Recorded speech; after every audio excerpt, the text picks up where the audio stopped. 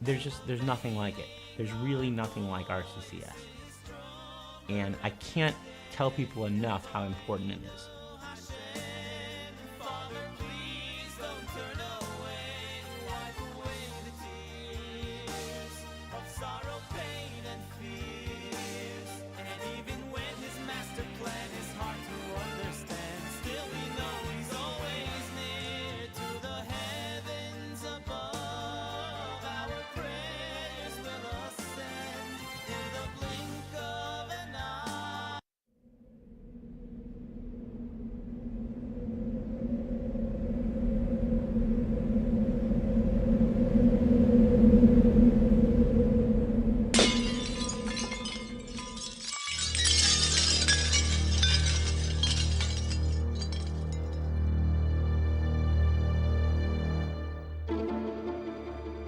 I didn't know what cancer was. Before she was even born, she already had cancer. That was the most horror of horror.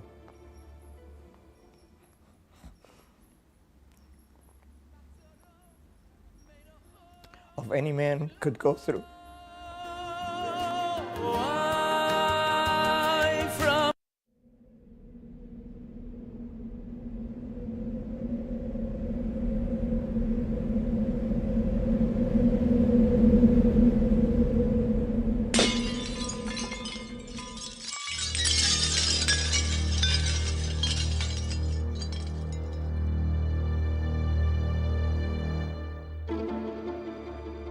I didn't know what cancer was. Before she was even born, she already had cancer. That was the most horror of horror.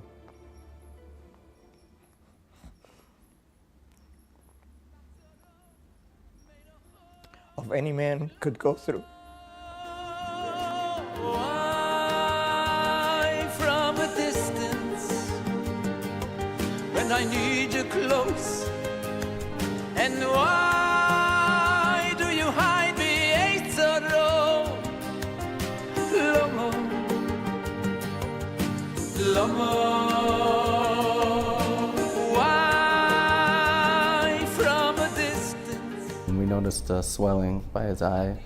We took him to this doctor, to that doctor, pediatrician, ophthalmologist, until we ended up by a surgical ophthalmologist. And a couple of weeks later, she came back with the results that a 4-year-old had a orbital tumor. Why from a distance? And then last second, he said, you know what, let me check your chest. I want to take an x-ray on your chest. They found out that I have 2 different kind of cancer in my lymph node. And why do you hide me, Eitzaro? Lomo. They took a piece of the tumor and they saw that it was the size of a grapefruit in a 1-year-old baby's body. When I need you close, and why? Generally, the protocol for such a thing is chemotherapy and radiation. I didn't know my options at the beginning. But then I found out from RCCS that there are options in radiation. There are different types of radiation. When our daughter was diagnosed, I couldn't work, my wife couldn't work. It was completely devastating in every aspect. Why from a distance, when I need you close, and why? We had bills that were coming in $500,000 for a month. The first word you get out of the doctor is you have insurance. And he said, sorry, we don't take Medicaid. The community around us helped us with an apartment. They also, with the insurance premiums we needed a lot of help. My oldest daughter told me, so Daddy, who's paying the bills? A little bit of light, just a little bit of light. Harbe choshech. A little bit of light, just a little bit of light. Harbe choshech. A little bit of light, just a little bit of of light, doiche, harbe, choishe. A little bit of light, just RCCS no longer provides only insurance subsidies. Today, RCCS provides a vast array of services for the cancer-stricken patient, including tuition scholarships, medical direction, the much-needed insurance advocacy, emotional support, social services, and more. Most exciting is our newest venture, RCCS Yerushalayim, in which, in its very early stages, has already been credited for saving many, many lives in Israel. That's where RCCS really made the difference. We wouldn't have been able to go to Philadelphia if not for RCCS. RCCS, I think, in a very embracing, warm, loving fashion, tries to say, we are here for you. We want to navigate these waters for you. We want to find a way to make the connection between your needs and the resources that we have to help you.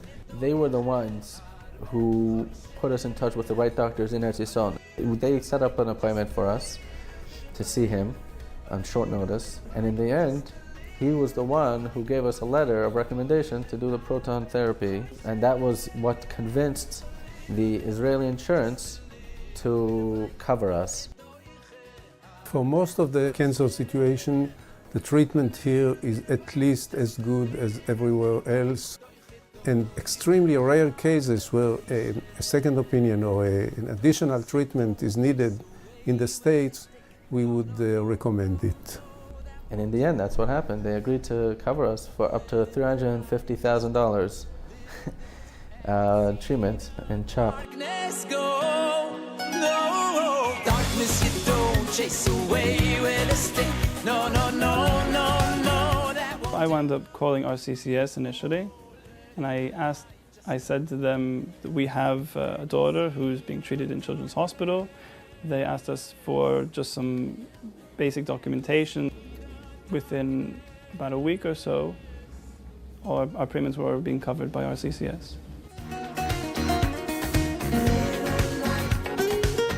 They took over. They got me an insurance company. I went to the best doctor. More than that, to actually teach me how to talk to these doctors and how to be able to get a good treatment. The organization provides all kinds of services for the patient, not only financial services for the patient, but RCCS also helps them get emotional support. The RCCS goes out and tries to find the best doctor for these patients, regardless of the patient's ability to pay, because they come in with the financial support that the patient needs.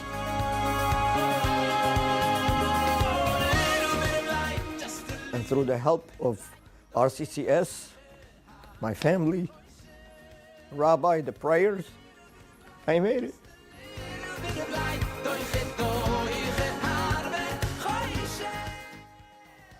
According to all the scans, there is no cancer. Saying thank you is not enough. Up till now, we haven't had to pay one medical bill. RCCS made the difference in our son's life, and such an investment is priceless.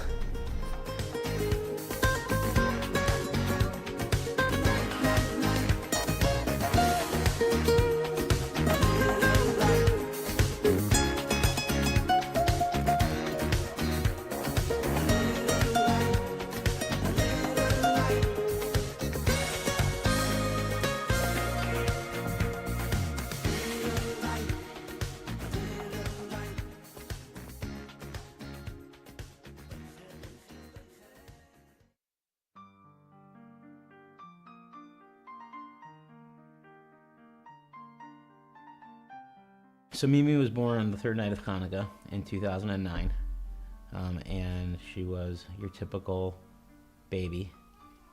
And when she was a year and a half in September, she had a fever, and it wasn't breaking.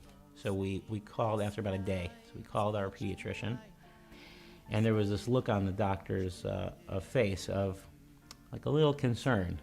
So we're at that point already shaking a little bit. This is our first child. She's only 1.5 years old. So they said we wanna do some blood work because there's something that's not right in the stomach. And the doctor turned to us and they said, you need to go to the emergency room. So we went, and I mean, it was probably the longest drive of our lives. And we were shaking because it's as if someone came with a big baseball bat and just started beating you everywhere, just beating you. And you don't even know what to do next. When your life changes like this, you develop a new routine, a new normal. And it involves going to the clinic. It involves administering medicines at home. It involves having in your closet a chemo spill kit in case chemotherapy drug spills on the floor. You need to cover it a certain way. You learn about cleaning PICC lines. You learn about giving shots at home. You learn about EpiPens in case she's allergic to something. And my wife ended up leaving her job to be full-time mommy, because that's what we needed. My job allowed me to basically take off once a week because I needed to take care of my family. And I will be forever grateful to them for allowing me to do that. We started seeing that our insurance premiums were really, really high. They were about $4,500 a month. The reason our insurance was so high was because we had great coverage. Mimi became allergic to one of the medications. And the substitute for this medication cost $18,000 per dose. I think what people need to realize when they give money to RCCS is that they're not just giving $1 and that dollar is going to somebody or to help with something. They're going to pay insurance premiums. Insurance premiums that may cost $2,000, $3,000, $4,000, but then that cover $18,000, $25,000, $50,000 of coverage. The leveraging of $1 that RCCS does, the way it stretches it, the way it literally helps with cures, it helps people put food on their table. It helps in so many ways. It's such, there's nothing like it. There's really nothing like RCCS. And I can't tell people enough how important it is.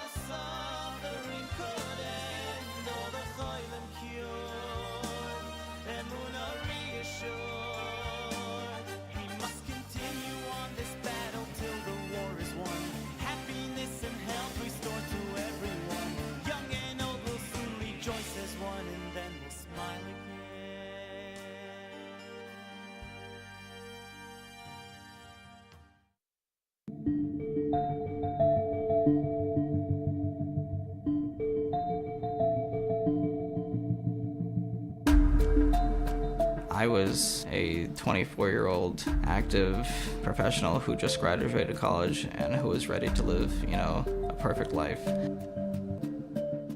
I was never expecting to get a brain tumor. I started working the day after my Sheva Brachos.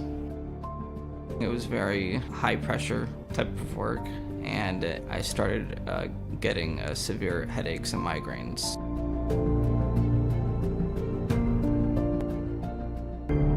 After that time, I started noticing that my right side of my face was losing muscle movement. And I decided to go to a doctor.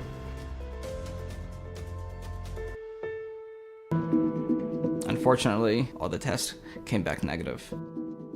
I decided to continue to live my life with these headaches and with this facial paralysis.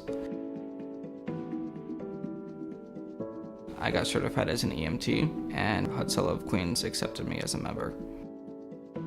Shortly after, I noticed I wasn't able to hear my wife as well as I used to, and my right eye was unable to blink on its own. The doctor suggested that I have another MRI. I had my first child in June. Waiting for the results, we flew down to Dallas, Texas to have a little summer vacation where my parents live. I get a phone call from the secretary of the doctor's office at about 7 o'clock in the morning. The doctor wants to speak with you. He told me that they found a mass lesion that was growing in my brain. The specific brain tumor that I had was located about 4 inches deep into my brain.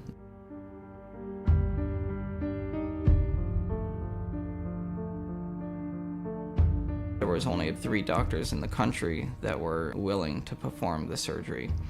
We would have to do the surgery as soon as possible. It would cost us about $80,000 to $100,000 out of pocket because he didn't accept our insurance. When you are going through something like having brain surgery, the last thing that you want to be thinking about is, how am I going to pay it? You want to think about how you're going to stay alive for your family.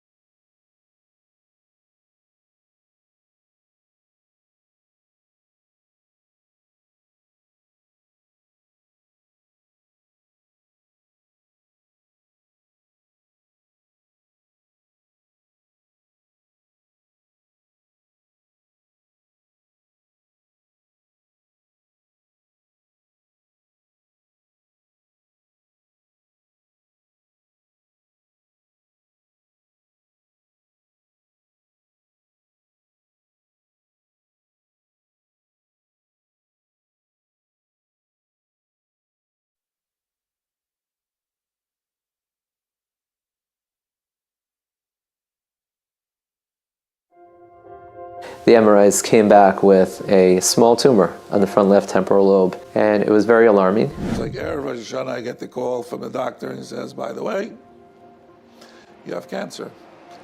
So I had something to daven for. One day in shul, I thought I was having a heart attack, and Hatzalah was there. They took me in, and it turned out to be leukemia. The scan, the picture indicated that there was a mass on in my back. The doctor said, I'm not sure I'll be able to save your arm, but I'm going to try my best. I knew as a provider for a family of 9 children, for me to be put out of commission or chas v'shalom worse was a terrifying thought. I just remember walking in with my wife and seeing that I'm in a cancer center, like the whole world came to a screeching halt. I accepted it. HaKadosh Baruch Hu has his reasons, and B'ez Hashem, we'll get through this. The first question was, what do we do? Who do I call? How do I know I'm in the right place? Everything happened so fast. I didn't know where to turn. I didn't know anybody. I didn't know what to do, who to call. I said to call RCCS, and that's exactly what she did. And that's where RCCS really came into play. Anyone with a diagnosis is going to get pulled in different directions. Everybody has advice. You got to narrow things down to one place. RCCS will give you that answer, and if they don't know the answer, they'll find it. A day later, I was on the phone with Menachem Oberlander, and he immediately referred me to a doctor, Dr. Sisti. A very quick Google search proved that Dr. Sisti was one of the most sought-after doctors in the country. I assumed that getting an appointment with Dr. Sisti would be a matter of months, but it was the next day, the very next day. And when I actually spoke with Dr. Sisti about it, he just laughed at me and he said, do you know what kind of connection RCCS has with me? I speak with them more often than I speak to my wife. I don't believe there's any specialist in the world that RCCS can't tap into. I believe that they're literally on speed dial, whatever is needed for that patient. A few weeks after that diagnosis, there was a sudden scare about my insurance possibly not covering the surgery. A couple of times there were real insurance problems. My 2021 was $200,000, but it was a relatively easy case. So to rack up $1 million bill is really not that hard. First thing they said, we don't want you to worry about finances. And they paid our insurance, and they were right there from the moment we started. They were like so helpful. They reassured me that if there was a shortfall in the coverage, they would provide grants to help cover some of the surgery. I did see some bills that came across tens of thousands of dollars, but it wasn't our headache. So the financial, the logistics, the transportation, they had the answers for every question I had. It made the whole process so much easier. My mind was clear, it was more relaxed, and I was in the hands of Hashem no matter what's going to happen. 3 days after surgery, the very day that I returned from the hospital, I was doing kumsitzes in my house for guests. 30 days later, I was actually back out there on the tennis court, as if nothing happened. And I have not had a single seizure since February 17th of 2022, the day of my surgery. It's 4 years later now, and thank God, everything is good. To me, RCCS just nailed it. They get it. They knew what I needed and when I needed it, and they were able to help. The phrase that comes to mind is Mikam Cholei Yisroel. Everything that I've ever heard the organizations say that they do. And not only that, they do even more than that. I know that they're not stopping. Unfortunately, there's people that need their services, and to the extent that that's true, they're going to be involved. So the organization needs us to be able to help everybody. One of the things that kept me going was I was always b'simcha, I was always like happy, and that is because I had the backing of RCCS. Words cannot describe what they really did for me. This journey with RCCS made me realize that the dollars I offer to RCCS is literally saving people's lives. A person does not know what is going to happen to him tomorrow. Everything was great, everything was going good. And in 2 seconds, my whole world turned upside down. And if not for RCCS, I don't know what we would have done. Just having the scar on the side of my head, I carry with gratitude. I carry with a reminder of how Hashem saved me, how RCCS guided me to that salvation.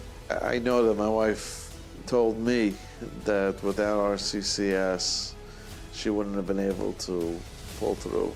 Kadosh Baruch Hu sent the right shliach, and I'm here today to talk about it. It's been 8 years, and I will always have a karsatayv to RCCS. They're a tremendous organization for Cholei Yisroel.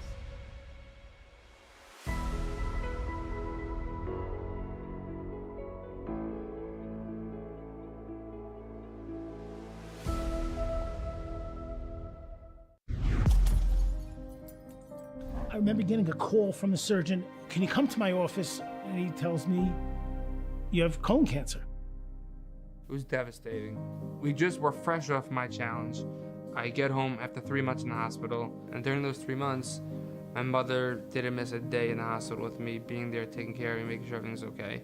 Like a month later, in like November time, she was starting to have symptoms. I was in bed, my sister comes up and like, yes, I have to tell you something. I was like, oh, I remember turning over and slapping the wall. Like, oh no, not again. Our youngest child was diagnosed with a schwere machla. Things very rapidly went downhill. It started spreading, and no matter what we did. I had gotten used to the whole not having hair thing, not having beard. When I lost my eyebrows, that was hard. When a person doesn't have eyebrows, they're faceless. They're just a blank piece of paper. It's not enough that you get a diagnosis of cancer. I mean, that your world is crumbling, you should never know personally, but then to have to deal with insurance issues. And if I tell you, I was on the phone with RCCS at 10:30 at night. No one missed a beat. There's no exaggeration. I had all my insurance issues wrapped up, in days. They helped us navigate a second opinion. They pushed us to take the second opinion. These people aren't just caring about the business end. They're caring about me as a person. A 10-ton boulder on your head, and they're like, just, even though they can't, let's say, remove it from you, but they can at least, alleviate some of the burden. Everyone has to support them.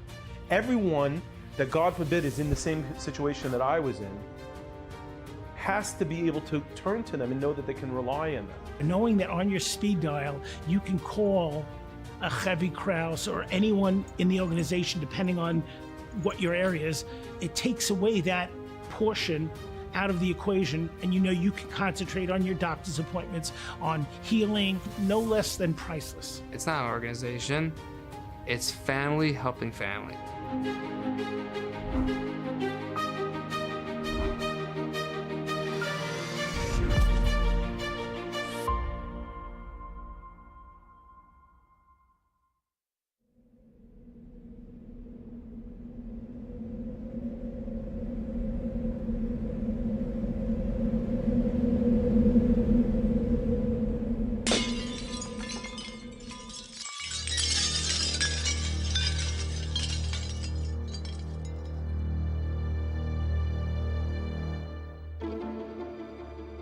I didn't know what cancer was. Before she was even born, she already had cancer. That was the most horror of horror.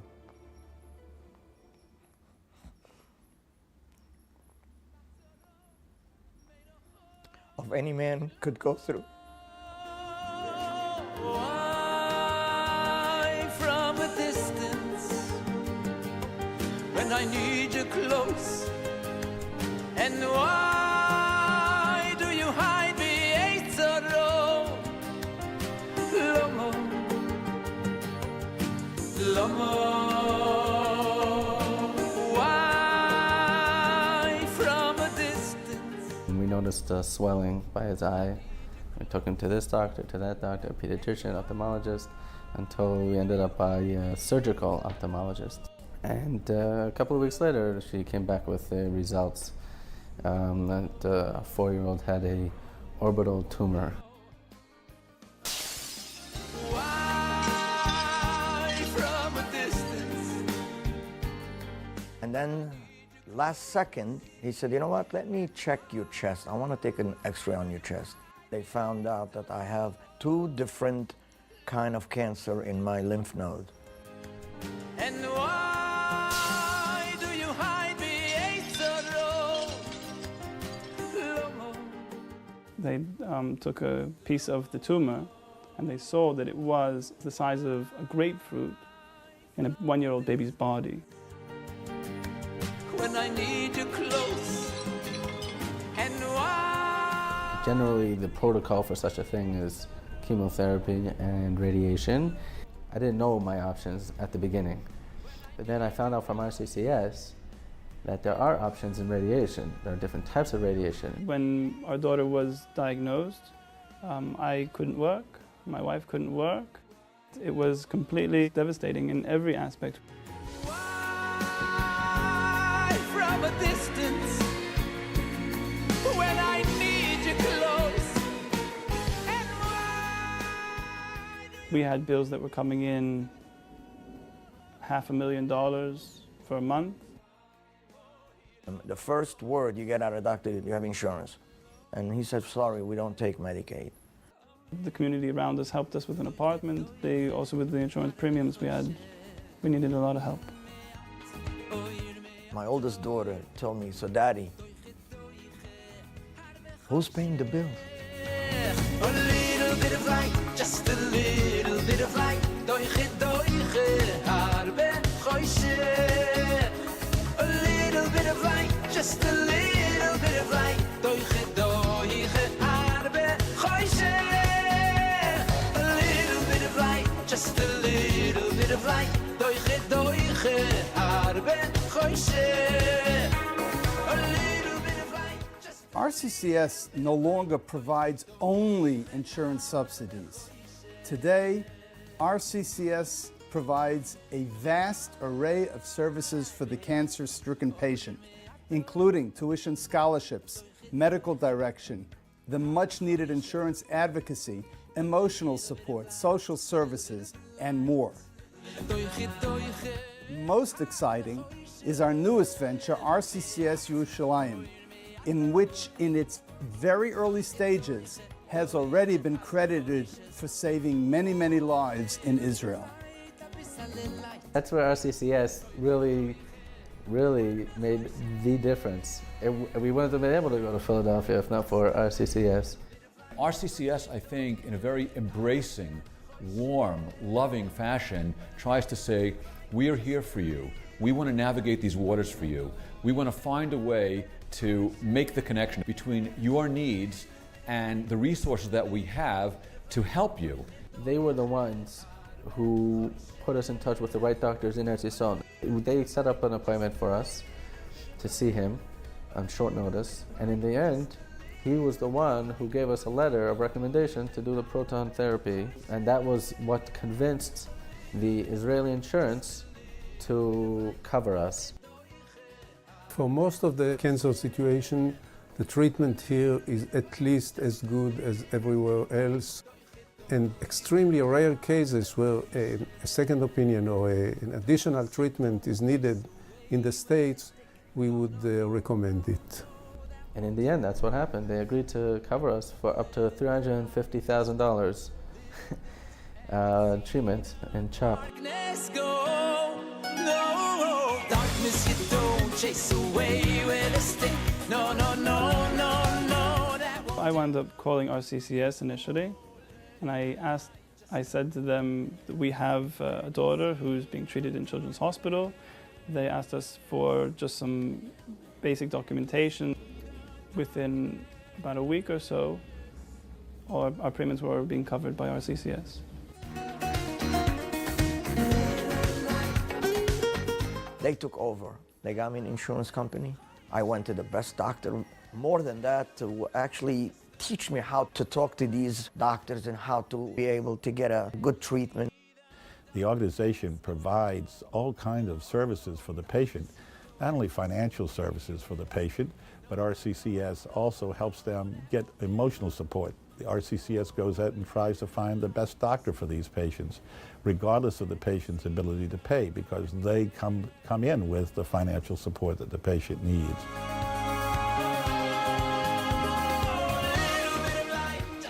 And through the help of RCCS, my family, Rabbi, the prayers, I made it.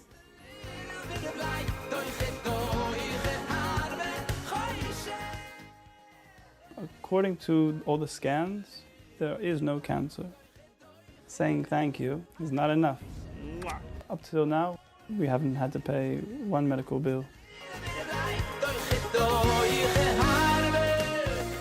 RCCS made the difference in our son's life, and such an investment is priceless.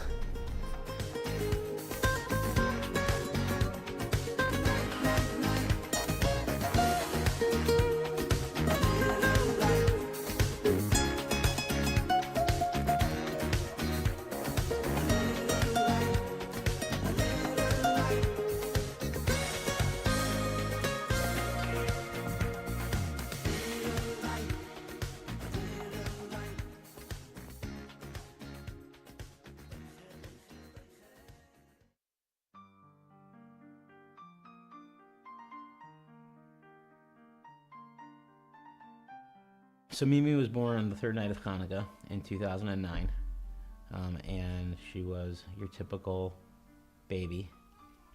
And when she was a year and a half in September, she had a fever, and it wasn't breaking. So we called after about a day. So we called our pediatrician, and there was this look on the doctor's face of like a little concern. So we're at that point already shaking a little bit. This is our first child. She's only a year and a half old. So they said we wanna do some blood work because there's something that's not right in the stomach. And the doctor turned to us and they said, you need to go to the emergency room. So we went, and I mean, it was probably the longest drive of our lives.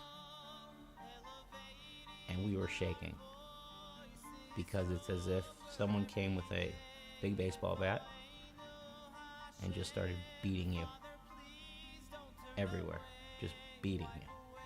And you don't even know what to do next. When your life changes like this, you develop a new routine, a new normal. And it involves going to the clinic. It involves administering medicines at home. It involves having in your closet a chemo spill kit in case chemotherapy drug spills on the floor. You need to cover it a certain way. You learn about cleaning PICC lines. You learn about giving shots at home. You learn about EpiPens in case she's allergic to something.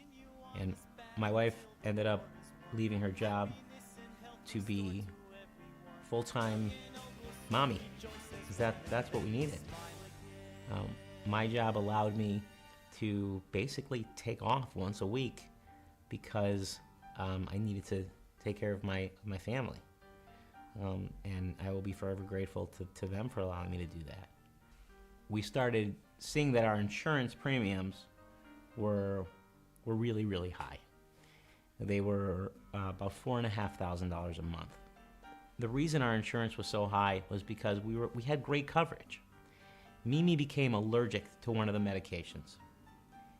And the substitute for this medication cost $18,000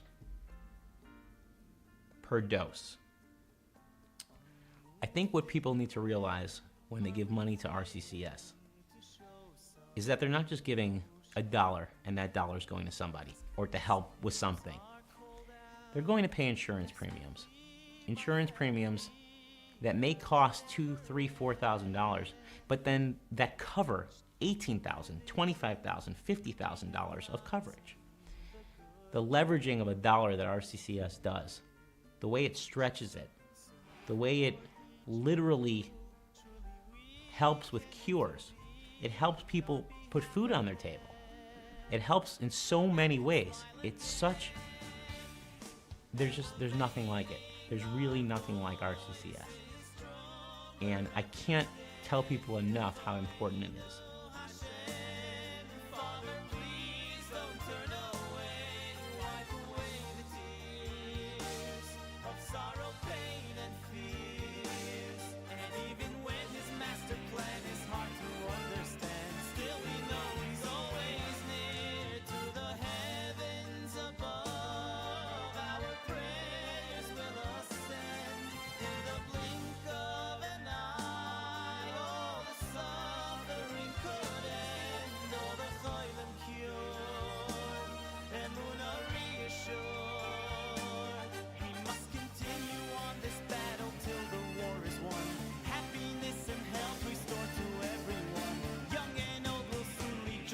one and then we'll smile again.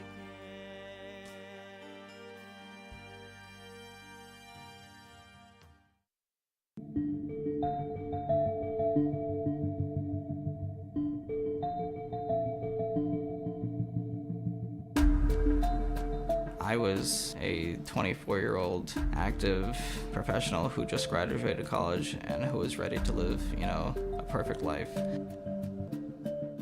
I was never expecting to get a brain tumor. I started working the day after my Sheva Brachos. It was very high pressure type of work, and I started getting severe headaches and migraines.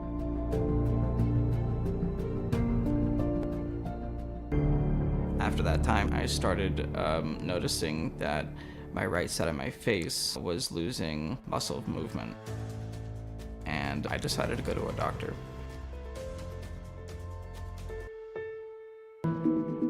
Unfortunately, all the tests came back negative. I decided to continue to live my life with these headaches and with this facial paralysis. I got certified as an EMT, and Hatzalah of Queens accepted me as a member. Shortly after, I noticed I wasn't able to hear my wife as well as I used to, and my right eye was unable to blink on its own. The doctor suggested that I have another MRI.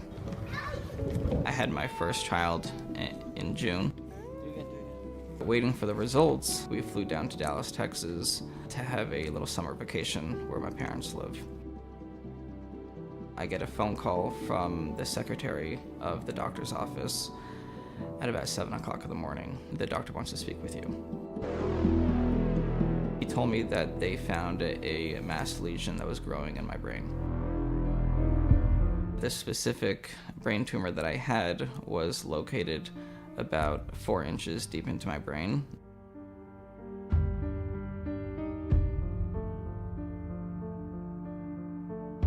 There was only 3 doctors in the country that were willing to perform the surgery. We would have to do the surgery as soon as possible. It would cost us about $80,000 to $100,000 out of pocket because he didn't accept our insurance. When you are going through something like having brain surgery, the last thing that you want to be thinking about is, how am I going to pay it? You want to think about how you're going to stay alive for your family. Somebody that I work with, he knew of the organization RCCS, and I went online and I filled out an application. So thank God, after the application, they approved for me to subsidize the payments that were coming out of my wife's paycheck to cover that.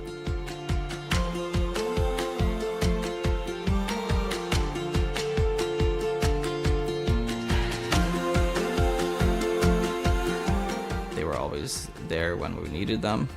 This way, we were able to focus directly on my health. You don't know exactly what to expect when you have brain surgery. It was very cold in the room. You hear clinging and rattling with all the utensils. I thought that they would hit a nerve that would take away my arm, my leg, or my eyesight. While I was under, my family was outside davening for me. About 10, 11 hours later, I got out of surgery. The size of the tumor was a little smaller than a golf ball.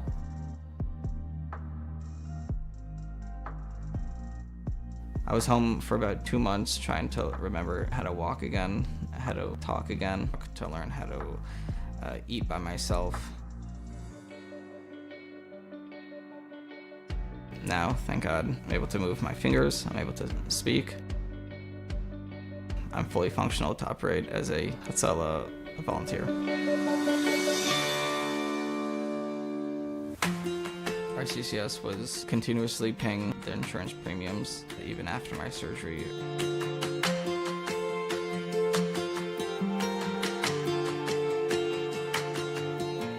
When you have a specialized illness, you want to have the best.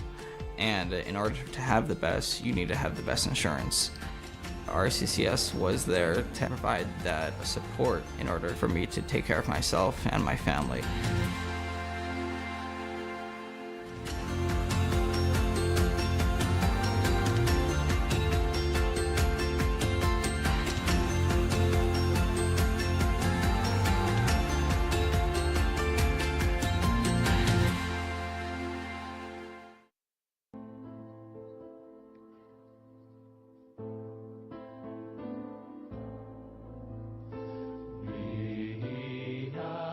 When you're at your chuppah and you're saying Hariyat Makudeshes, you're going to be married to this person. Your vision is we're going to grow old together, you're going to build a family. And you know there's going to be curveballs on the way, but you never think it's going to be something as an illness.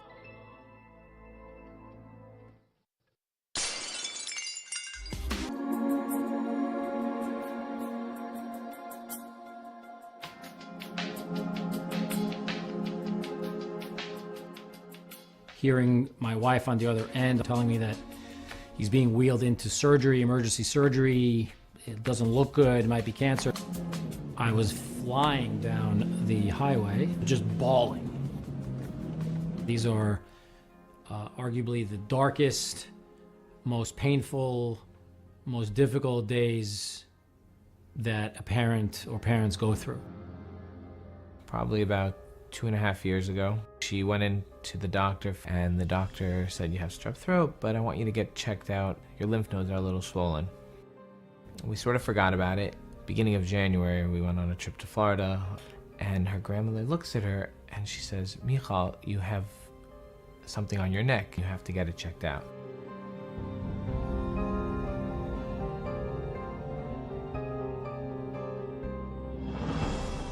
And when we turned to doctors for guidance about where do they think this could go, they didn't have good answers for us. When it's a loved one, you sort of are in denial that, no, it can't be. But then eventually went for a biopsy, and that's when the actual diagnosis came back, that it was Hodgkin's. It was a shock to me. I lost it. I just couldn't believe it. Like, you hear about cancer hitting people, and you never think it's going to happen. It was February 12, 2012. I was fully employed after I had gone through some surgeries, and we racked up an exorbitant medical bill. I was terminated from that position. My wife was strong. She says, don't worry, we'll get through it, it'll be fine. But as the father and as the husband, you're worried, you have to figure this out now. Word got out that I was terminated, and somehow somebody connected us with RCCS. My wife spoke to her college teacher. She said, there's an organization out there called RCCS, give them a call. There's a lot in cancer. There's so many different types, so many different doctors. It's a maze. RCCS stepped up very, very quickly, asked me to send some materials over. Got back to us, I think, in about a week that we were approved. She ended up speaking to a woman who was working there. When she actually came over the night after, just brought over a kugel and said, don't worry, we're going to get you through all this. And that's when we started, really deciding what hospital to go to. We weren't sure which doctors to use. RCCS was very helpful. The idea of not having just access to quality medical care and the thought of having to go bankrupt or mortgage the house to pay for that can be unbearable. Then I reached out to RCCS and, they asked me, well, what do you do for a living? I said, I'm a nursing home administrator. I said, yeah, I think I'll be okay. I have good insurance. And I clearly remember the woman saying to me, she says, we're going to help you out because you don't realize the cost of medical expenses. Having an organization like RCCS that just takes that burden off of a family, that they don't have to worry about the health insurance, so that they can just do what they need to do for their kid. There are no words to describe how important that is. As she started the chemo, they said to her, you're going to be very prone to infection. We need you to stay away from young kids and people who aren't feeling well. My son Yitzi understood that his mother was sick. She couldn't be with him the whole time, the same type of mommy he was used to. Where's mommy? Mommy's sleeping, mommy's not feeling well, and mommy's in bed. Racheli, she just asked for her mommy, and her mommy wasn't there, and it was a very traumatic experience for her. when you make that first phone call and the warmth that greets you with the women who are answering the phones and they're your shoulder to lean on, to cry on, and just to have people who know what's going on in that medical field and where are you going to run into issues and anything they can smooth out. It's a very hard, trying time. You want to have your support group, and RCCS offered that.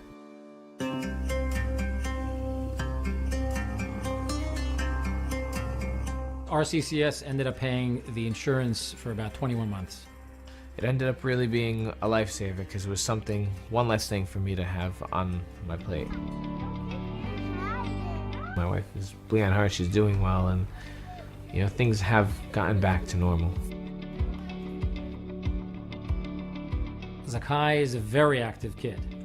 He plays basketball right outside our house a lot. He's involved in PAL hockey here in town. Absolutely loves it.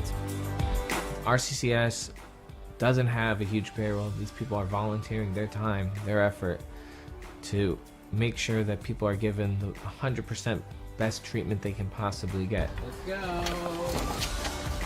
This is the organization that single-handedly saves people's lives.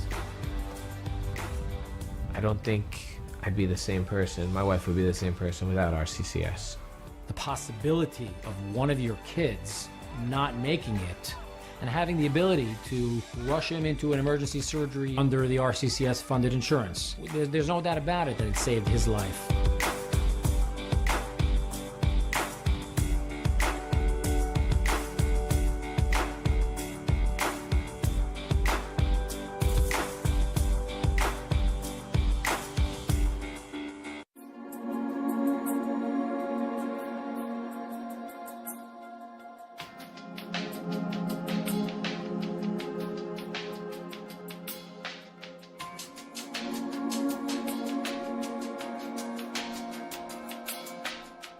Hearing my wife on the other end telling me that he's being wheeled into surgery, emergency surgery, it doesn't look good, it might be cancer.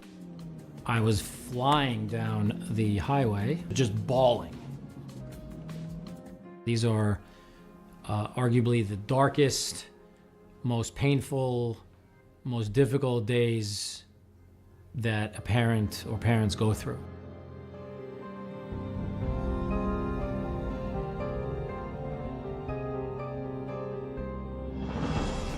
Turned to doctors for guidance about where do they think this could go. They didn't have good answers for us.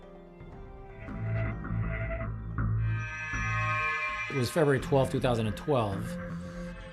I was fully employed after Zakai had gone through some surgeries, and we racked up an exorbitant medical bill. I was terminated from that position.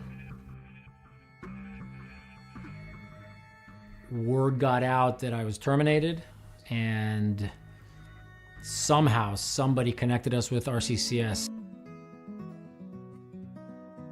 RCCS stepped up very, very quickly, asked me to send some materials over. Got back to us, I think, in about a week that we were approved.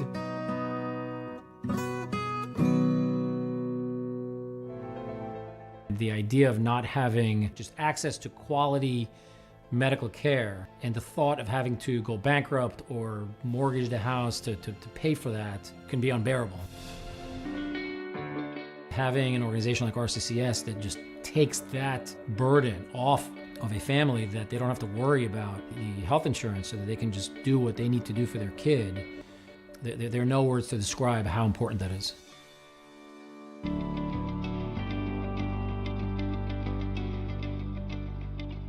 RCCS ended up paying the insurance for about 21 months.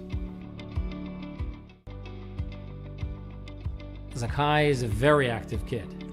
He plays basketball right outside our house a lot. He also started karate at the beginning of the year. He's involved in PAL hockey here in town. Absolutely loves it. The possibility of one of your kids not making it and having the ability to rush him into an emergency surgery under the RCCS funded insurance. There's no doubt about it that it saved his life.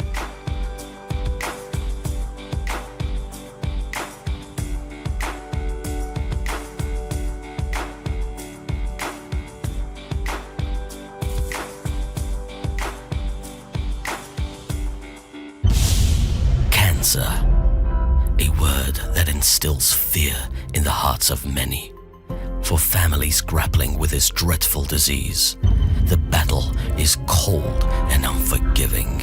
Pain and fear threaten to consume your very existence. From the moment of diagnosis, countless questions arise.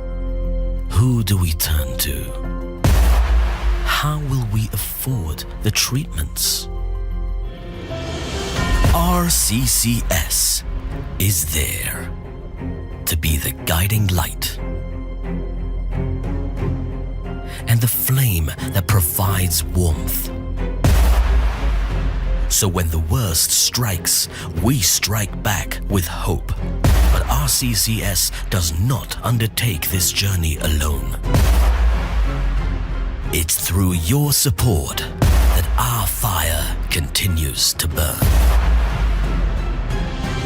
Tonight, we will join our voices, uniting for a cause, as we sing away the pain and continue spreading of light.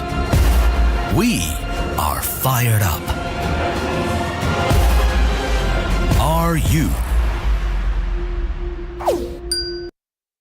Let's light up the night. Welcome to the RCCS Auction 2023. Join us as we light the fire of hope for Cholei Yisroel with our hosts, Rabbi Aaron Steyer and Mendy Pellin, featuring words of inspiration with Rabbi Joey Haber, heartfelt music with Dovi Meisels, explosive mind reader Devante. Stay tuned for more interviews, stories, and entertainment. We raise the torch to the associates of BFG Financial for being out there every day to provide protection for families in the community. We thank our corporate sponsors. On behalf of the auction team at RCCS, we thank you for fueling the fire. GCNY Marketing, Mailway Services, Click and Market, DriveUp.com, Stellar Productions, Pivot Group. We salute over 1,500 hostesses across the globe. Our coordinators, you are our spark. We honor these individuals who ignite this campaign. Thousands of Cholei Yisroel say thank you for the love, support, and heart you have shown. It takes all of us to light the night. Win big. The more you give, the more you get. Prizes closing soon. Get them while it's hot. Call 877-332-2808. Again, that's 877-332-2808. Or enter the auction at rccsauction.org. Cancer is very dark.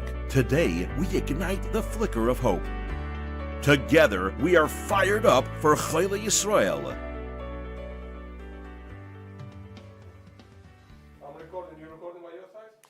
We are definitely fired up for this year's RCCS 2023 auction.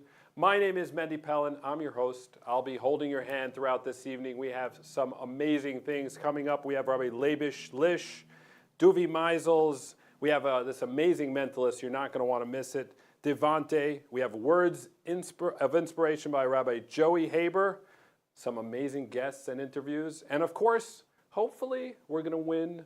We're going to pick out your prize tonight. We have so much going on, but this year there's a little bit of a different feeling running around. There's so much darkness in this world right now, and the thing about darkness is that there's these little clusters of light that pop up every once in a while. But there's something about RCCS. RCCS has consistently been this big torch of light when darkness reached its way into any kind of family, into any person's life, in the Frum community and around the world. RCCS fired up. They fired up and they lit this amazing torch to help out so many people in Klal Yisrael, so many Cholei Yisrael, to light up their life and help them out. So tonight, we are just taking one night here to thank RCCS, give a little bit back. I've been doing this for so many years, and it's so great to be back here with you. I'm fired up tonight. I'm really fired up. We have so many amazing things for you. Our theme, as you know, of course, is Fired Up. And this year, there were over 1,000 women of wonder that went around hosting either online or in person many parties all around the world. And they did such a tremendous job to help us reach our goal of four this year. It's $4 million. And tonight we're hoping to reach that goal. You can get prizes. They're still available. There's some really amazing prizes. There's also experiences this year that come along with the prizes. So I definitely urge you to either call 877-332-2808, 877-332-2808, or rccsauction.org, rccsauction.org. And if you're in Lakewood, you could listen to us on the radio. You can tune out, go on to the radio, WMDI 107.9 FM in Lakewood. Again, rccsauction.org. It's not too late to get your prizes. And this year, we have been fired up by a very special company, BFG and Associates.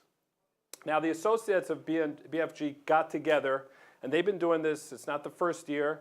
They've been really championing, and they've been able to raise so much money for RCCS, and not just raise money. It's a big passion for them. They've not only helped RCCS, but they've helped our community. Just say, for example, if somebody, chas v'shalom, has to walk through the doors of RCCS.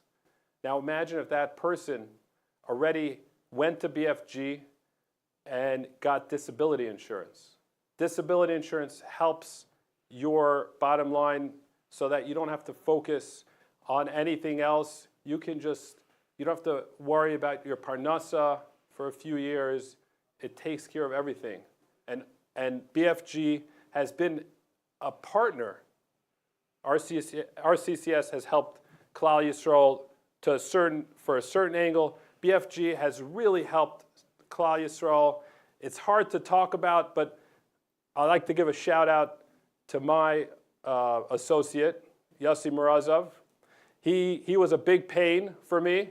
He was calling me a lot, and he was a big pain, but then he made me realize that I was not properly protected, and he helped me get disability, and he helped me get good life insurance, so I want to thank him. And we also have some other amazing sponsors, and here's a word from them. Today is perfect. This moment feels right.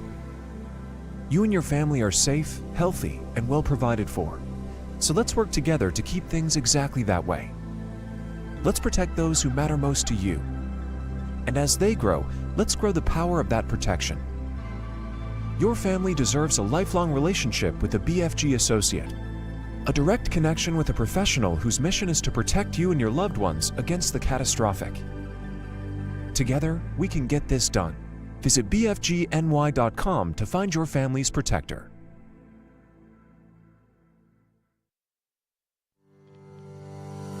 From the moment I came to the Mount Sinai Brooklyn Infusion Center, I felt like a person, not a number. You're known on a first-name basis. And when you're faced with a life-threatening situation, it's frightening and you're worried. And the team here, they want to give you the best chance you could have. At Mount Sinai Brooklyn, we're committed to providing the latest technologies and the highest level of diagnostic, medical, and surgical services. As we've grown, our number one priority has been access for our community. Access to our subspecialty programs like cancer, access to our groundbreaking research and clinical trials, and access to our high-quality board-certified specialty physicians, working with one of the leading medical schools in the country. The Mount Sinai Brooklyn Infusion Center has made an unbearable situation bearable, and the entire process is much more patient-friendly and better. Wherever you go, wherever you are, there's nature. At Zahler's, we take that nature and nurture it. Zahler's professional team does extensive research to produce premium kosher supplements which are of the highest quality and easier to absorb. Manufactured in a GMP and NSF certified facility, it's either the best or not Zahler's. As a third-generation company, Zahler's vitamins have personal integrity ingrained, a family mission boasting premium nutrition. In addition, Zahler's is synonymous with trusted advice to relieve common health conditions. Zahler's supplements offer nutritional solutions to improve one's health and wellness by providing free advice on our nutritional hotline at 1-877-ASK-ZAHLER and via email ask@zahlers.com. Very much, Zahlers, and thank you very much to all our sponsors. Right now, we have a very interesting, unique guest with us. We have Dr. Jonathan Donath, who is the founder of Daily Giving. I'm sure you've seen them all around the place. I've seen ads in every paper that I can look. And this is an organization that, not an organization, this is it's an organization for organizations where you can donate to many organizations every day. I also have here the COO of RCCS, Rabbi Chaim Rapfogel. Thank you very much for being here. So just to start off, maybe you could explain a little bit more about what exactly is Daily Giving. Sure. Thanks for having us. We automated a platform to try to get Jews all over the world to give $1 of tzedakah together.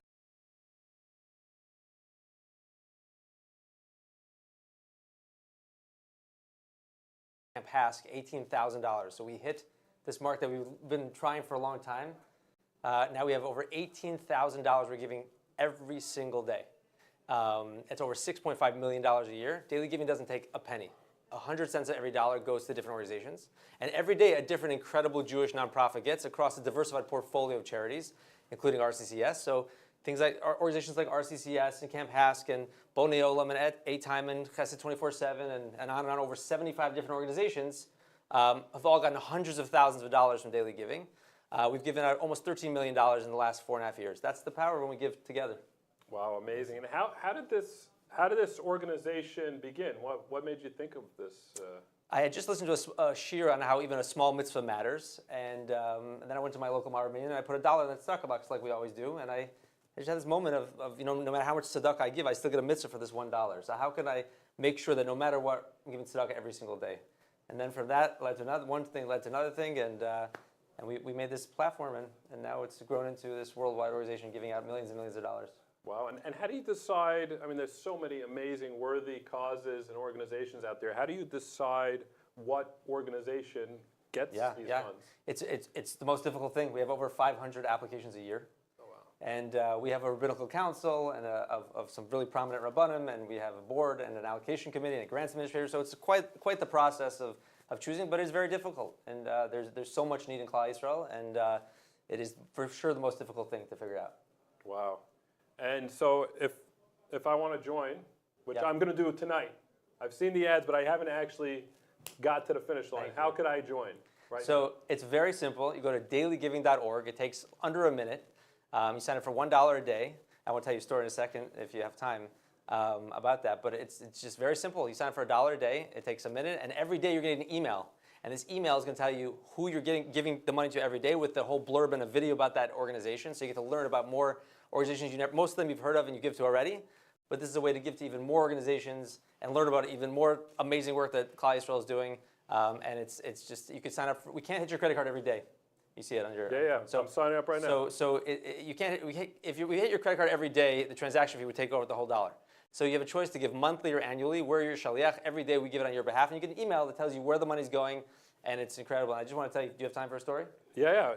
Why not? So this one gentleman, he signed up for $1 a day. And then a minute later, he signed up again. And third and fourth, in 5 minutes, signed up 5 different times with 5 different email addresses. And I called him up to thank him. And I said, did you sign up your kids? And he said, yeah. He says, what a great way to teach my kids about tzedakah. You can't tell your kids about the big checks, the $18,000 checks I write to Rofei Chol and Cancer Society, but I could tell them that we're giving $1 a day. So I said, how old are your children? He said, 1, 2, and 4. And I was like, really? He said, yeah, I already reserved their email addresses.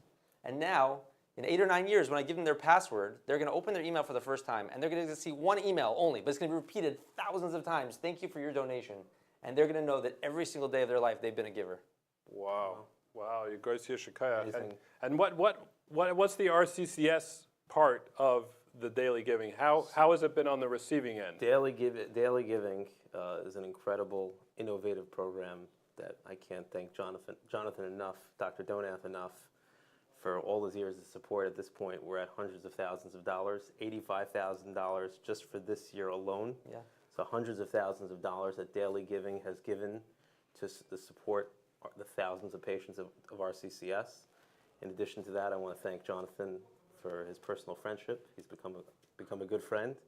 And in addition to that, Jonathan recently recruited somebody and brought somebody to the organization, Elon Hebel, actually a medical school graduate who decided not to be a doctor.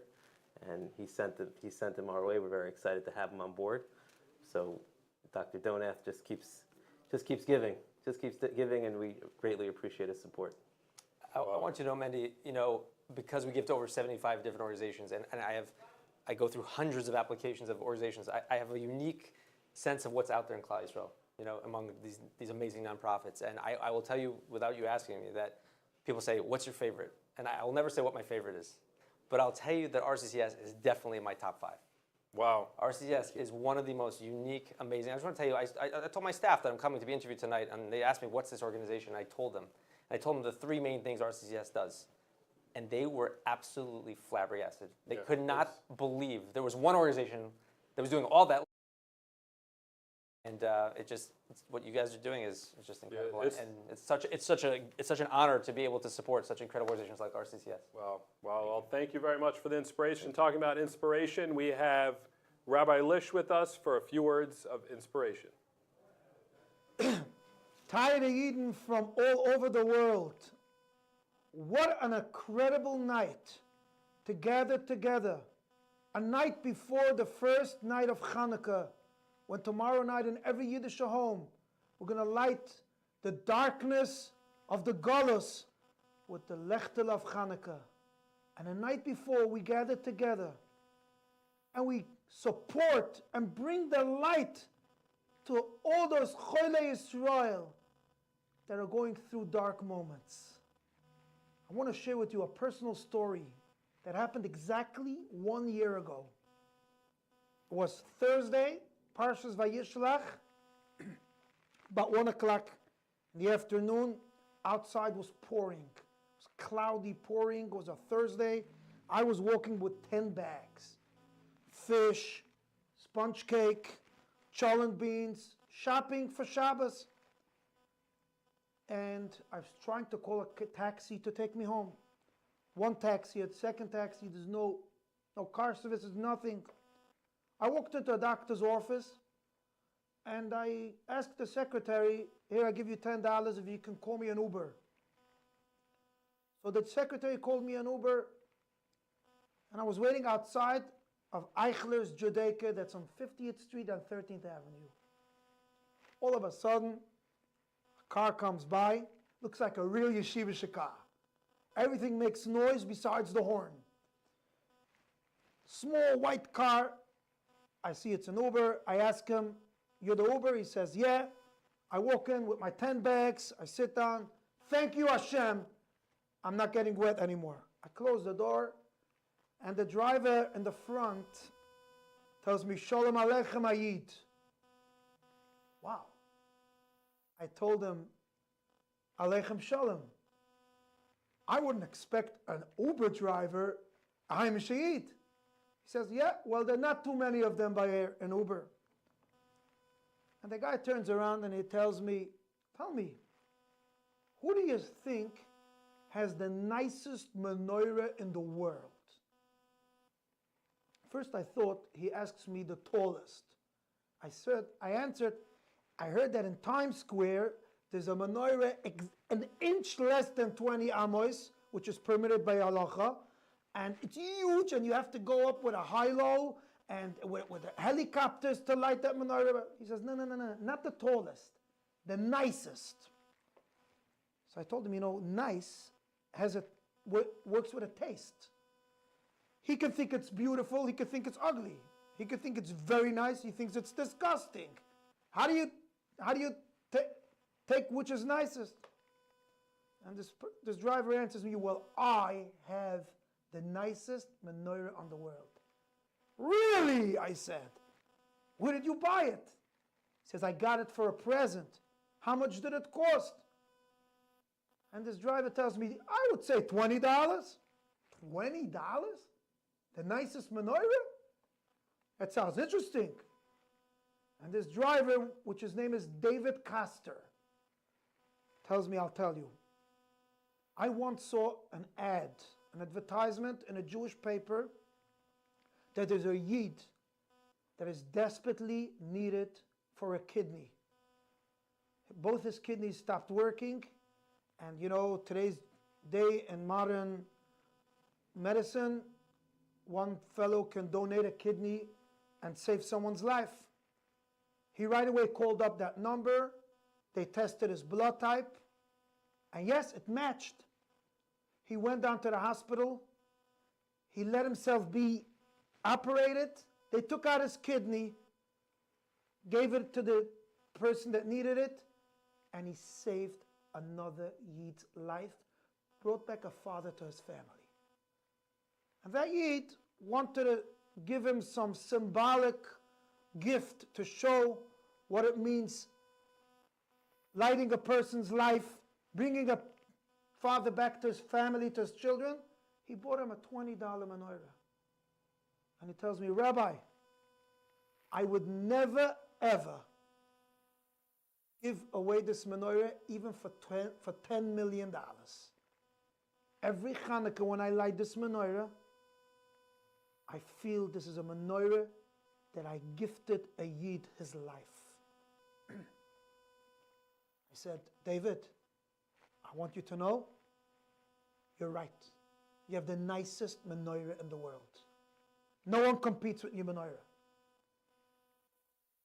And I asked him, what was your letdown by giving this kidney? He says, you want to know what? I'll tell you. When I walked out of the hospital, I thought to myself, oish, I wish I could give away my second kidney. But he can't, because he has to live. That's the letdown. And he tells me, listen, if I get a telephone from the doctor that there's a way I should give away my second kidney, you're walking home in the rain. I'm throwing you out of the car, rushing to the hospital. Friends, teure jüdische Kinder von der ganzen Welt. This is the nicest menorah of the world. Yes. And here is Mr. David Castor with his menorah. This is the menorah from a person that gave away a part of his life. Adam ki yakrev mikem. He gave away part of his life to save a Yid's life. Let me tell you something. In today's generation, let me tell you something. Not everybody can donate a kidney. Not everybody's eligible. But let me tell you, there are so many Cholei Yisroel out there that are waiting to get their gift of life. You can't imagine what's going on in the hospitals. I have the schus to visit cancer patients all over the hospitals, NYU, Mount Sinai, Columbia, Cornell, Memorial, CHOP. I was in Texas. Let me show you. These are the passes and the badges from the past 2 weeks. Only from the past 2 weeks visiting these Cholei Yisroel. There are so many cancer patients out there from all ages, from small babies till elderly Eden. RCCS is there to give them their gift of life. RCCS is there for them, telling them, we are here to help you. We want to light you in the darkness of this machla. Tomorrow night, when you're going to light the menorah in your house, Think about that Cholei Yisroel laying in the hospital connected to machines. You can light his life, and then the menorah in your house will be the nicest menorah. You could take out your credit card right now, swipe it, and say, Ribono Shel Olam, I want to give another Yid a chance to live. I want to bring a father back to his children, a mother back to her children. I want to bring back children to yeshiva. Yes, tomorrow when we're going to tzin the Chanukah Lech, you're going to see your menorah, you're going to say, this is the nicest menorah. Because last night I swiped my card and I couldn't have, obviously I couldn't give a kidney, but I could give something. And yes, David only was able to give one kidney. You could swipe your card and save hundreds of people. More money, more people will be saved. Think about that when you have that Hanukkah party. And now, as a tradition, we start the event by saying tehillim. We're going to say one kapitel tehillim first. I want to ask everybody to rise, please. Wherever you are, wherever you watch us, we're going to say kapitel Kuf Chaf Aleph on behalf of all the Cholei Yisroel. Shir Amalois Esu Ainai Elehure Mayayan Yuvoy Ezri Ezri my Ema Doinoi Oisai Shumayim Vuret Ayitai Lamoite Agleichu Al Yunem Shoimreichu Hinai Lo Yunem Velo Yishon Shoimar Yisroel Adoinoi Shomreichu Adoinoi Tzilchu Al Yad Yemineichu Yoiman Hashemesh Lo Yakeku V'Yirayach Baloilu Adoinoi Yishmarchu Mikol Ru Yishmor Es Nafsheichu Adoinoi Yishmor Tzaischu Ivayechu Mayatu V'Yadoilam. Our brothers and sisters in Eretz Yisrael are going through a very difficult time. Am Yisrael is like one family. Even if we're here in America or all over the world where you're watching us, our hearts, our neshama, and our minds are with our brothers and sisters in Eretz Yisrael by the milchama and all what's going on over there. We ask Hashem that this milchama shall end and it should no more cost not even one drop of Yiddish blood. We're going to now say Kapitel Kuf Lamet on behalf of all the Yidden in Eretz Yisrael. Shir Amalois Mimamakem Kirusichu Adoinoi Adoinoi Shimu Bekoili Tienu Atznechu Kashivois Lekoil Tachaninoi Emavoinois Tishmar Ya Adoinoi Mi Amoit Ki Emchu Aslichu Leman Tivurai Kivisi Adonai Kivsu Nafshi V'ledvuroi Oicholti Nafshi L'Adonai Mishoimrim Laboiker Shoimrim Laboiker Yachal Yisroel El Adonai Ki Im Adonai HaChesed V'Arbaim Moifedes V'hi Yivdes Yisroel Mikol Adonai Sof Achayni Kobais Yisroel Anasinem Batzuru V'Sheviu Oimdim Baim Bayom V'Baim Bayabushu Hamukoim Yeracham Alayim V'Yotziaim Etzuru L'Rvuchu Emafailu L'Oiru Meshibet L'Geilu Hashtu Ba'Gulu Evizman Kure V'Noi Marumain. Let me be zoiche to see tomorrow night the Kohen Gadol lighting the menorah in the base Hamikdash Hashlishi. Now we'll have the schis that Reb Dovi Meisels will join us with some Vare Maharzige music. Let's sing this beautiful prayer. Acheni Kobais Yisroel. Whoever needs a Yeshia, ganz Klal Yisroel. We see everyone is there together, Ish Echad, Belev Echad, to support this holy organization, RCCS. Acheni Kobais Yisroel. Acheni Kobais Yisroel. Anasini man batzuru batzuru ivashivu oimni bye bye bye bye ya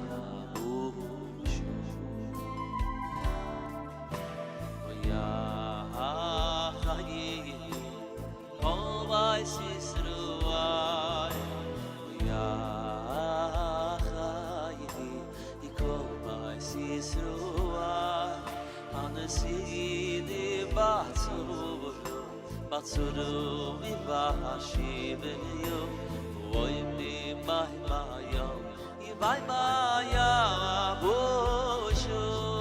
everyone sing along oy amoko em yerachai yerachai malayem yoitzi ay nitzovoru oy li bocho imay afaylo leyovoiro imeshivit li lo ashto bagolo ibismago everyone together amoko em yerachai yerachim alayem yoitzi ay nitzovoru oy li bocho imay afaylo leyovoiro imeshivit li yolo ashto meyagolo ibismago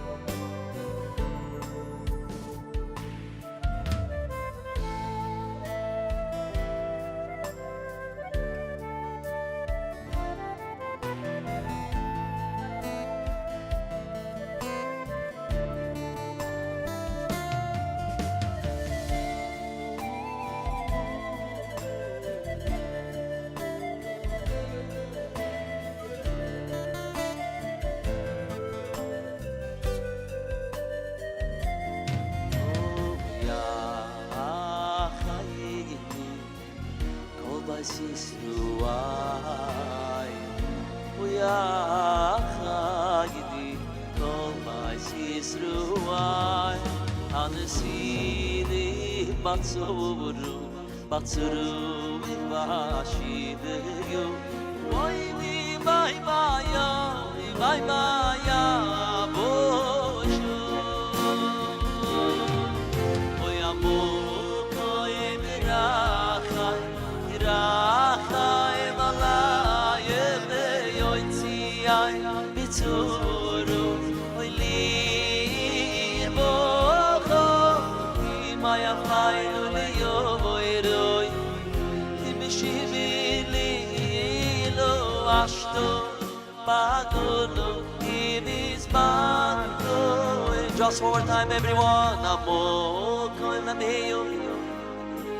yerachim alayem yoitzi ay nitzovoru li bocho imay afaylo leyovoiro imeshivit li lo ashto bagolo ibismago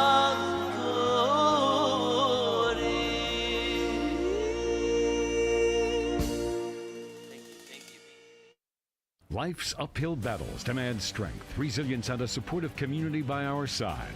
RCCS stands by those bravely stepping through the shadows of illness, and that's why Blue Shoe is a proud sponsor today, because every step counts in the fight against cancer. Blue Shoe, the epitome of elegance and style, has danced its way into the hearts of those seeking beauty, variety, and an experience here in Williamsburg. It's where every step you take is a confident one. It's a haven for those who seek excellence in every pair they wear. Blue Shoe, make strides toward a brighter future. Some call it an overnight success. Others say they have an innate talent. But those who break through the mold know the truth. No one is born a legend. The difference between those that do and those that don't isn't the drive to push boundaries. It's the drive to break them. And HML Brokerage does just that by providing property and casualty insurance coverage for over a decade. Like others before them, HML has broken the boundaries of good enough. Learn more at hmlbrokerage.com.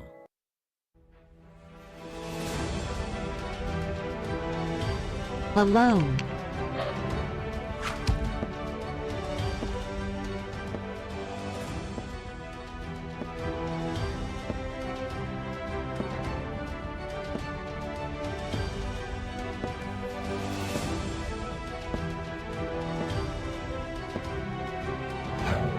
Together.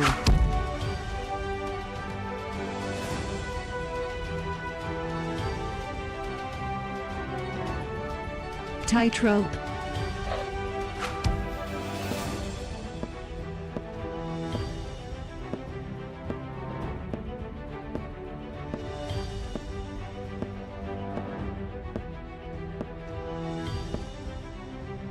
Ram.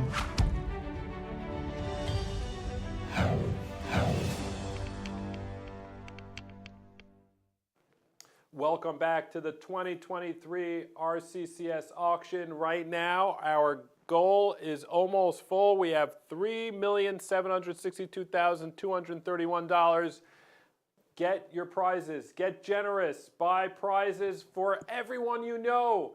You can get gifts and you can send them an email and say, hey, I got you a Hanukkah gift. I put in a ticket to the RCCS auction, and imagine you actually win that ticket. So please go to rccsauction.org right now, rccsauction.org, or call 877-332-2808, 877-332-2808.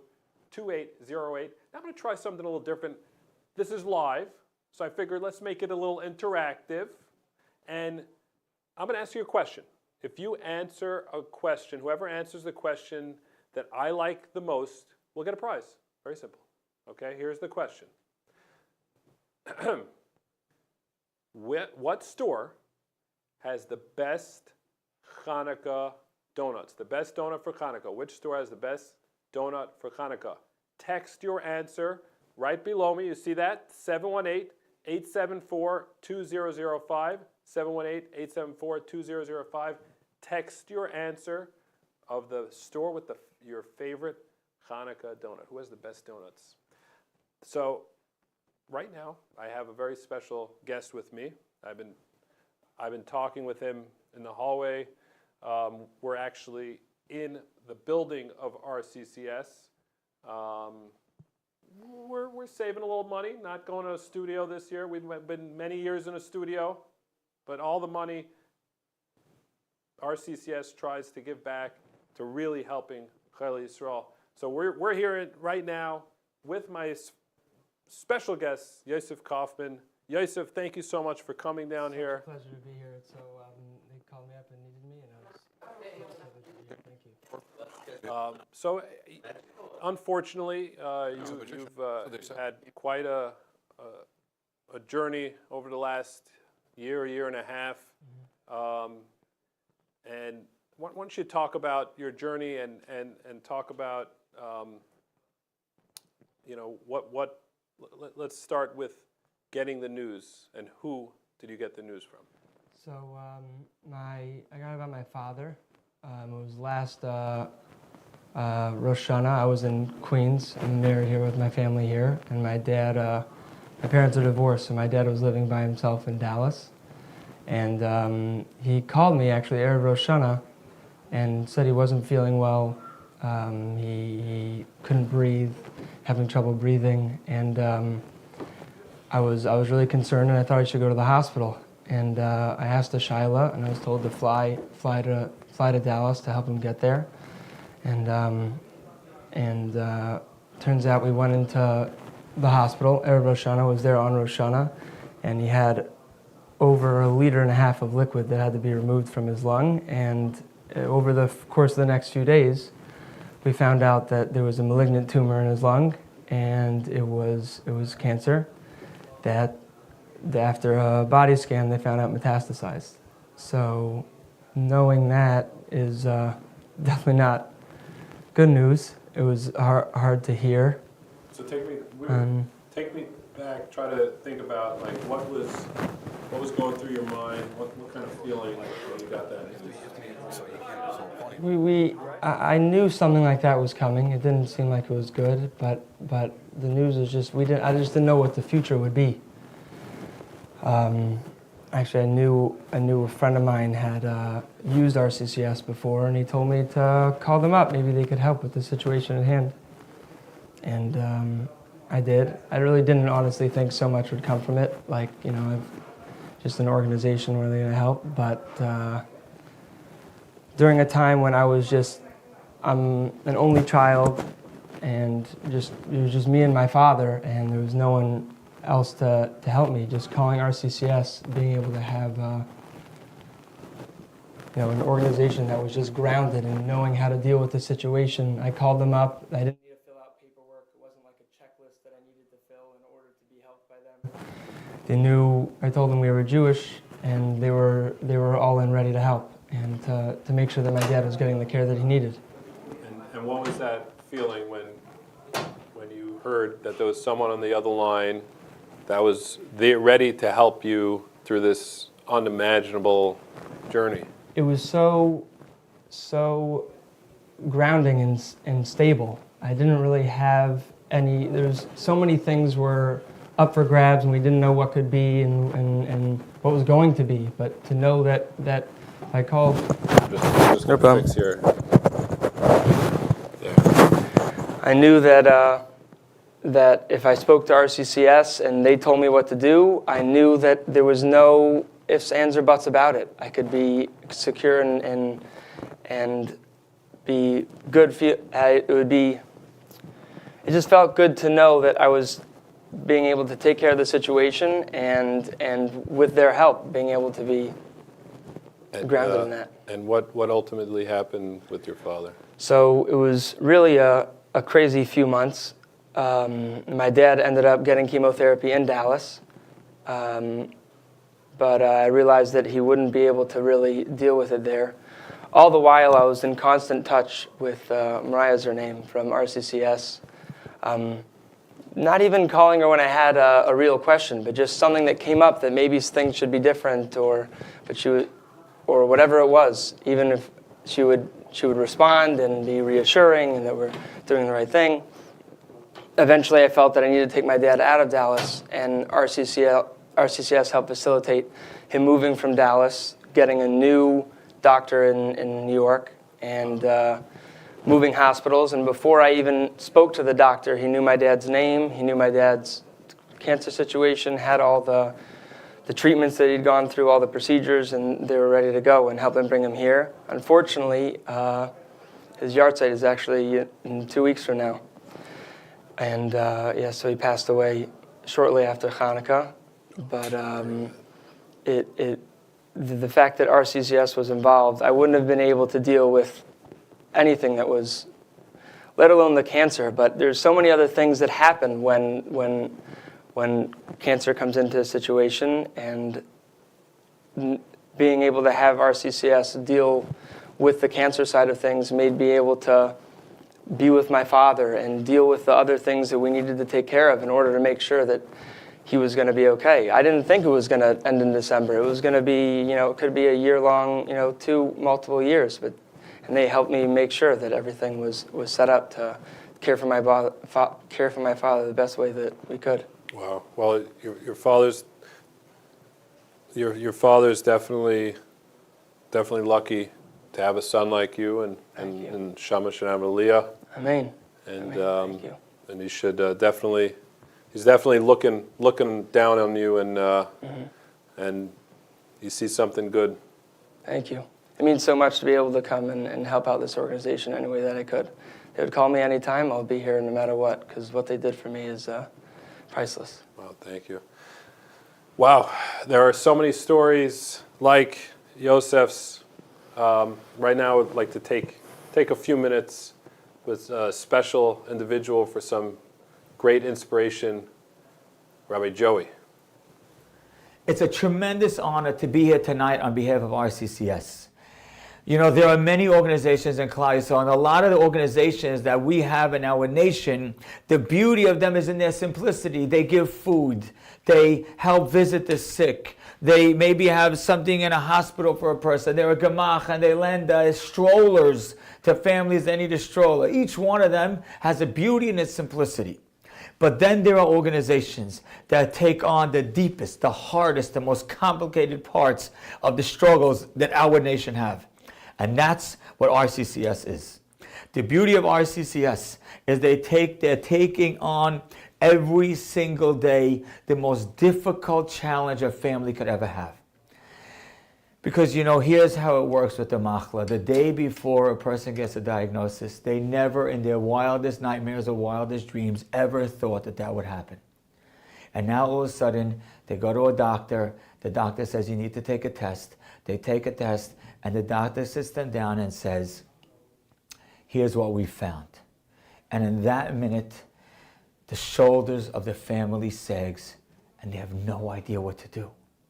Which doctor, which hospital, which surgery, which chemo, which therapy, which radiation, which medication, what, where, how, what is this, what's the process, what's it going to mean? Even if the doctor says the prognosis is good,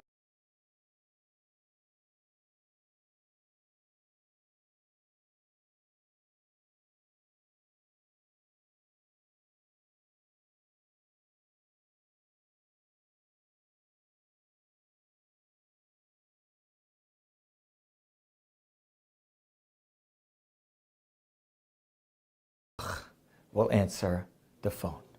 And he says, what's your problem? We will walk your hand through the entire thing. You see, I'd like tonight, I'm supposed to speak 3 times. So I'd like to divide the complex organization that is this unbelievable organization into 3 parts. And the first part, in my first little talk, I want to talk about the medical referral. Because the medical referral is the first thing that hits that family. What do you do with the medicine? And how you handle it? In the Torah contrasts for us Noach HaTzadik and Avram Avinu. By Avram Avinu, Hashem says to Avram Avinu, you go before me. By Noach it says, Noach followed. So the question is, Rashi makes it very clear that by Noach it wasn't so great that he followed. Hashem says, Noach follows me, but Avram Avinu leads. What's the difference between what Noach did and Avram Avinu did? And I'd like to answer this question with a Zohar. This Zohar is very powerful. If not for the fact that the Zohar says it, I never would have been able to say it myself. Zok the Zohar. Noach came out of the Teva after the Mabul, and he sees the world is destroyed. And he looks around and he starts to cry. He says, banish, you run the world. You're a God of Rachamim. You have mercy. The world is destroyed. And Hashem says back to Noach, these are the Zohar's words, Roya Shaita, you're a fool. Because the world I told you over 100 years ago that I was going to bring a Mabul, I was going to destroy the world. And instead of caring and thinking about what was happening to the world, you built a teva for your own family, you went inside and let the rest of the world get destroyed. Amar Rabbi Yochanan, Rabbi Yochanan says, look at the difference between Noach and the Tzaddikim of Cholei Yisroel. Noach takes care of his own self. Avram Avinu went and cared for the city of Sodom, even though they were evil city. Moshe Rabbeinu put his life on the line for Cholei Yisroel. Noach took care of himself and let the rest of the world be destroyed. 100 years ago, literally 100 years ago, there was a great event called the Knesset Gedolah in Vienna in 1923.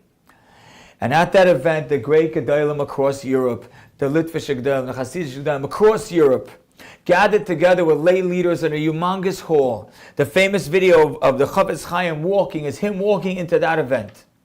And at that event, powerful components of Cholei Yisroel were built, including the Daf Yomi was founded.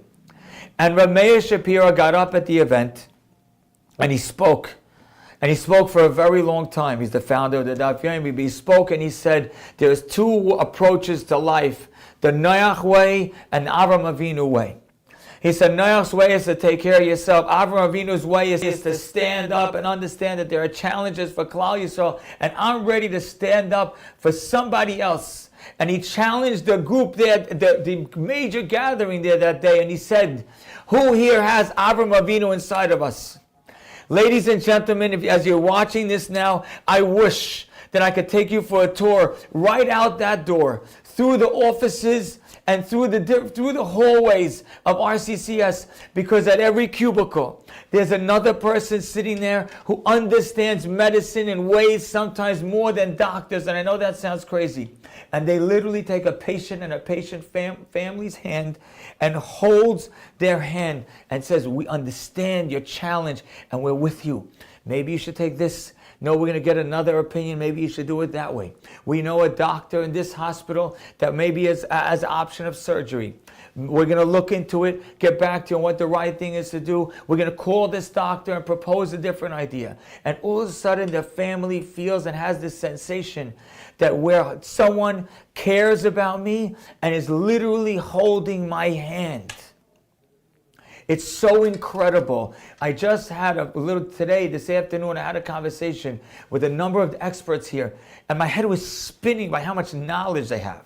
How much knowledge they have of the nuances of each different type of machla and all the components of it and all the doctors and the relationships that they build with each hospital and each doctor, each professional, in order to give that patient that calls on the phone the most unbelievably comfortable journey, so that they feel like the hand is being held in the most professional way, that the patient can be told, you don't have to think anymore. We will do the thinking for you throughout the whole ordeal.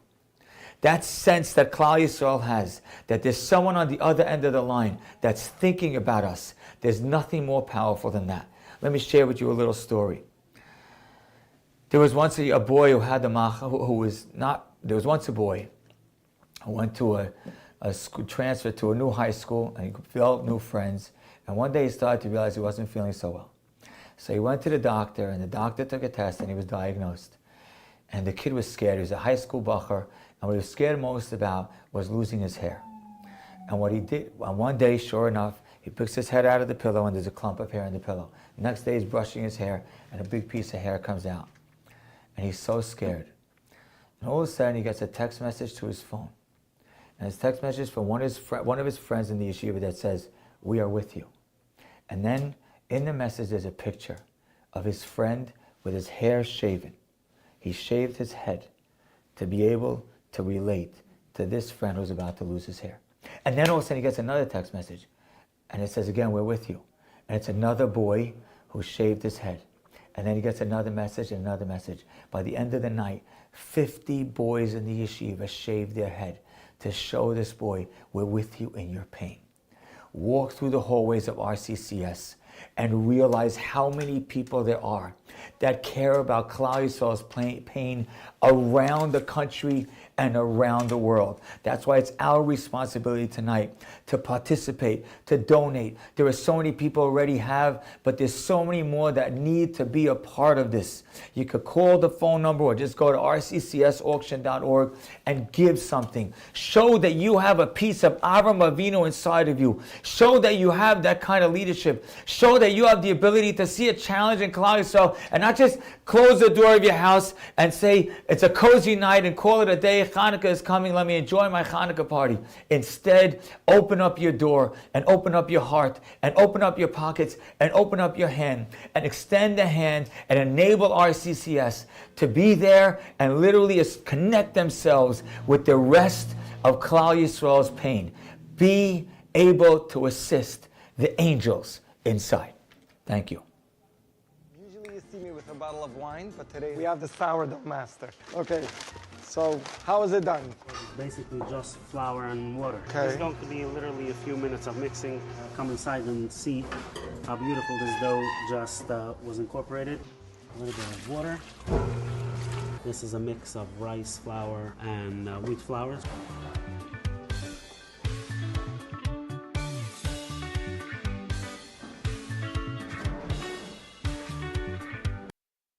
That's one small gummy for you, and one giant brain for mankind.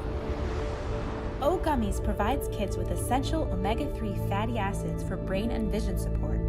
Chapter 1 by Zoller, the first chapter in a lifelong commitment to good nutrition. Life's uphill battles demand strength, resilience, and a supportive community by our side.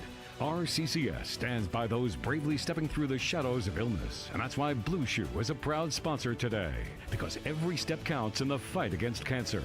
Blue Shoe, the epitome of elegance and style, has danced its way into the hearts of those seeking beauty, variety, and an experience here in Williamsburg. It's where every step you take is a confident one. It's a haven for those who seek excellence in every pair they wear. Blue Shoe, make strides toward a brighter future. And we are back. Thank you so much for staying with us. We're going to get to the prizes. There's still a chance to buy prizes. We're holding at $3,783,000.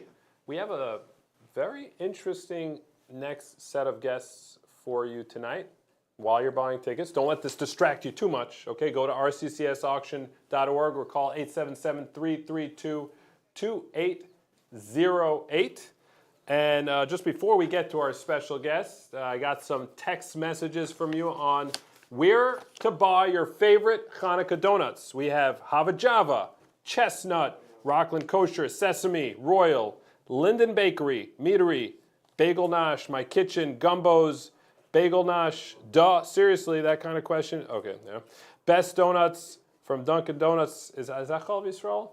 Patisse, Cookie Corner, Lakewood, New Jersey, Sweet Expressions, because ice cream donuts, I don't know if that's counted. The best Hanukkah donut in the world can be bought in the city of Montreal, Canada, at the local bakery known as Montreal Kosher Bakery. Okay, you could have just written Montreal Kosher Bakery. We have Tom Eden, Ori's, Schleimies, My Own, someone wrote, and Country Bagels. Best Oreo, the best one is Oreo Cheese Donut Ever. Best Oreo cheese donut ever. Oh, best Oreo. Okay, I got that. Okay, if you agree with these people, you can continue texting. If you think they missed anything out, you can text as well. And let's get this show started with some of my favorite friends. I invited them here today. They are none other than the Schnitzel guys. Come on in, guys. How are you, Manny? Manny, what's going on? Oh, what do we have here? Well, we felt bad for you that... Everyone out there is eating. Yeah, I mean, you didn't get anything, so we brought it for you, but it took a little bit of time. So this is my food that you're ingesting right now. Yeah, we feel bad for you, but... We're good. Yeah. We're good poppers. You want a bite? Yeah, let me give you one. You want one pop? I'm okay. I'm okay right now. A little heartburn. Or after I eat that, I might fall asleep. So, you guys, I'm a little colorblind right now. You're wearing... This is green. This is blue. Okay, I think that's blue, and this is green. What do you guys think? It's all a matter of context. That's really. 100%. It's all a matter of context. 100%. Okay, so where do you guys come from? What's your connection to RCCS? This is a great question. Yeah, I mean, like anybody out there, we hope never to have to use RCCS, but we definitely, unfortunately, know some people who have been helped by RCCS, and I actually have a camp in the 5 towns. And this summer, we actually had a huge fundraiser, which could have gone to any stucco, but RCCS was the beneficiary of it.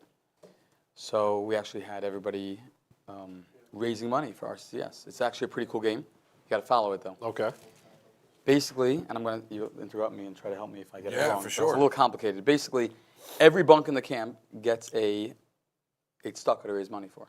Okay. So let's say my bunk would be RCCS, and your bunk would be another stucco, and his bunk would be something else. Okay.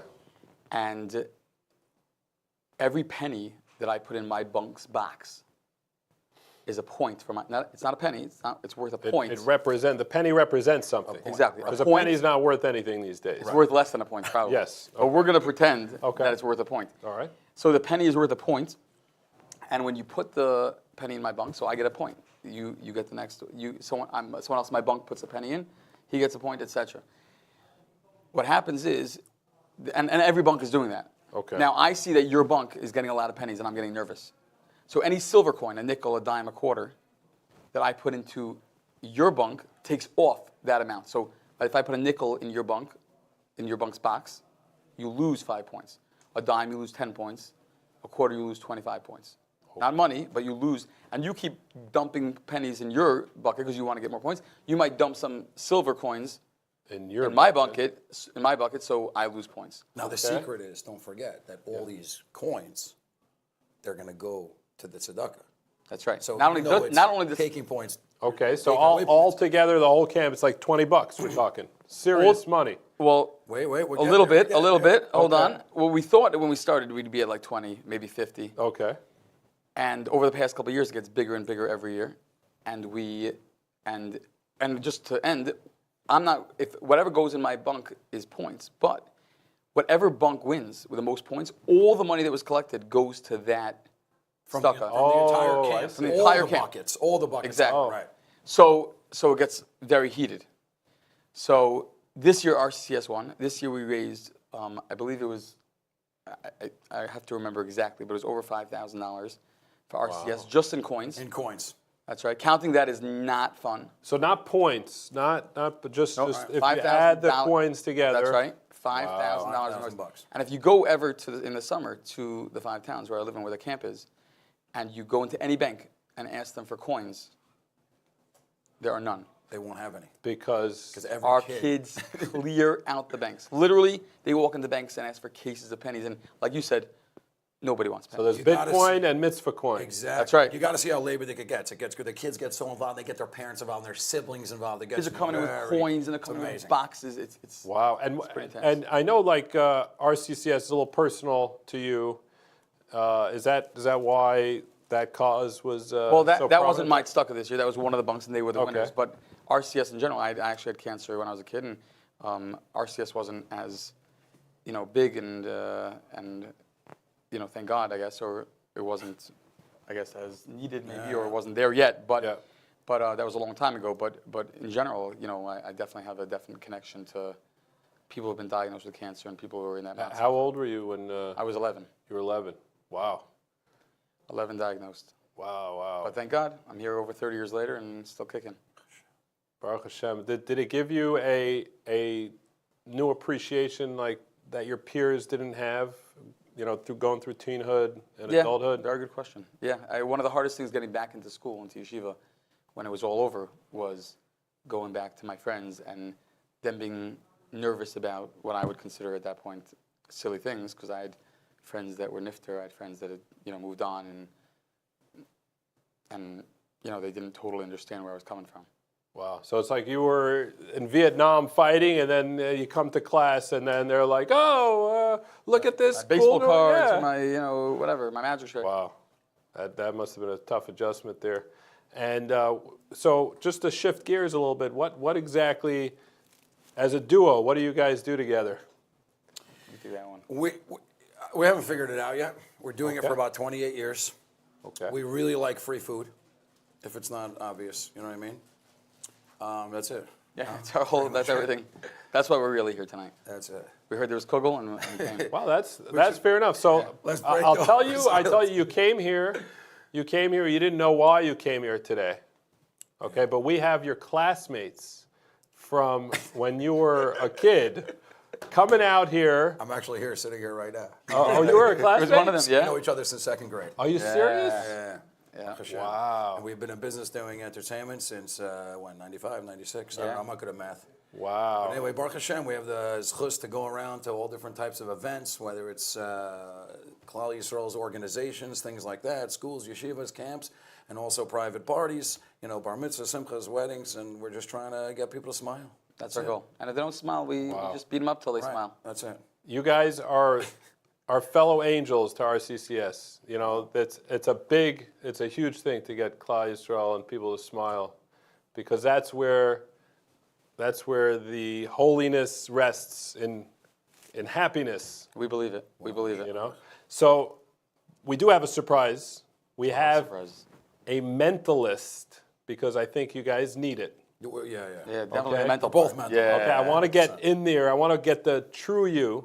Okay, we have a very world-famous mentalist, and he's coming in. He's almost here.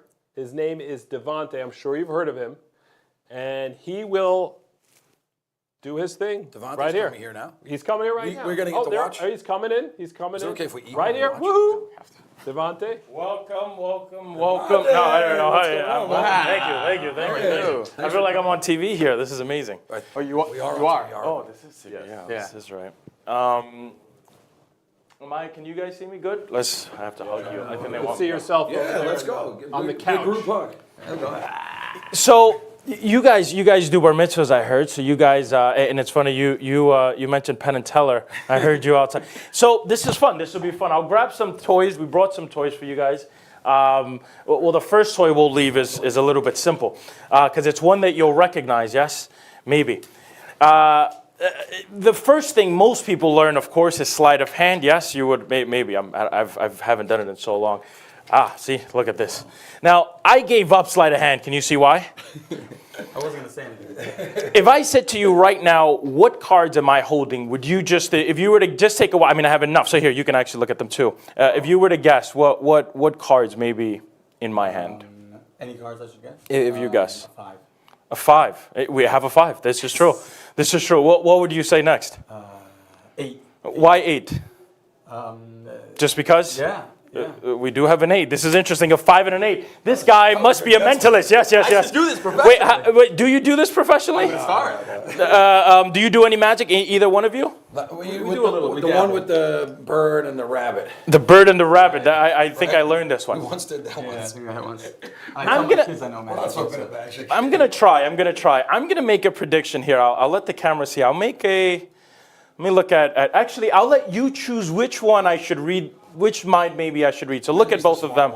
Okay. Maybe out of both of them, who should I read first? If you were to say maybe this guy, what would you say? I'm curious what's going on in his mind. So you are familiar with the cards then, yes? Yeah, I know. So, but you already said 8, but you also know the suits, right? Like diamonds, clubs, hearts, spades. Look at me. Maybe you would go with, I think so. For the first time, we'll leave the cards here. Say it. What was the card? If I say to you, say a card, random card, comes to your mind, say it. Out loud? Say it. King of Hearts? Why this one? I don't know. I didn't tell you to say this, yes? No. Take this. Cut about half the cards, or maybe a little bit more. Yeah, lift up. Anyway, this, you want more or less? It's up to you. No, I'm good with that one. It's good? Yeah, but cut. This will be good. Let me ask you a question. Let's say, how well do you know him? Very well. If I said to you right now, give me a number between 1 and 10. Say it. 7 is the most popular, so I don't want you to say 7, but I should say it? say it. 4. Exactly 4. Yeah. I need you to know that you cut anywhere. I asked you, do you want more or less? You said, no, this is good. Sleight of hand would mean I have to now touch the cards, do some, but I don't touch. You said exactly 4. Take exactly 4 cards and put them in the bottom, let's say, or put them away. Yeah. That's 1, 2, 3, 4. You had a card in your mind. You made it up. You never even took it. What was the card? Say it again. It's the? King of Hearts. Can't be. Melech Lev. Can't be. Flip this over. No, it's not. No it's way. not it. It's not going to happen. For real? No way. Wow. What? This guy's legit. That was real. I don't know. You guys are watching on camera. Wow. This guy, this is like 6 inches from my face. This is legit. Yeah. Wow, man, that was awesome. What made you say this? Did this come to your mind? Was this just a random card? You always say King of Hearts. Why King of Hearts? I don't even know. Because RCCS is the King of Hearts. I like this. Yes. I like this. Wow. Everything's always connected. It's all connected. Look. And we are. We're doing well. We're 126% complete. Wow. I think Let's go. We're getting off 4 million. Oh, that's more than. Buy tickets. Buy tickets. I think it's more than 100%. Can we do another one? Can we do another one? Let's do another one. This one, I'll tell you, there's things that we all see as even as magicians, mentalists, that we can't figure it out. We're always stumped. This one actually stumped me, and it comes to mind because you mentioned Penn and Teller. And Penn and Teller are these 2 magicians. They have mentalists come, show them things that try to fool them. How do you fool a magician? You first have to take the cards off your hands because magicians are always watching your hands. But if it's in their hands, then they feel a little bit safer. The second thing is magicians are smart. They know that you can buy a deck of cards in a magic shop. They know this. So please, look at the cards real quick, just the faces of them. These are not all like the aces or a Svengali deck. And in a moment, you'll even check that they're not like cut or in any weird way or anything like this. Do me this favor. Hold the cards face down. Now, don't use the table for this. So cut the cards in half. Now, one game I can play is called estimation. This is just using the mind to see how many cards he's cut to. Now, I could just cut it, put it in the bottom. And actually do this under the table. This will be even more fun. See, now he's taking everything away from me. He's taking me the ability to guesstimate. Even if the cards are marked, I can't see anything. Put the cards really under and cut the cards again. Okay. Any amount? Doesn't matter? Yeah, cut. Okay. As a mentalist, while he's doing this, Yes. can you see what number is going to be that number's on just that? growing and growing. And the thing is that the number that comes up in my mind changes immediately because the number wants to just keep growing. Do you understand what happens? Okay. So I get the number and then it just jumps. Why are you nodding like you understand what he's saying? You have no idea what he's saying. Giving me vague answer. I was asking him for a vague answer and I got it. He has to interview all these crazy people. They're just like us. So that's why he does it. Sorry, I caught No, it's your life. Yes. You do what as you please. Cut the cards again. Once I don't even know how many times at this point you've cut. And if you want to bluff and say, you know what, I'm not going to cut, it's your life. And if you want to cut again, it's your life. I don't care. Because this is the way magicians are. Magicians they don't listen to you. You say cut, they don't cut. Right. It's your life.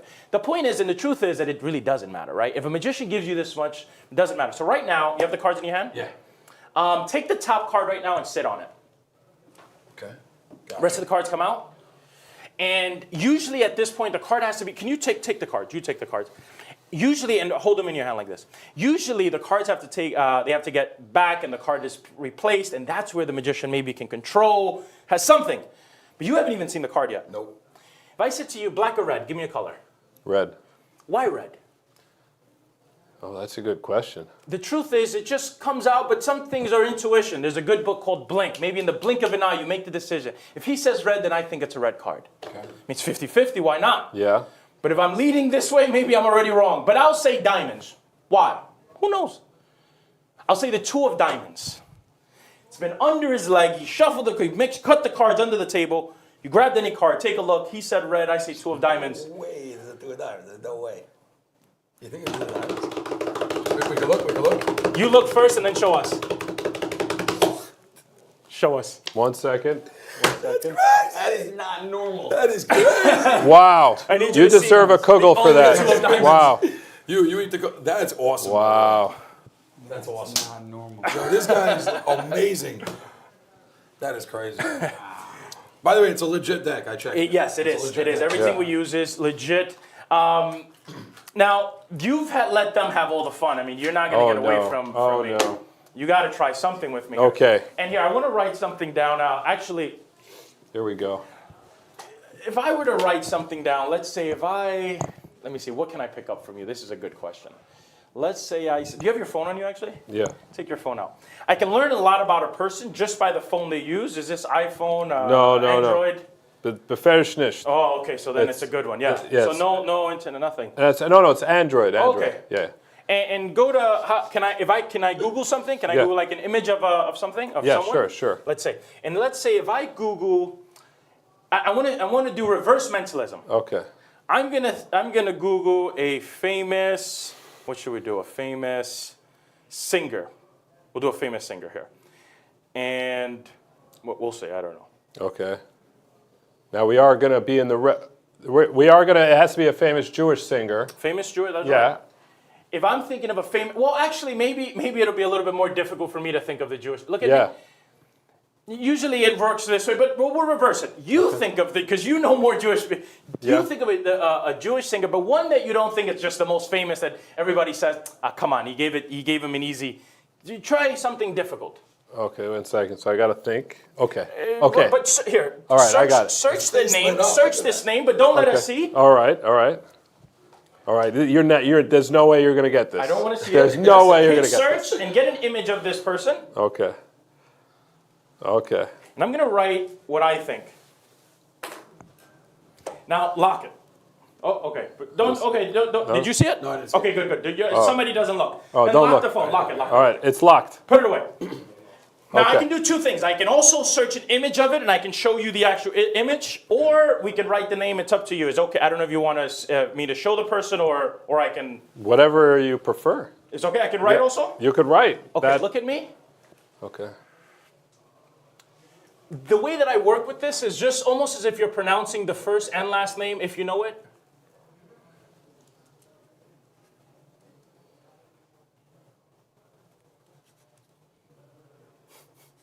Get out of my head. Already in. For the first time, be honest. Say it. What's the name? All right. I did Adiran. No! No! Watched it right. What? Not even like it. Whoa! There's no way. That's awesome. What else did you see inside my head? Stop thinking about that. That's it. We gotta cut. A word. Watch this message. And then all of a sudden, a family gets hit with the next realization. They got the diagnosis. RCCS is helping them with the referral. Best care. But then all of a sudden, a few weeks or months in, the family realizes, hey, 1 second. The finances are frightening.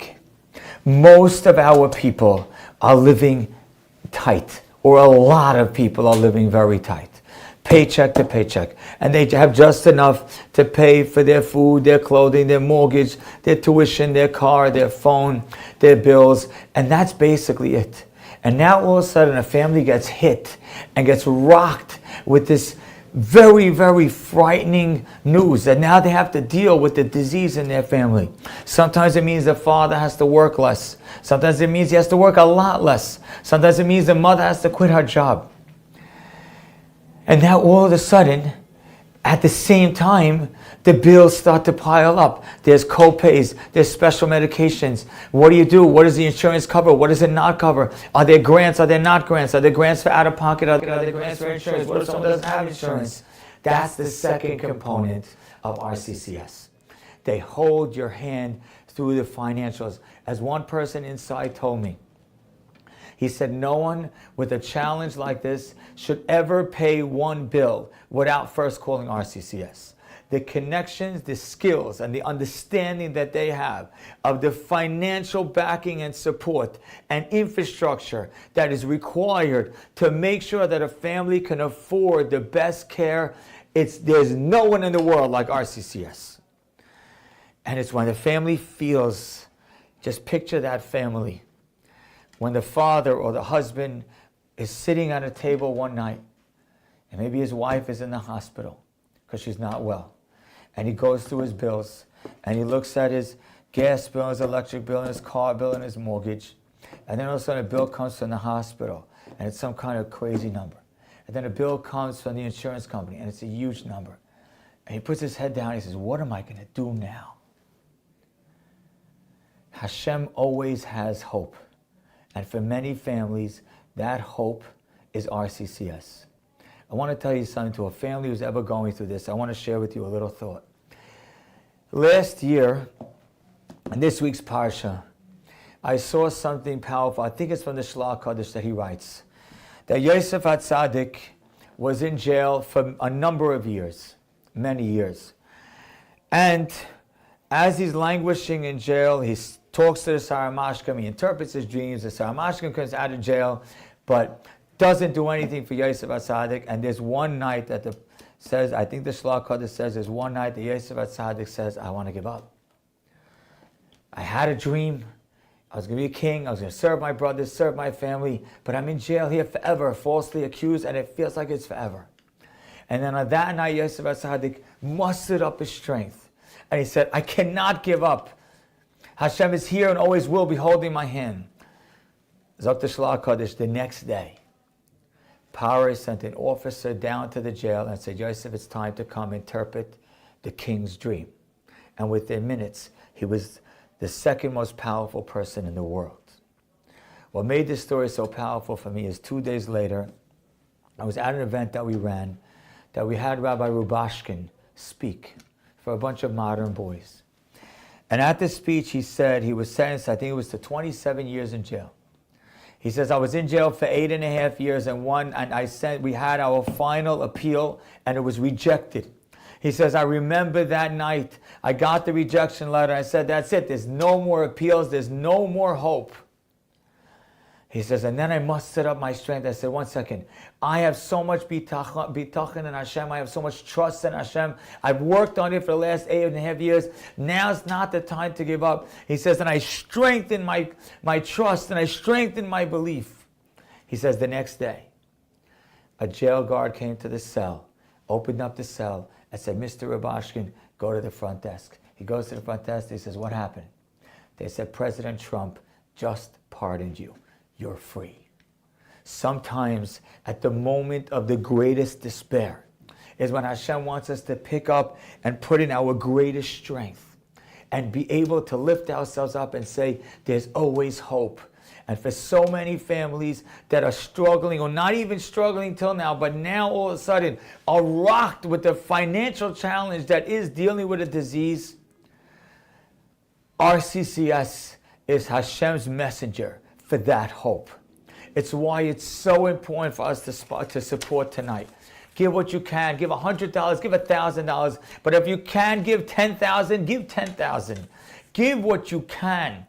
Give even more if you're capable of. Because Am Yisrael, Klal Yisrael needs your help and needs your support. You know, there's a beauty inside every one of us. The pasuk says in last week's parsha, Yaakov Avinu came after meeting with Esav and fighting with the Sar of Esav. Vayava Yaakov Sholem Shechem becomes complete to the city of Shechem, and he builds him his Mizbeach. Vayikra Loi Kel Elokei Yisrael. He calls him Kel, God, the God of the Jewish people. Who called who? Who's he? Who's him? Zok Rashi, the Medrash says that Vayikra Loi means that Hashem called Yaakov Avinu. That's what it means. Elokei Yisrael called Yaakov Avinu. What did he call him? Kel. Vayikra Loi. Hashem called Yaakov Kel. Elokei Yisrael. Elokei Yisrael is the one who called him Kel. What does that mean? Hashem called Yaakov Avinu Kel? He called Yaakov Avinu a God? What does that even mean?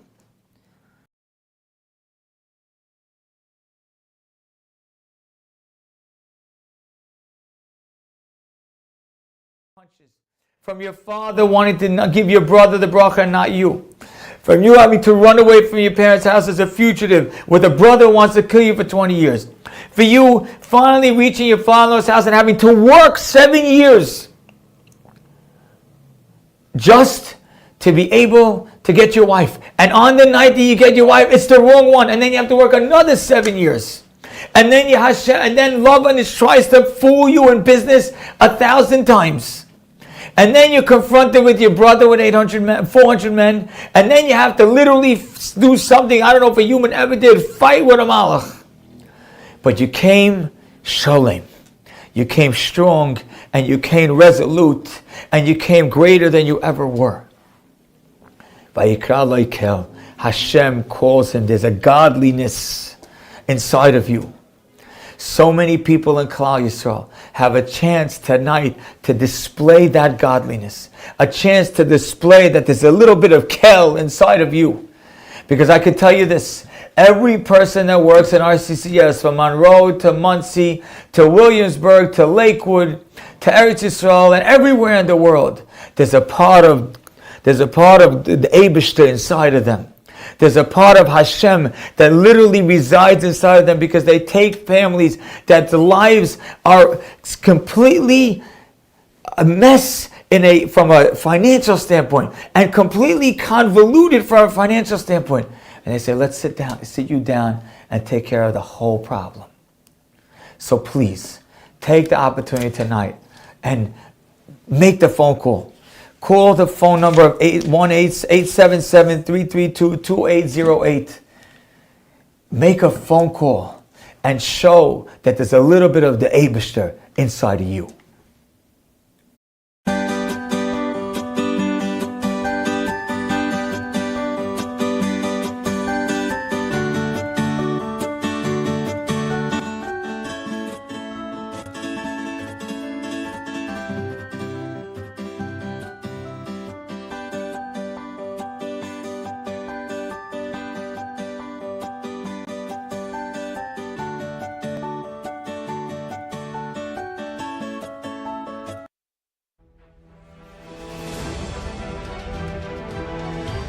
alone.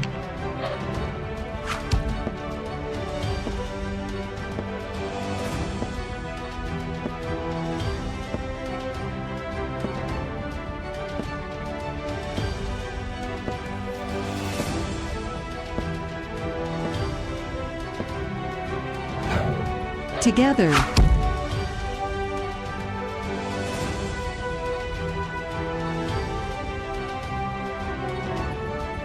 Tightrope.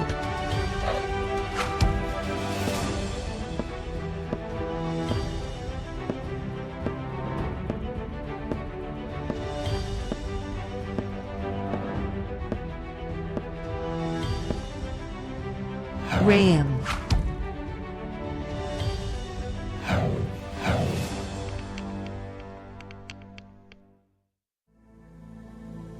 Today is perfect. This moment feels right. You and your family are safe, healthy, and well provided for. So let's work together to keep things exactly that way. Let's protect those who matter most to you. And as they grow, let's grow the power of that protection. Your family deserves a lifelong relationship with a BFG associate. A direct connection with a professional whose mission is to protect you and your loved ones against the catastrophic. Together, we can get this done. Visit bfgny.com to find your family's protector. Thank you so much for coming back. You're still here. You're still with me. Don't forget, we're going to pick your prize and you could be the winner. Go to rccsauction.org or call 877-332-2808. RCCS is such an amazing organization with so many angels. But for this organization to run, they need other angels. And some of those angels are with us in the building. One of them, his name is Mr. Joseph, and he has a company called Metropolitan Realty Exemption and Reside New York, which really comes together every year to help RCCS. Mr. Joseph, thanks for coming down here. Thank you, Mendy. Appreciate it. So tell me a little bit about your company, about yourself. First, let me tell you, I walked through the offices and came in to be interviewed. The vibe and we see the strength of everybody wanting a success. This gives us the energy to share it with everyone being interviewed. So go ahead. Yeah, and I think that's one of the big benefits. For years, we did this in a studio. Now we're in the RCCS building and you see 50 office stations worked out. You really see the scale. I'll tell you why. You should stay over here. The Shechina is lamala mirashosav shel choile. The Shechina is above of the head of somebody that's sick. If people sit over here every day and assist Cholei Yisroel, there's no question that the Shechina is here. If we want siyata d'shmaya and we want success, we want to sit over here. We're in the right place. Well, thank you for helping keep the lights on. First, tell me about what it is that your businesses do and why you took RCCS, adopted RCCS to help out through your businesses every year. Let me just give you a brief description of the business. It's not about myself. It's not about business. It's about opportunity. Business is opportunity on a financial side, and all financial, everything should be focused on assisting other people, either through giving them a way of living, or if, God forbid, they're stricken with some sickness, if we can assist in a way, this is the way we should do it. Now, I have close to 100 young professionals, mostly by Sruchel graduates that graduate from Sruchel, and they come into our company, and they integrate, and it happens to be that we are the biggest affordable marketing agent in New York City, approved by New York City, and these are the young students graduating from by Sruchel, the Sapmer School, and they have the success to sit with the biggest real estate moguls in New York City, which represent the skyline of New York City. They sit at the table and they're blown away with what they know, the knowledge, the professionalism, and the seamless work that they do. When I come in every day and I see what we can accomplish with strengthening the people and giving them a good word, this is what RCCS is standing for. This is what RCCS is. I'll tell you a short thing that I thought when I was walking over here. It says this week in the Parsha, when Yaakov was crying after Yosef, he lost Yosef, it says in the Parsha, Vayukimi bunov ibn Yosef lenachmoi. His sons, Yaakov's sons and daughters, stood up. They wanted to condole him, condolences. And the Torah says, Vayimuan lehisnachem. He refused to be condoled. He didn't want to accept the condolences. And Rashi is indicating, Rashi says over there, why doesn't it say, Vayikimi bunov ibn Yosef lenachmoi, v'loi nicham? He didn't accept it. Vayimuan means he refused. Why did he refuse? What's the refusal? In one word, they stood up, Vayukimi, I believe it was like a family picture. They wanted to show him, Yaakov, see what you have standing for you. Sons and daughters and grandchildren and everyone. And Yaakov saw the picture and he refused. He said, no. Why? Because all of these children that stood up to give him the condolences, they were not in his shoes. They never experienced the trauma, what he went through losing a child and not knowing what. As Hamas today, we don't know the hostages. It's terrible pain if you don't have closure. You don't know what's going on. When you have closure, it's what. So, Vayimu al-Isnachem, he told them, you can't accept condolences of somebody that doesn't understand your matzav.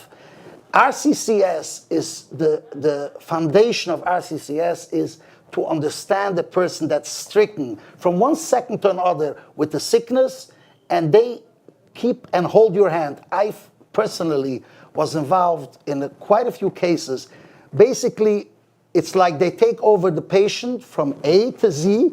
If they would have been able to go to the doctor instead of the patient, they would do that as well. Setting up appointments, the best doctors. I lost my mother when she was age 52. Also to cancer, she was to Cholei Yisroel. Her name was Chaya Bas Avram Dov. I was at the doctor before she passed. He told me, I gave him the whole rundown, which doctors my mother saw. He told me, your mother got the care that a senator, there's 100 senators in the United States, your mother got the care better than a senator will get. This is what RCCS represents. That's why we're here tonight. And everyone that's sitting and watching can have a part in it, either by financially, either by volunteering, whatever you can do to assist. Now, to answer the question, what's the connection between our company and RCCS? The connection is one thing, seizing the moment. The Gemara says, Hi Alma Kabayalila, this world is like a wedding. Chatoy v'achoil, just grab and eat, grab and eat. What's the intention of grab and eat? Meaning, there's a moment that you can seize. The moment is now. Let's seize the moment tonight. Strengthen RCCS to make sure that all these patients continue getting the care which the Herschel Cohen, the founder of this moiridig organization, is continuing to do. Wow. And not to overstep here, if you could just let me know just what has your company done for RCCS for those that are not familiar, unless you don't want to talk about it. No, I want to share it. Okay. My company, I have these young graduates that are 18, 19, 20, 21-year-olds, mothers of 1, 2, 3 children, and we coach them and we tell them, reach out to our clients. And as I mentioned... I'm saying, what do the companies do for RCCS? So basically, we raise money, we get them as raisers, that they should reach out to people out of our box. Not the Hasidic people even not Jewish people can also donate, because this is something that everybody can donate to. Everybody understands the importance of RCCS. And when we say Yontav, Atu v'chartuni mekalu amem, uhaftu oisuni, v'rutzisabuni, v'roimamtuni, we are the chosen ones, and this is why they hate us, because we are the chosen ones. RCCS is the flag of being the chosen ones. Yes, I couldn't have put it better myself, and we have a flag right here as one year we had that. We'll be right back, not too late to get your prizes. Cancer. A word that instills fear in the hearts of many. For families grappling with this dreadful disease, the battle is cold and unforgiving. Pain and fear threaten to consume your very existence. From the moment of diagnosis, countless questions arise. Who do we turn to? how will we afford the treatments? RCCS is there to be the guiding light and the flame that provides warmth. So when the worst strikes, we strike back with hope. But RCCS does not undertake this journey alone. It's through your support that our fire continues to burn. Tonight, we will join our voices, uniting for a cause, as we sing away the pain and continue spreading of light. We are fired up. Are you?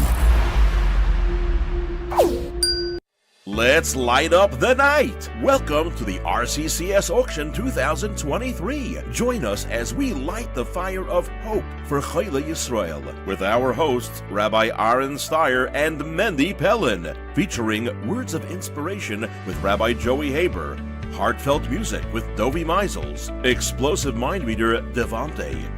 Stay tuned for more interviews, stories, and entertainment. We raise the torch to the associates of BFG Financial for being out there every day to provide protection for families in the community. We thank our corporate sponsors. On behalf of the auction team at RCCS, we thank you for fueling the fire. GCNY Marketing, Mailway Services, Click and Market, DriveUp.com, Stellar Productions, Pivot Group. We salute over 1,500 hostesses across the globe. Our coordinators, you are our spark. We honor these individuals who ignite this campaign. Thousands of Cholei Yisroel say thank you for the love, support, and heart you have shown. It takes all of us to light the night. Win big! The more you give, the more you get. Prizes closing soon. Get them while it's hot. Call 877-332-2808. Again, that's 877-332-2808. Or enter the auction at rccsauction.org. Cancer is very dark. Today, we ignite the flicker of hope. Together, we are fired up for Cholei Yisroel.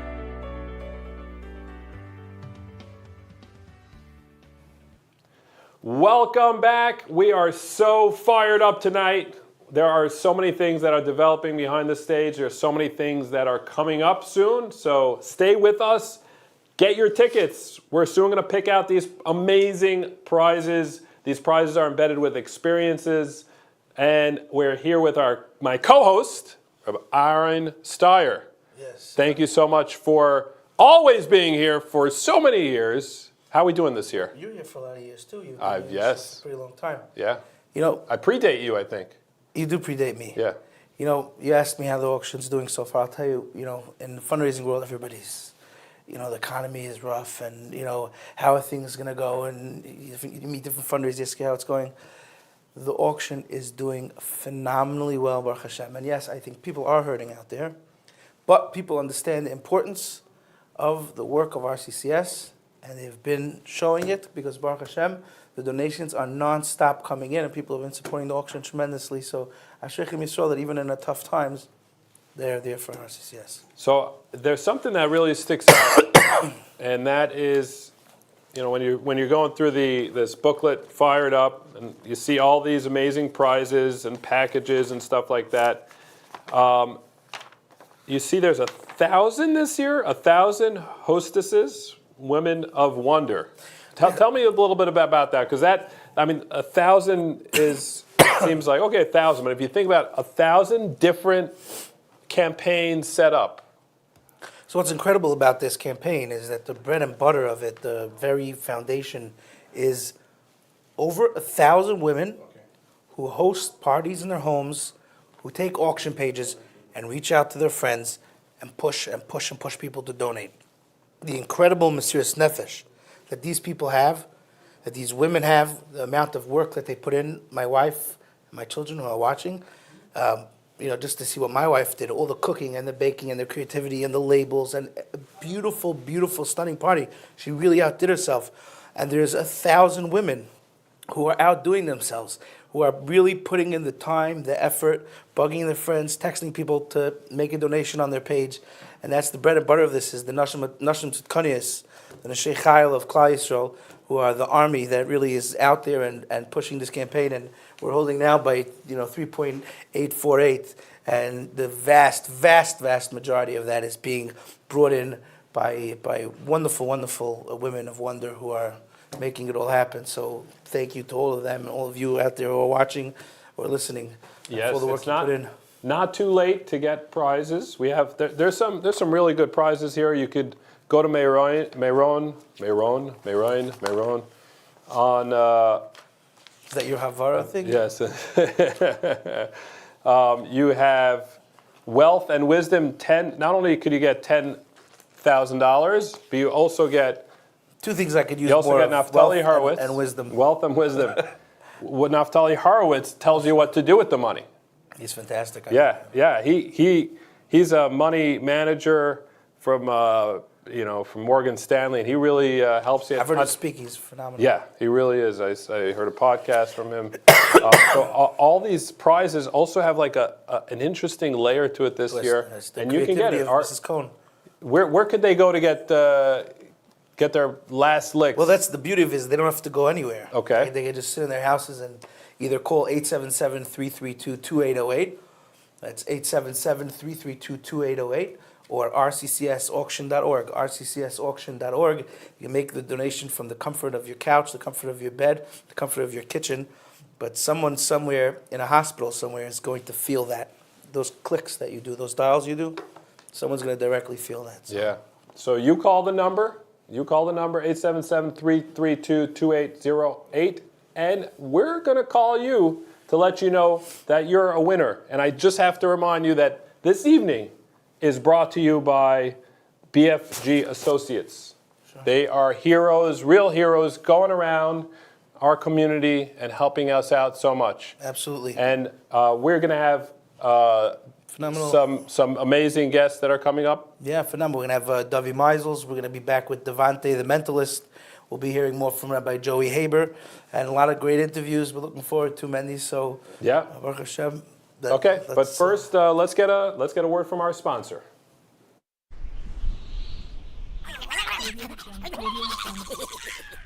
Protect your child from the elements. Try Chapter 1's immunity-boosting, yummy flavored gummies. Your kids will love it. Chapter1vitamins.com. Yummy.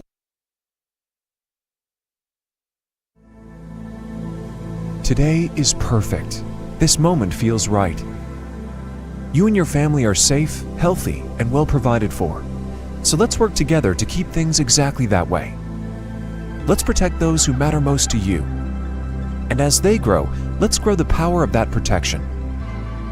Your family deserves a lifelong relationship with a BFG associate. A direct connection with a professional whose mission is to protect you and your loved ones against the catastrophic. Together, we can get this done. Visit bfgny.com to find your family's protector.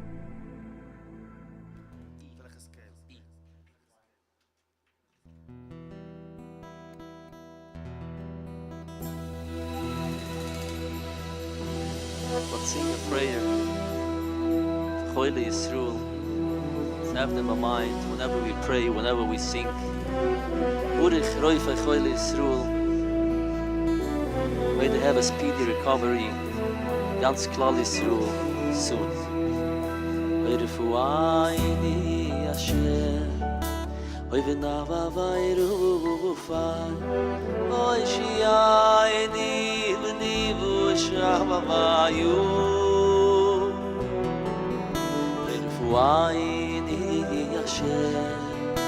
V'nava v'ayru v'fay. Oy shi'ayni v'nivu sh'ava v'ayu. Let's sing together. Refuaini Asher. Nava vayru v'fay Hoshiayini v'nivu shayu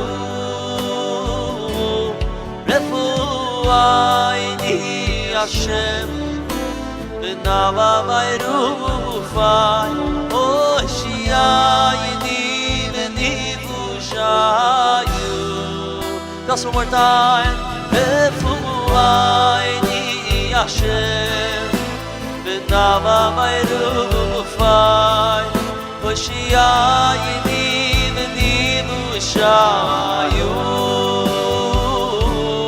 Refuayini Hashem V'nava v'irufai Oshiyayini v'nivushayu. V'kikayu beine V'roi fa'inema V'roi fa'inema V'rachman tu Oyoy kikayu beine Roi fa'inema Roi fa'inema V'rachman tu Ra-ra-ra-ra-ra Tiri-ra-ra-ra-ra Moyo Tiri-ra-ra-ra-ra Moyo Ta-ra-ra-ra-ra-ra-ra-ya. I wish you a refuah shalayim Hayahika el-meile Eroi fa'inemo Eroi fa'inemo Erachmanatu. Let's sing Open the Gates with Sharai Shumai Pesach. Sing along everyone. V'yotzam archu atoim Nifta. V'yotzam archu atoim Nifta. V'sharai Shumai Pesach. Oh, Sharai Shumai Pesach. V'yotzam archu atoim Nifta. V'yotzam archu atoim Nifta. V'sharai Shumai Pesach.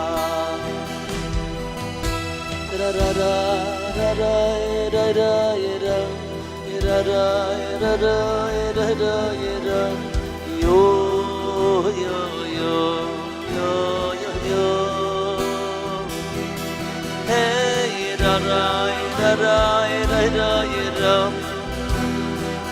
this is a song of the Heiliger who played Yitzchak Banish. Maybe a minute, Yosef, a brocha by Yed Night. Hey, da da da da da da da da da yo yo yo yo yo. Hey, Ligamenti, da ya mama, ya mama. Ya ya ya ya ya.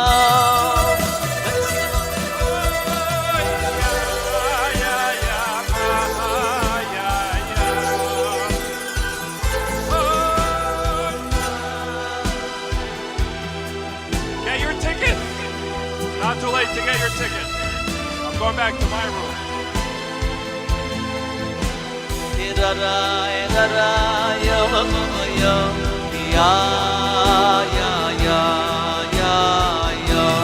Now sing everyone once more. Shara Shumai Pesach. Oy v'yotzam archu atoim Nifta. V'yotzam archu atoim Nifta. V'shara Shumai Pesach.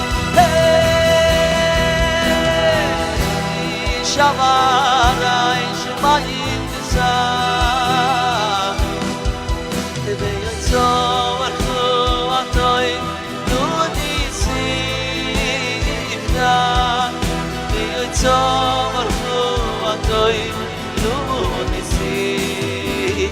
יפתח שערי שמיים תשא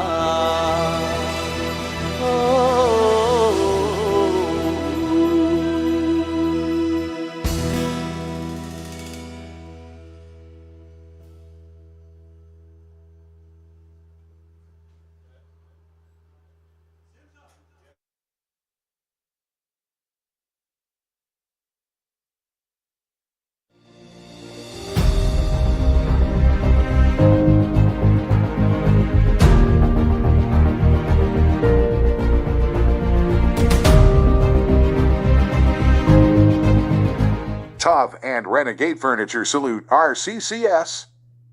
The work that you do on behalf of Cholei Yisroel is simply inspiring.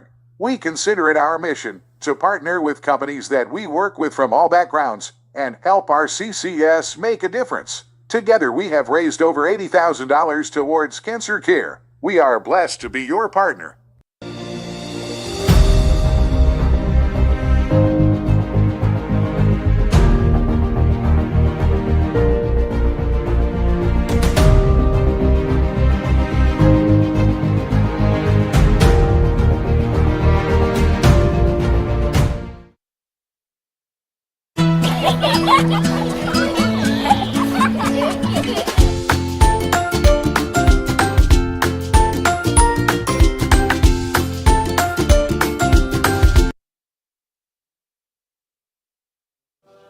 And we are back. Thank you very much. I just walked into the set over there where they're playing music just to show you we're not sending you to another location. We're all here in the RCCS headquarters. We had some very interesting responses to my last question. I'm going to ask you a new question here that you could text me. My favorite answer will get you a prize, okay? You can text it to the number right over here, 718-874-2005, and here's the question. What makes your cholent so special? I know you think your cholent's better than my cholent.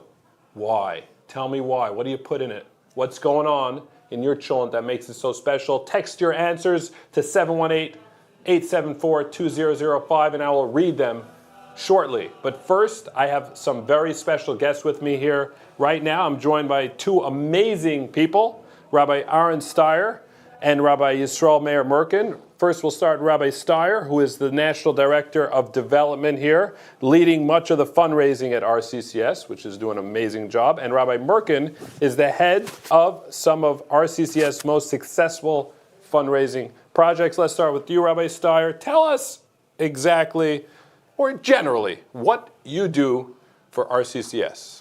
Okay, so I have the chus to lead a team of fundraisers. We're not the only team of fundraisers. There's lots of other fundraisers as well who work the Chassidish areas, we work the Litvish areas, and we have the chus to work together to build a tremendous amount of projects and events to support RCCS. The auction is actually not one of them. We actually had to prepare recently a report for the end of the year to share with the board of directors, and it was an astonishing, I knew we did a lot of events, but it was astonishing to see how many it was once we put it on a piece of paper. We did an event every 3 days in the past 12 months. Wow. Every 3 days. Wow. We did 120 events over the year, and that's not the entire RCCS. That doesn't include the 700 auction parties or all the events in the Chassidish neighborhoods. Just the events that our team runs, we did one every 3 days. So that's pretty much keeps me, if you ask me what I'm doing, that's pretty much keeps me busy. I was by almost all. Are you ever home? That's the question. Are you more out than you are home? Don't ask his wife. Yeah, my family's watching. Yes. Well, no, I'm just saying that for his wife, for your kids, if you're watching right now, I just want to tell you that I know that a lot of times he's not home, but just know I see the recipients of the amazing work that he does, and he's helping so many countless people, so many Cholei Yisroel all around the world. So when he's not home, just be comforted that you're getting a big zchus together with him. They get so much leftovers. Did they get a lot of merch? Did they get the merch, the RCCS merch? I asked my kids when they were really little, my older kids, what RCCS does, and they said it's a toy store. I get lots of leftovers, lots of delicious meats and food and stuff that comes back. So. Before I came here tonight, my kids told me that you cannot come back empty-handed because every year I come back with all this different stuff. So why don't you tell me what your... What is it that I do for RCCS? Yes. We have a group of 10 people working together in our team.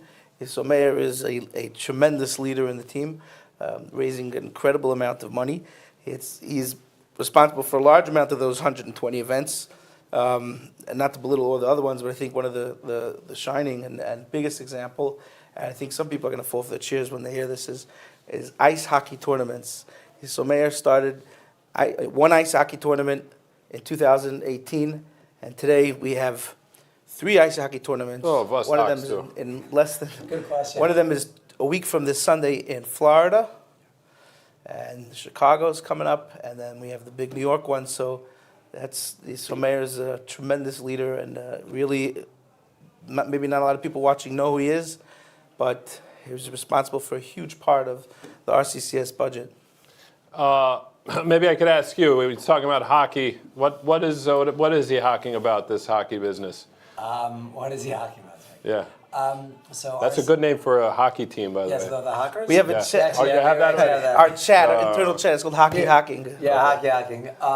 So in the year it was actually before, it predated when I was working for a different organization before I came to RCCS.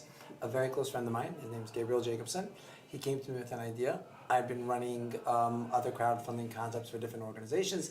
He's like, he's like, whatever you're doing for the other sporting events, you have to incorporate it into hockey. And I looked at him and I said, Gabe, Jews don't play ice hockey. Mendy, have you ever eaten your shoe?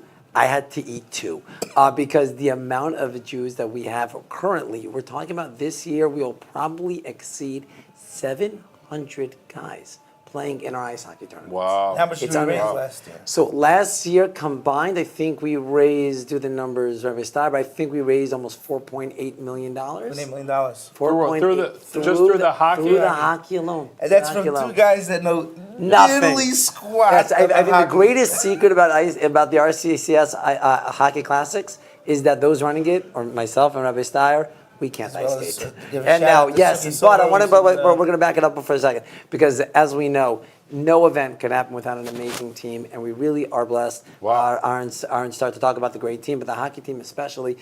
We have Suki Silver, who is the talent. I hate to break you off here. I'm just getting word. We're getting some answers about the Cholent. More important than you Suki Silver. You could write your answer right below 718-874-2005. And let me see if you can guess who's giving this answer. Someone just texted in that they put a stick or 2, a stick of margarine. I told you that. Who's doing it? I think your daughter. No, your daughter. Your daughter just texted us that she puts a stick of margarine. She wrote that, yes. That's funny. Because when we discussed the idea of doing this, I told Mendy a story about a competition, a chunk competition, where the guy said, I put a stick of margarine. So you probably told your daughter, and your daughter texted it in there. Now back to you. Sorry. No, not a problem. What other events besides for hold on, before we do that, with you, I just want to... I'm going to get the puck back to you. Puck back in the crease, or in the zone. So we have an amazing team that really runs hockey, because it's definitely wouldn't work if it's just myself, especially everybody knows how tech handicapped I am. So I have a partner, his name is Suki Silver. He runs the tech, he runs the creativity of hockey. Suki is involved in. We, the Lakewood office itself, Mr. Cohen, she's also a very, very big part of the team. We just hired Daniel Nimchensky. You're right. I got it right? Daniel Nimchensky, also part of the hockey team. So we're building an amazing team that together can really put together a premier event. We had to do a team of 5 people on our own. And just somehow magically, we were so stressed out that I ended up with a pain in my leg that I couldn't get out of bed for a week, and he ended up with a pain in his back that he couldn't get out of bed for a week. About the same time it happened. We were so stressed. Dr. Sarno probably would have 2 new clients. Yes. Wow. Yes. It was a lot of initial work to put on do you get this on video? the pain and the it was terrible. You document this. When you think of RCCS, you don't think about hockey. No. I mean, it really spans a lot of different things. But let's get back to the margarine here. How do you stick a margarine in the children? Sorry, what were you going to say? No, I like to say this every time we talk about the tournament, that I voted against it. Yes, he did. He voted against it. I voted against it. He voted against it. He thought it, yeah. Wow. And what other campaigns do you guys run besides for hockey? So besides for the hockey events, we have our community fundraising events that we run during the summer, where we go into the communities, various communities, 5 towns, Queens, Muncie, Flatbush. We have an amazing fundraiser, Daniel Hadar, who runs our Flatbush, the Flatbush area. We also run an event in Bespoke by a colleague named Eli Malach Rosenberg, who actually helps me in the other areas as well. Queens, 5 towns. We have a basketball tournament in Muncie. We have an Upper West Side event. Teaneck, Mount LA, Chicago, Toronto, Cleveland. It's really a Chesky Gershbaum in Lakewood. It's a tremendous team when you're talking about the amount of money that we have to raise for Cholei Yisroel. Wow, it's incredible how much goes in, and it's all just to help people in their darkest moments. It's incredible. It's incredible. Now we are getting there. We're almost there. We just need 200,000 more, just 200,000 more. Right. Please, drop in the bucket. Drop in the bucket. Get your prizes.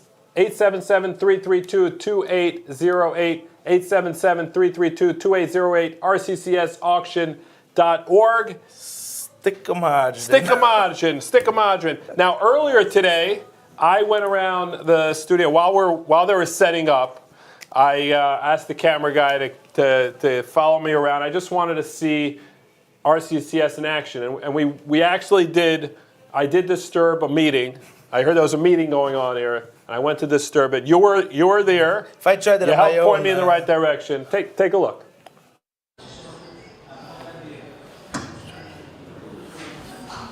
Oh, hey, Mendy. Hey, how's it going? Where's the meeting going on? Oh, right here. There's a staff meeting. The medical department is actually having a meeting right now in this conference room. Okay. Want to check it out? Let's check it out. Oh, let's do it. You think they're going to mind? You think they're going to mind if I go in there? I think we're about to find out. Okay, this is really raw and live. Well, it's not live, but it's raw. I'm going in here. They don't know. Let's see what goes on at these meetings. Come on in. Hey, sorry to disturb everybody here. My name is Mendy Pellin, and tonight we are having the RCCS fired up.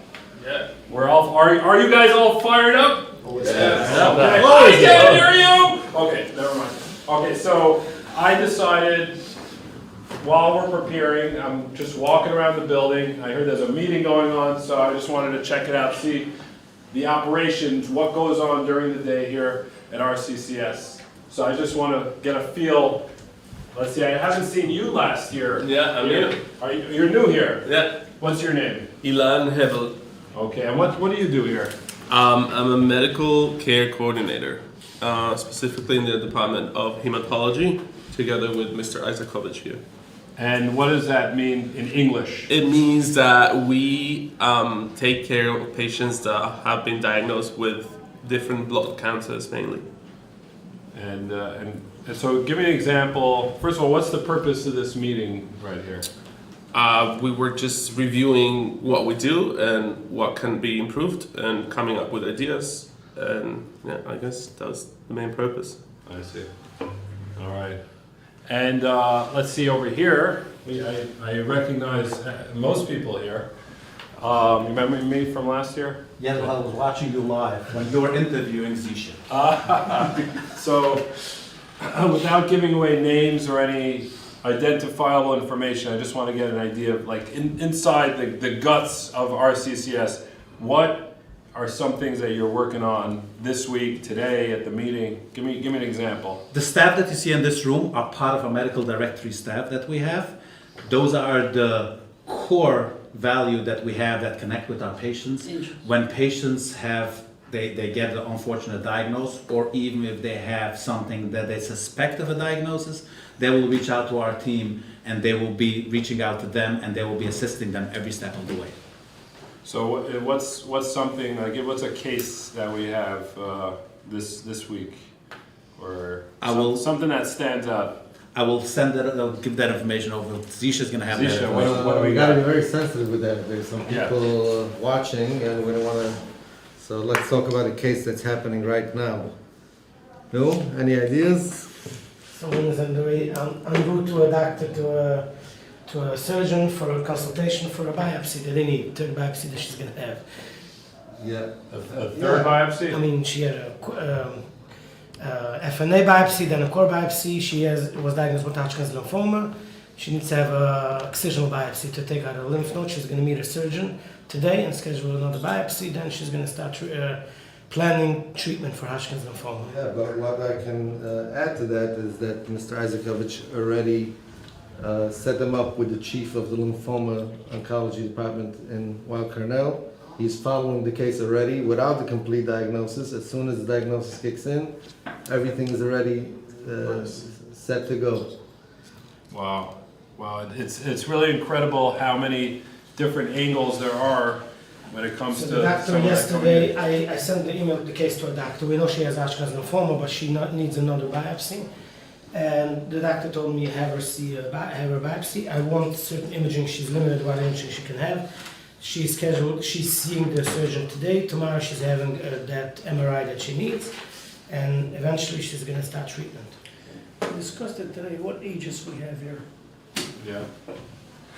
Part of we had a meeting agenda that we covered today, that we have the staff, all our medical directory staff meet every once in a while, and we go through items on the agenda.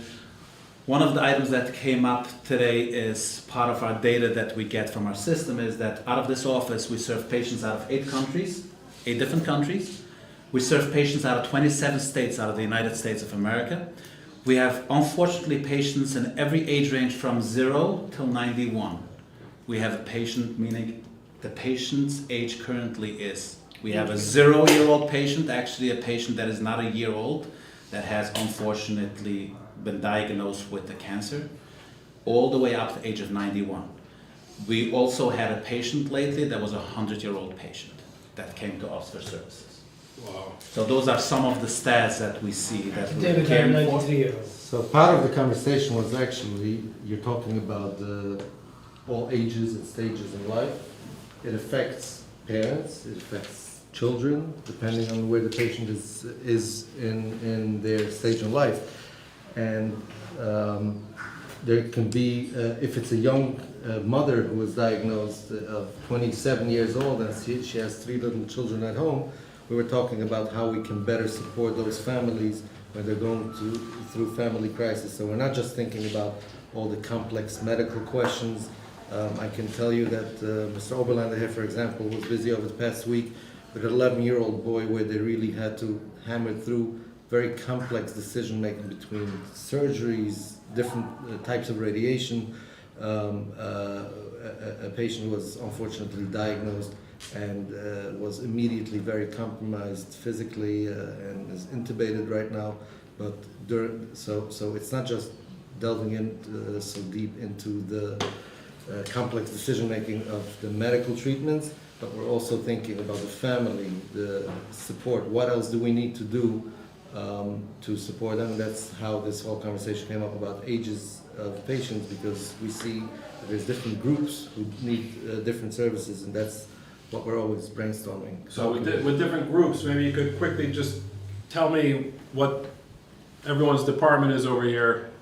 Before we go into the department, I also want to mention part of our meeting is we brainstorm how to improve the patient care and to provide even a better service. So we always make sure that our staff are very well versed in all the medical things that's going on, all the new medical trials that's out there, and also with all the other information to make sure that they're very well aware of what's going on there. And that's what we constantly do. And we never sleep to say we know everything. We will always strive to get more and more information so our patients will benefit the most. Also, if I may jump in, talking about age, yesterday about 5 o'clock, Mr. Friedman, my colleague, received a call from a gentleman in the community who he has dealt with before for non-cancer issues. And the gentleman tells him that my grandfather is in the hospital right now. Can you take a look on what's happening in the chart? So Mr. Friedman comes to me. I look at the scan that was on 10 minutes ago, and I see right now it's pancreatic cancer for sure. I sent a text message to one of the doctors.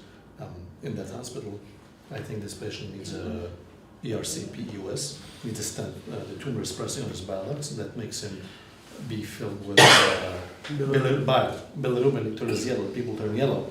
His bilirubin right now is about 6-ish, and he would need a stent put in through his mouth. And this procedure is known as ERCP. This message I sent to Dr. Watt yesterday in the evening, and at 9:54 in the evening, he replied to me, "Got it, I'm away till Friday, but agree he most likely needs an ERCP. I will ask my team to see, I'll let you know." How old is he? This patient is 93. 93. Wow. And his symptoms what was the symptoms? Look, his symptoms is pain and also jaundice, and he needs a stent. They won't let him out from the hospital without a stent, and this could take 3 days, 6 days, a week, and we were able to get someone on the case very quickly. He's going to have it today at 5 p.m., I was told, right? And he's not, to the extent that he's complaining, he wants to eat, but he needs to fast. For the procedure, it's going to be 5 p.m. What time is it now? 3. But then also we have part of our representation of it. This is the hematology department, the 2 individuals that you just spoke to. We deal with GI and GU, that's the pancreas, colon, and other organs, the GI, GU, me and some of my female colleagues. We deal with some complex neuro cases, some of a lot of pediatric and lung cases. There's so I'm the chief operating officer. I don't have this list to deal with patients directly, but just a point here is that I don't think was mentioned. We have 40 to 50 new patients a week, unfortunately, that are coming to the organization, and the people in this room are the ones who are there for them, who are supporting them. Those are the numbers. That's on top of the thousands of patients that are already in our system, but that's 40 to 50 new patients who are turning to us. I think you touched on it before and touched on it here, and we are addressing every single one of those on an individual basis, holding their hands, being their go-to malach. And those aren't my words, that's what I constantly hear from patients. These are the malachim who are helping them. This is only a part of our team. There's unfortunately many, many more staff members who make up this team to be there for Cholei Yisroel. Does anyone have to ever stay after 5 o'clock in the office? Oh, do they ever go home by 5 o'clock is the question. Mr. Markowitz quite often goes to the hospital. Unfortunately, when it's an emergency, even on Shabbos, I leave. Wow. I'll tell you this, Shabbos. I came into the office. I have an electronic key to the office. There's no physical key. But I got a call from a doctor in Baltimore. He called me twice. My little boy came to shul to tell me that someone was trying to call me a doctor. So the name came up on the ID as a doctor. And I had to come into the office over Shabbos and make a few phone calls for a very chashuv yid that needed some urgent help. Wow. So office hours fluctuate a little bit here? Yes, it goes from Sunday 7 o'clock in the morning till 6:59, Mata Shabbos at night, 6:05 a.m. Wow. Wow. So when I come here at night, sometimes someone's here, or you're working at night. A lot of people working they leave at 5 and then they come home and they open the laptop again and they continue that. The emergency line works 24/7. How many people get the call? Wow. So after hours, even if someone's not at their desk, there's always a live person answering every phone call 24/7, and a message goes out to the entire group depending on what the need is. Somebody will take charge immediately. You only touched on it before. I think it'd be interesting. How do we approach Shabbos? How do we approach Shabbos and Yom Tov? Right. Obviously, we don't carry cell phones, so I'll let you guys. There are approaches to that. Right. Well, we're running out of time. We're not gonna have time to get into all the details here. We always have. We always have next year. Hopefully not next year. Hopefully next year will be with Mashiach. We won't have to worry about any of this stuff. This year's going to be Mashiach. This year, yes. This year. I'm saying by next year. Yes. But it's amazing with all the you could tell what Cholei Yisroel is made out of by what kind of light is the answer to the darkness, and right here in RCCS, it's the light is always on. It seems like 24/7. So it's tremendous. Thank you very much. Sorry for disturbing your meeting. You guys. I'll just add a minute before you leave. We Yes. have Rabbi Shimon Friedman here, Yeah. who is our ancillary service coordinator. He takes care of all the services when someone needs additional doctors, because these are cancer pros, these individuals that deal here. But any other doctors or any additional assistance that a family might need, Rabbi Shimon Friedman, with tremendous amount of experience, will jump in and assist the families. Right. Thank you. Thank you. Nice to see you. All righty. Thank you very much. Thanks. Yes. We are so fired up right now. We are really fired up. We're 100,000 away from reaching our goal. And again, this is the new goal where we're going over the original goal. Cholei Yisroel has really responded to Cholei Yisroel, and it is amazing to see happening in real time. There's only a little bit more time left to get your tickets, rccsauction.org, rccsauction.org, or 877-332-2808, 877-332-2808. And here's a couple answers for the chulent.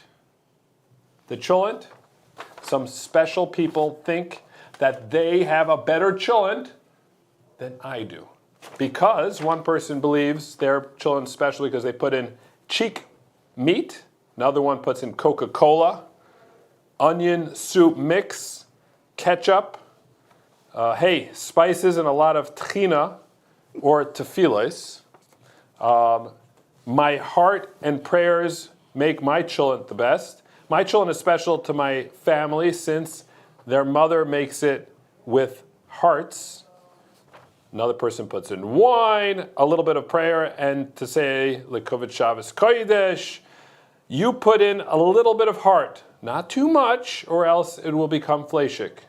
Fleshik phobia, hashtag fleshik phobia. That's a big deal. That is a big deal. Fleshik phobia. Everyone's counting, going like this, especially in the winter. Everyone's going like this before they dig into their chulent. And then we have somebody that says, we keep it simple and Pellin. Not sure I like that. Because my husband makes it, okay? 8 ounces of tomato sauce. I think it's the Shabbos itself that makes it. And then it says here, 2 sticks of margarine, and hi Tati Steyer, which is, Tati is right here next to me. And we're here. You have to clarify, Betty, that Yes. I do not put margarine in the chant. But when I was looking at your list there, one that really cracked me up was grape juice. Yeah, it says here, it's my sister's chulent, not mine. Grape juice. Yes, grape juice. A lot of grape juice. That sounds like a... Yeah, that seems like an accident. It seems like, but the winner so far is still margarine. Cholei Yisroel is like chulent, a mixture of people of all walks of life who work nicely together to create most beautiful light. So is my chulent, a mixture of many ingredients that together create a most favorite food. I don't know, maybe there should be a book of chulent poetry. You know what I'm saying? I think we're onto something here. Someone said good flankin, 100%. It's the dehydrated habanero pepper and a lemon zest for a little citrus feel on the palate. That's definitely not from Williamsburg. You have like a whole menu of chants. Bone-sucking sauce and a lot of oil. Coffee for color? I think other things should be giving it the color. My daughter was if you have to put coffee in there for color. Chocolate chips in the chant. She did one week. We didn't taste it. She did 2. She did 3. I don't think we ever tasted it before we gave up, but she was sticking that stuff. Oh, you go, vodka shiggin. Someone puts beer. I've heard of beer. We've tried that. And Worcestershire sauce. What is that? Which I think is fish in it. Navy beans only. Also marrow bones and white pepper. Another person crumble some kishka directly into the chulent. And of course, marrow bones. Okay, so everyone thinks their chulent is the best. But right now we have some amazing guests with us today. Well, we have our co-hosts. And we also have Reb Shmuel Waldman, husband of an RCCS recipient. Shmuel, well, why don't you, instead of me introducing you, why don't you tell me what is your connection to your personal connection to RCCS. I thank you, Mr. Lauren, for inviting me here tonight. Me and Shmuley know each other. We've been neighbors for many years. We moved a couple of years ago. I moved away from the neighborhood. Our families still been close friends. So let's throw that out there. Wow.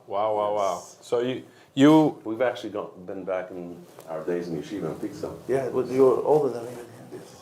So you had a friendship. You're in the neighborhood. Nothing to do with RCCS. And then his wife has been hosting parties for many years. So basically, the connection to RCCS started many years ago when Aaron was across the street from us, and my wife joined all the hailing ladies within RCCS to be able to make a meeting within the neighborhood to try to raise funds for it. And my wife did it for many years. And this year, I got to know RCCS from the other end of it, unfortunately, when in August my wife was diagnosed with cancer. Wow. And even while she's in treatment, she hosted a party this year. Yes. 3 weeks ago, my wife hosted a party, even though she's Wow. So just take it back. Your wife, just out of pure chesed, every year she's just hosting parties, and then she gets diagnosed. So what exactly happened when that 1,000 pounds of bricks hit you there? So it's very interesting for me, because even though that my wife was involved, the concept of RCCS was always around it. But I always looked at it like it's very abstract, and a couple of patients here, a couple of patients there were added. And I went with my wife to the doctor in August time, but I'll go back a little bit actually. We were in we went to the hospital, my wife was in pain, and they pretty much told us that they think it's cancer and we have to go test it. I spent probably about 20 hours calling every single place around to be able to get a colonoscopy for my wife to be tested. And after a couple of days, the local vicar in Lakewood was able to get me in. We went down to the place to get the test, and the doctor told us that with even out going for the biopsy, he was able to see clearly that it is cancer. And when that happened, I ran into a supply closet. I was so in shock. I didn't know what to do with myself, and I just started crying. And I just saw the whole world collapsing on me. And after maybe about 10-15 minutes, I decided, well, why am I just all sad and think this here? I'm going to call Aaron Steyer. And I started the conversation with Aaron Steyer in the closet still. And after, was this the closet in the hospital? There's an Atlantic Health Center. They have a center where they do the testing over there. So it's not a hospital. It's like a. And did you go in the closet because you didn't want your wife to see you like that, or?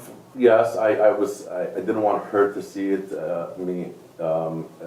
Just trying to figure it out, and I just wanted to hide. I guess I don't know, from myself or from the situation, and it was the only thing I can do.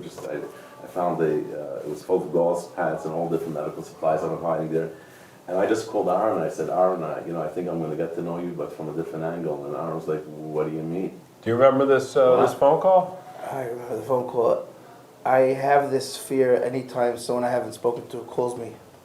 People I haven't spoken to in a long time, and I see they're calling me, and I go, oh no. And it happens too often. And we hadn't spoken in a while. Our wives are friends. We don't hang out that much. He's a wonderful dude, but I'm busy. He's busy. He works in URA, so we're both in organizations. And I was right outside our Monroe office, and I went, oh no. And he got on, and his voice was shaking. And I put someone on the phone to talk, but when I hung up, I cried a little bit. I was pretty shooken because probably like the closest people we knew, I guess, to reach out to RCCS. So that was like a shock to me. But I hate when people call me and I haven't spoken to them in a long time. I always say to them, like, where they start like, hey, how you do? I just like cut to the chase. I say they're right at cut to the chase because I don't know what it is, but when we hung up, I called up one of my colleagues and I said, well, what's it going to be, you know? He said to me, and it's not the little, my pain here was nothing compared to yours. I didn't know you were in a closet, but I just want to say this because I think it's important people should hear.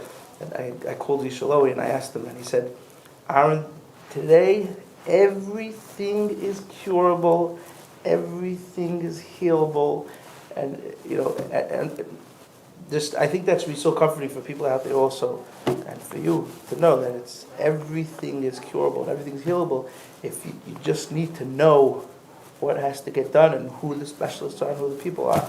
But that was nothing compared to in a closet, but it was hard. But the interesting thing is that you said Shmuley, give me 2 minutes and I'll have someone on the phone. And if you remember, right away you connected me a couple of minutes later with Mariah.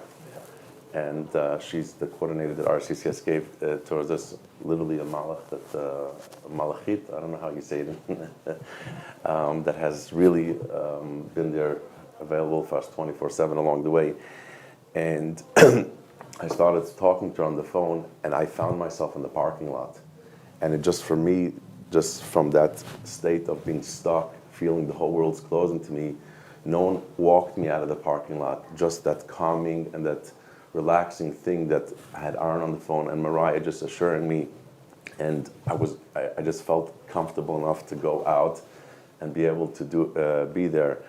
And throughout the whole process, even this afternoon, which there's difficulties that are going on with a lot of conflicting doctors, and I'm very scared. Like I don't want to offend the doctor, and I don't want to offend this doctor, and just the whole team got together today, even though in the background I can hear all the noise preparing for this thing. Mariah put together a meeting this afternoon just to be able to discuss my wife's case, to make sure that, you know, she shouldn't have it on her heart, at least to be able, that the heaviness of the decision that has to be made. And, you know, they came up with a plan basically to move forward, connecting the doctors from Cornell and from Robert Wood Johnson together, and then having a team meeting over here to deciding. And a very interesting thing happened to me with my Rav, and I went to my Rav and I asked, how do I know what's right? And he says, in this world we can only do ishtadlus. And in ishtadlus there's something that we call Seder ha'olam. What's the norm of the world? What do normal people do? And my Rav said, in today's day and age, RCCS says to do something, that is Seder ha'olam. You don't have to question it. You don't have to think too deep. He says, if you're going to think too deep, you're going to go crazy. Just follow what RCCS tells you, and then you'll be okay. And Baruch Hashem, you know, my wife is responding well to the chemo, and yeah. But I've gotten to meet it really, really from the other side. It has been a very profound journey for my wife and I to go through this here. And wow, well, a complete refuah shlema to your wife. Thank you very much. And for your family. And you should have, everybody should give you koyach. Amen. Thank you very much. Part of it too. Everybody's probably saying your wife and my wife is the one who gives the strength. I just try not to disturb. Wow. You also told me a very profound thing, if we still have time. You told me one day that you talked with your son, and you kept saying you had a machla, and your son said, I'll let you finish that. My son told me that stop calling it Yana Machla, and I asked him why. And he says, because it used to be that we used to hide behind it. We were scared. He says, today, you know, Baruch Hashem, Kadosh Baruch Hu sent a lot of good shlichim, and together with RCCS, that you know that you just call it what it is. It's cancer, and it's curable with a lot of tefillas and with the right guidance and with Hashem's help. You got to name it to tame it. Yes. Wow. Well, thank you so much for sharing. That was amazing. We're going to hear a word from our sponsor, followed by a very unique mentalist experience. So stay with us.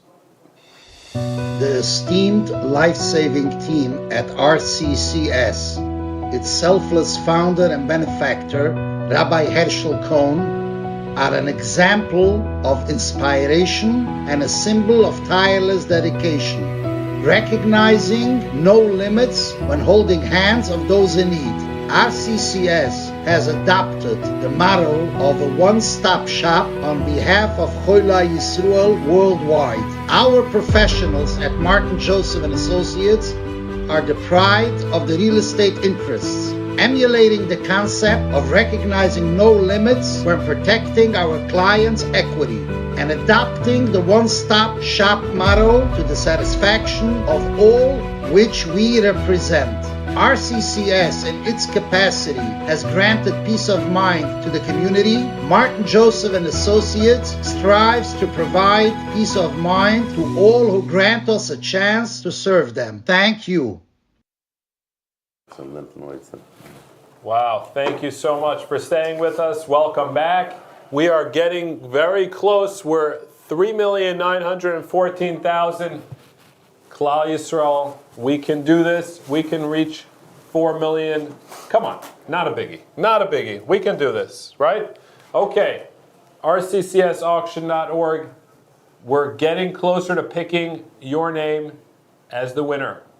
But first, right now, After I a was little emotional yes, conversation, we're going to lighten it up. We're switching a little gear, and with all the darkness, and this is something that Cholei Yisroel always does, with all the darkness and all the pain and everything, we learn to smile, we learn to live. We have to live, and part of that is getting in our heads in a proper mental state. That's why we have a mental list with us. He's a list.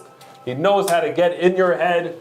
And last time he told me, I was thinking about Adiran. I was trying to think of a singer that he would not know, and he wrote it out, and I'm very disturbed by what happened. That's bad. So right now, I said, bad. We're not letting him leave RCCS headquarters. We're bringing him back, and we'll see what else we got. Come on in. Okay, I'm back, and I'm excited to be back. Can I make a joke on that note? Yes, please.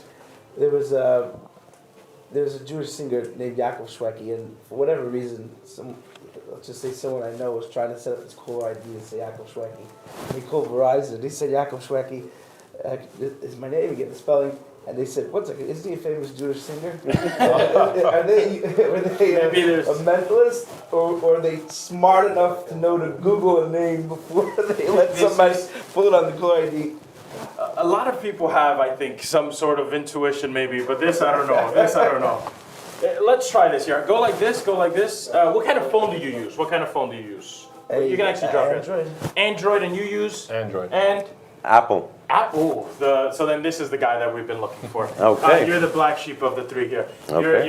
If I said to you right now, take out your phone. Do you use a password on the phone? The reason I say this is because I know that the Android sometimes you use just like, sometimes they have designs. Do you use an actual number password? Yes.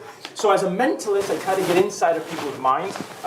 Here, open up your phone, but don't let me see your password. It's very important. So be very discreet about it. Hold it to yourself, but open it up. It recognizes my face. Perfect. So then it's even smarter than me. It's a smartphone, right? If you open up, let's say the notes or even this, it's fine. If I said to you right now to think of your password as a picture. So here's what I mean.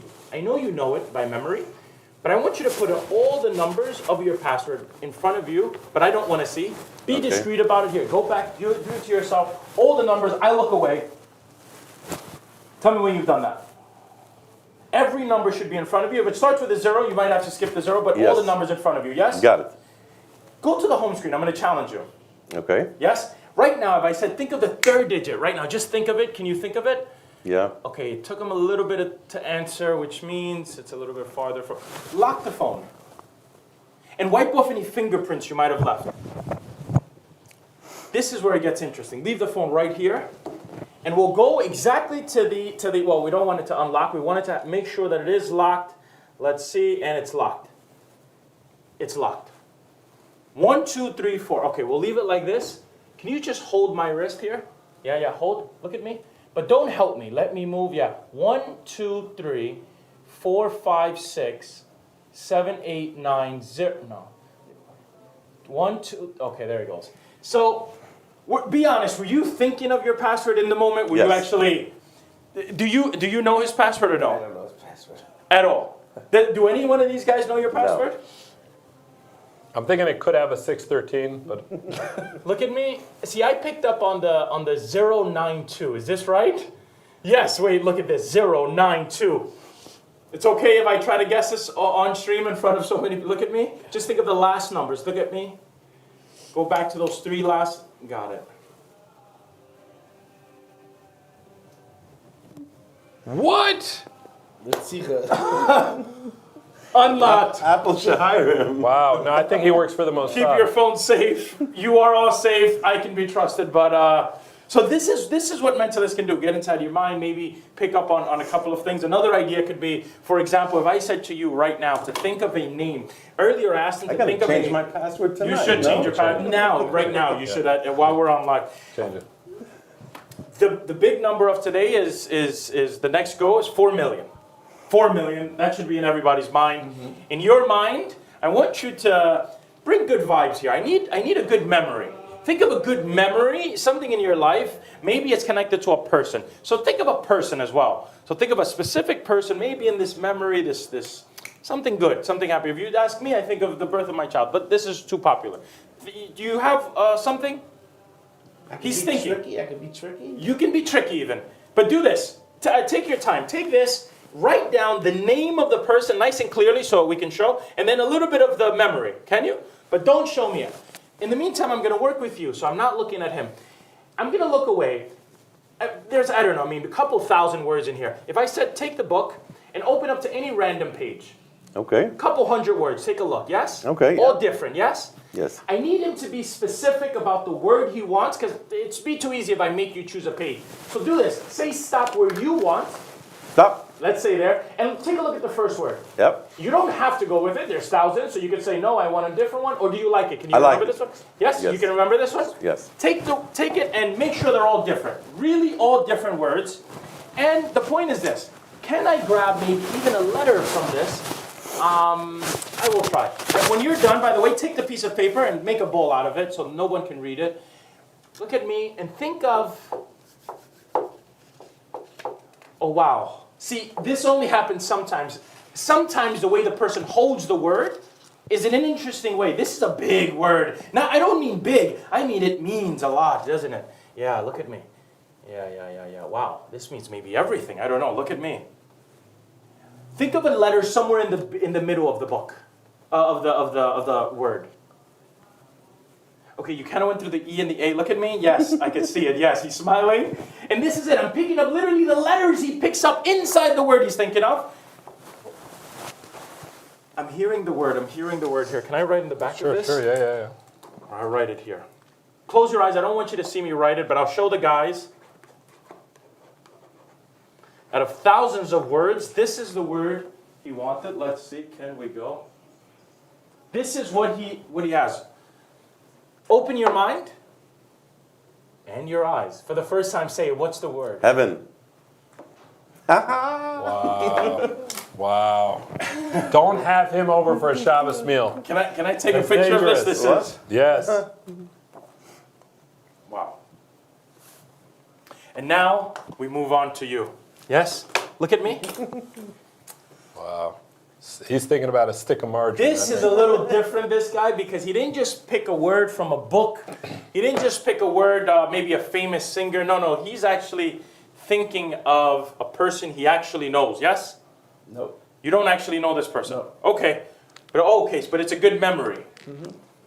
Let me see if I can get inside of his mind. Is it possible? Now, he did say I'm going to be a little tricky, so this will be tricky.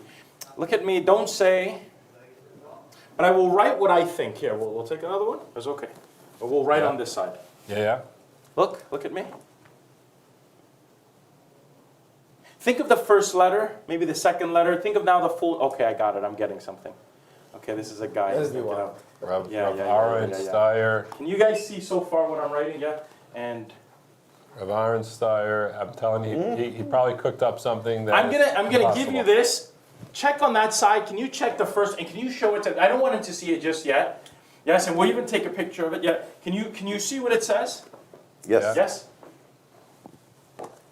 And we'll try here. Well, actually, we'll keep writing it out. Look. I might have spelled it wrong, but I'm getting something.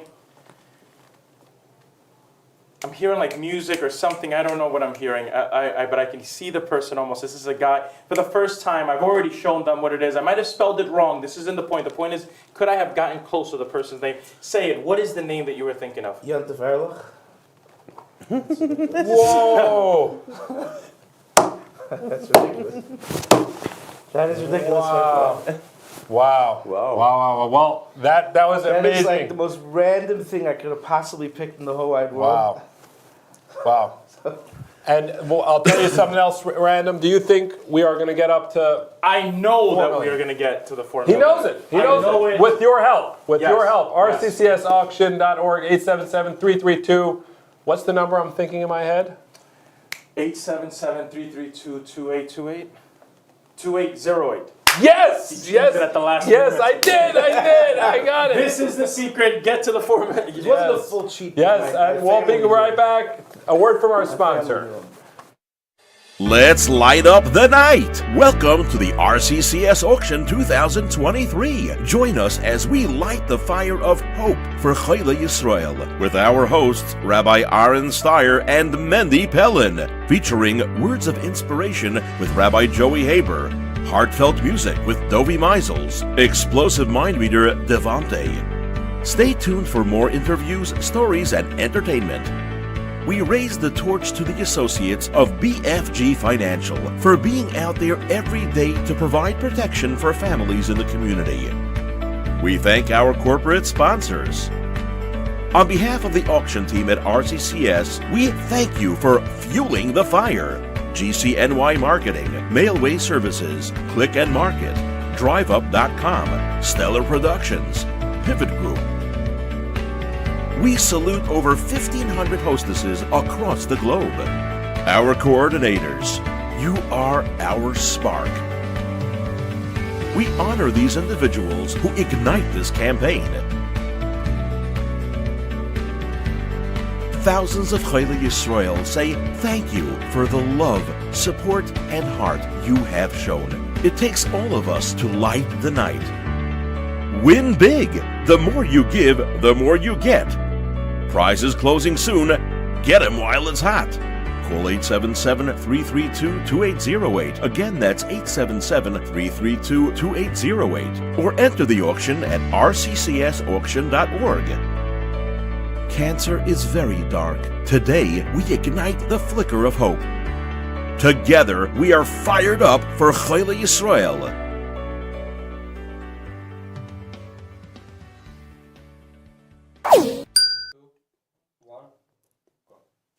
And we're back, and we are fired up. Fired up. Yes, you've seen this in the mail. You've seen it all over town. You've seen these amazing booklets.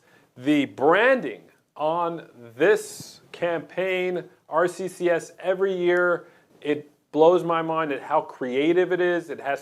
They come up with this theme, and then they run with the theme, and they have these sometimes bags and boxes and buses and well, you know what?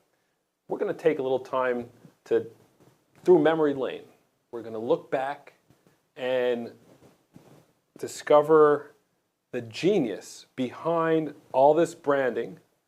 So we have here, right here, Yossi Blumenfeld from GCNY. Thank you for having me. Yes. And of course, we have our very own Rabbi Steinmetz. Thank you very much for being here. So we're going to talk about the different years that you came up. Did you come up with it alone? Yeah, you better believe it. So what's the process of coming up with a campaign to help bring awareness to RCCS and raise money? So thank you so much for having me. It's really cool to be here. It's been 11 amazing years that we've been working on the RCCS auction campaigns year after year. And I have to say, we have an amazing, me personally, and GCNY have an amazing connection to this organization. From when it started many years back, we came up with this new idea of attaching a color to an organization. It was brand new, and I think even till today, nobody has it. You show anybody the color yellow, and they'll know. It's just a color of hope and warmth and compassion, and it's been like that for 11 straight years. So I think that's that's a huge accomplishment, and that's really cool.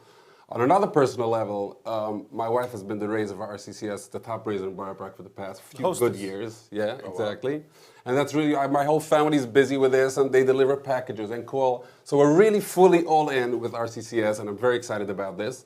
Over the years, every single year, our team at GCNY sits down and we start brainstorming. What do we do? How do we make it better than last year? What is going to be something that the hostesses love and the community loves and the patients take chizuk from? Like, we really try to encompass a lot in this one theme every single year. And every year we're competing with ourselves because whatever we did good last year, we just want to do better the next year. And everybody expects that. So we had some really cool signature campaigns over the years. And I've been able to work with so many amazing, talented, bright people over the years at GCNY and like photographers, writers, innovators, geniuses. It's just been an amazing ride. And I'm super excited this year, fired up as well. It's working. People love it. People attach to it. It's really, really amazing. And for us at GCNY, it's the highlight project of the year because like everybody's involved and invested for a few months and really into it. So that's basically how we do it. And how we come up with the ideas, I think it's everybody together. We try to take an angle that's really relevant to what we're trying to do, but out of the box in terms of thinking. So after we had the color yellow, we had so many ideas that came with it, like the emoji year. We had full of emojis that wasn't yellow. And we kept on just doing a lot of things around hope and positivity and happiness.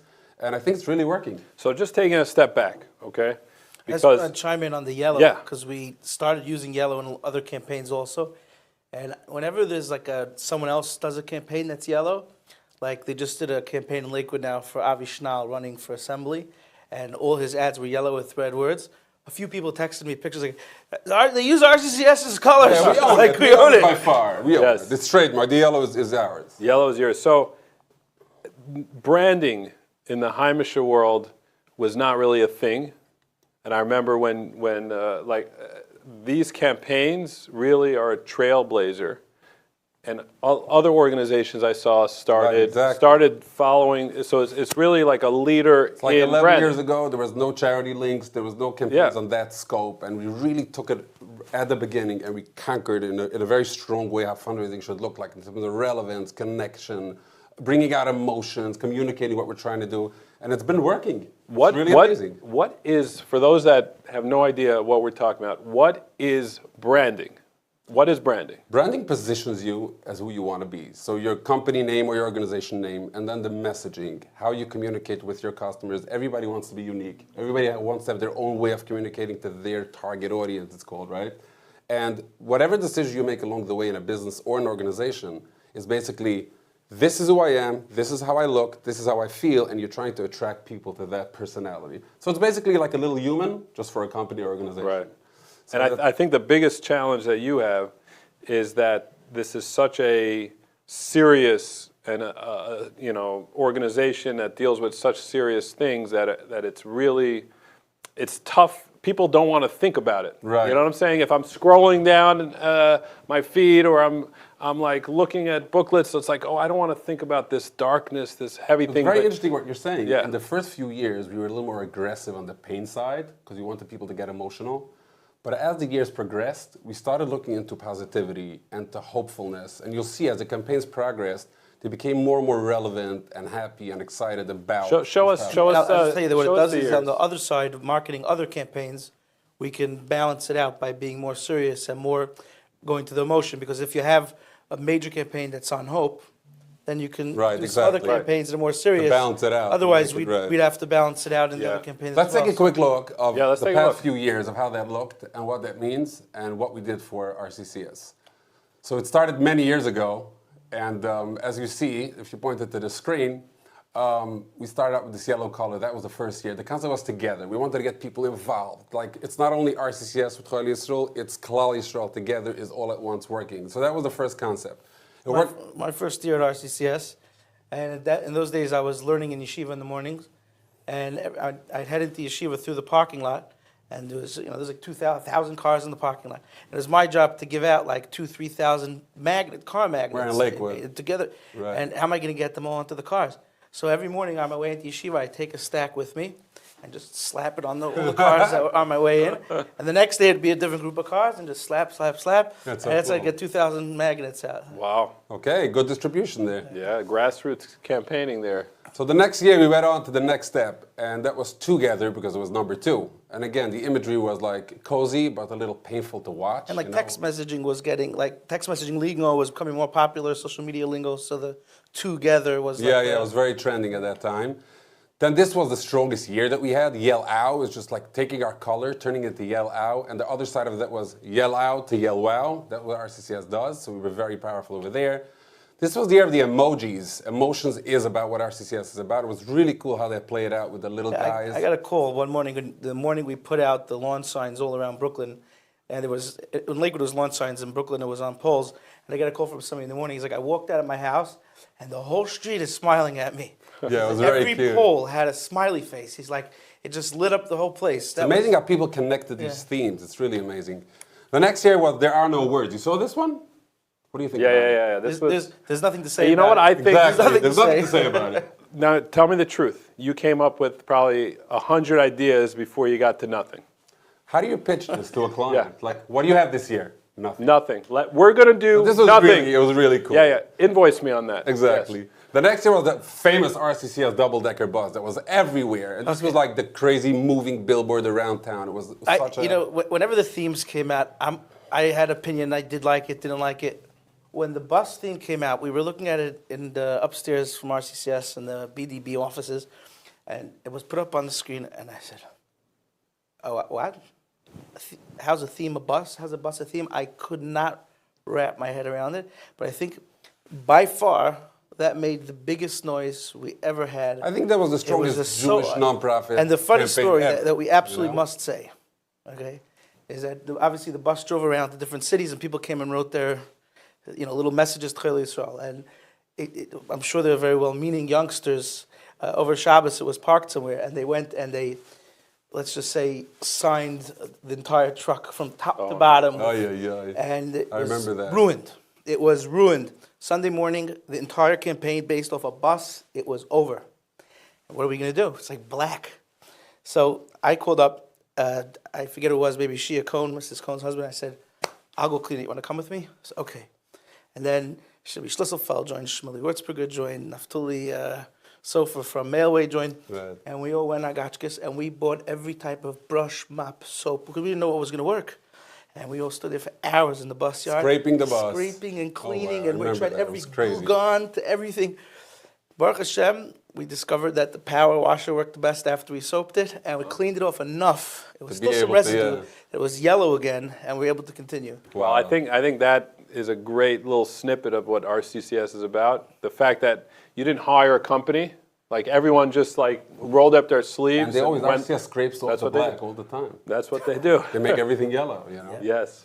Then we had the mission. You remember the mission? Oh, the mission. What did you do for the mission? The mission, I went with a couple different... Falkowitz, Shapiro was there. Yes. We went to this escape room, and we had a kumsitz. We had a mission. Sugar over there. Nobody did. The guy had to come and tell you guys how to get out from each one. There was such upkis going on. It was, yeah. It was, But we had fun. Then It was we a had little riddles tricky. and clues. But I love how you were in your office. You come up with an idea. Oh, this will be cute. But then we are the ones. gotta have to work. We have to get a bus. Exactly. We gotta we have to figure out all these logistics. We love to make you work. Yes. They say our work works. Yes. Then we had this was amazing. This was during COVID. It was called the drive-through, and we called it the zero contact auction. We actually had the previous campaign ready to print when COVID hit. We had to redo the entire project from scratch in literally 4 or 5 days. A new theme, new concept, new everything. Remember that time? Yes, I do, absolutely. And it worked very well. Right. It moved the entire thing online. Exactly. It was the first time we went online, right? Is this the one where they had the yellow boxes at the groceries, or was that a different one? Remember that one? Yeah. Was that the yellow, Yeah, the huge yellow boxes? I had a friend, okay, he called RCCS, and he's like, there's yellow boxes all over the place. He's complaining that it's just making a mess, and he was not happy with these yellow boxes everywhere. It just wasn't nice on the eyes. He was 2 years later, Nebuch, his wife, was diagnosed. Wow. And the first thing that hit him was the yellow boxes. And the branding worked. and he was torn apart. His whole everything was just in a big fog. It was just this yellow box right in the fog over there. Shining. Yeah. Because of that he called RCCS. And he called RCCS, and they held his hand and the whole family's hand along the way. That's so, amazing. Yeah. The work works. Branding on. matters. Exactly. Rolling on. What do we got? Then we had the flip side. The flip side. People were just going upside down for this one. It was very exciting. Then we had the red flag, which was last year. Was this inspired by any country in particular? What does it look like? I don't know. It's an empty red flag. Maybe Russian? China? China. I think so. China. But then we turned it into a yellow flag. Yellow flag. So that's victory. Oh, okay. Is it victory? Oh, I see. White or yellow? The red flag, okay. Of course. Then we had this guy. This was this year, the Fired Up campaign. I think Cholei Yisroel was really fired up with this guy. Yeah. And it's amazing how people attached to it. And look at this last slide. I think GCNY is very privileged. Ashreinu for us to be part of this for so many years. And look, it's look just behind amazing. You, and all the books. Exactly, all it's the right years here. and- It's right there. We just put up the fired up one. You see it right up there? Yeah, new addition to the family there you here. go. Yeah. So it's really amazing. And Yeah, I have to thank you on behalf of RCCS because I think that you took RCCS in general's marketing and branding to a whole new level. And the powerhouse of Chesed that we are today has got a lot to do with you. so you're proud shukayach. and excited about this. Looking forward to many more happy years on the yellow side. Amen. Hashem. Remember, Yossi Blumenfeld from GCNY. GCNY, Thank if you, you Mendy. are looking to brand anything, your company, your organization. Exactly. Just Talk not to the your- experts. just not your auction. GCNY, I'm telling you. All righty. The leaders. Thank you. Thank you so much. Thank you very much. Thanks, Mendy. And we'll be right back.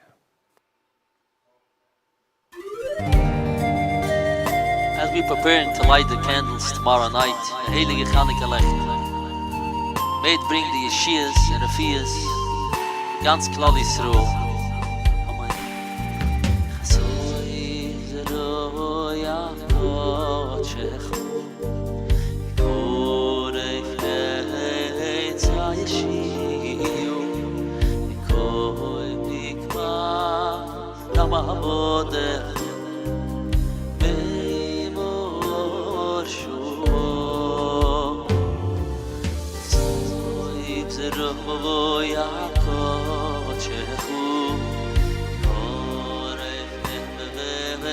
Yeshua, Ikoi Mikmas Damabodecho, Eimor Shua. Everyone, Yavar Chulovat, HaYeshua, Oy V'yei Kelei Tzli Meyor, Necheve Yamor, B'tzei Tzamor, Okem Lo Nuro Yeshivo,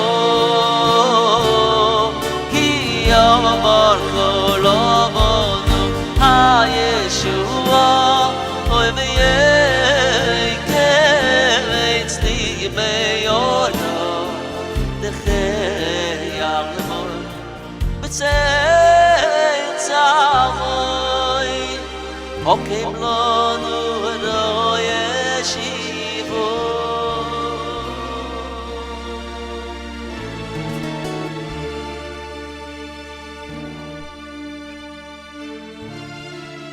Chanukah is the time where we see miracles. And you can see miracles every day, whatever. Someone needs a refuah, Yeshua, we see miracles. By Yom Mohim, Zman Hazeh. And every time part of the miracle that we have RCCS is part of a miracle 2023. Maybe we zoiche this year, this Heilige Chanukah Lechtelich, to be gebenched with brochas, yeshias, and refias, and simchas, and everyone whatever they need. Yisur ishkoyach fare nisim, in the beite vare nisim, nisim, oy oy oy oy nisim. Yisur ishkoyach fare nisim, in the beite vare nisim, nisim, hoch bizman hazeh. Ay ay ay, yisur ishkoyach fare nisim, in the beite vare nisim, nisim. Oy oy oy oy nisim, nizug ish koyach fare nisim, mi beite vare nisim, nisim, yoch bizman hazeh.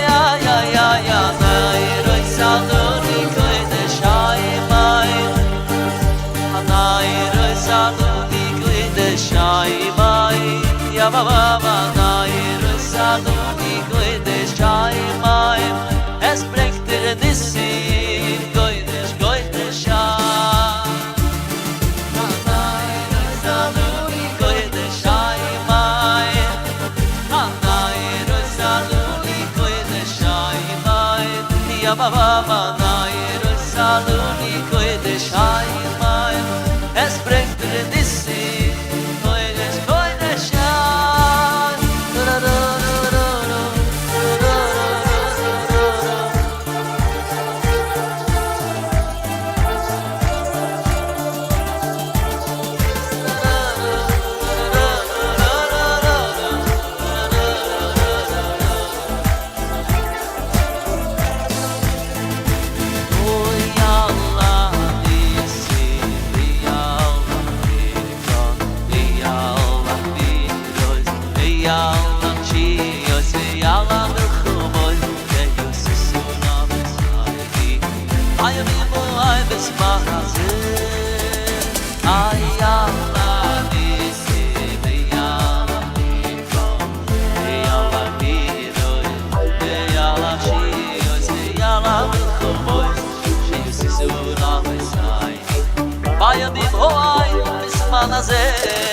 Everyone, we are dancing, they are people, they are amigos, they are chicos, they are milchomos, they are sisula besaydi, my people, I miss Manazer. Oh yeah, dancing, they are people, they are amigos, they are chicos, they are milchomos. My people, I miss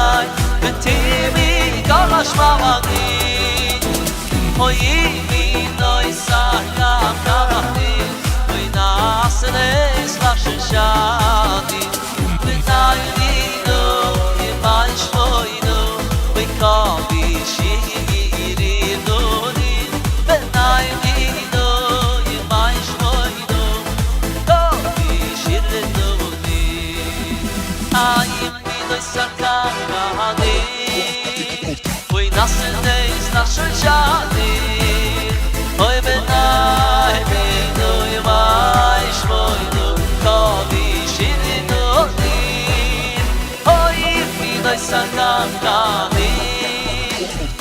Nasenes nashashani Libnai vino imai shmoinu Kami shivinu muhi So sing Mashiach, where are you?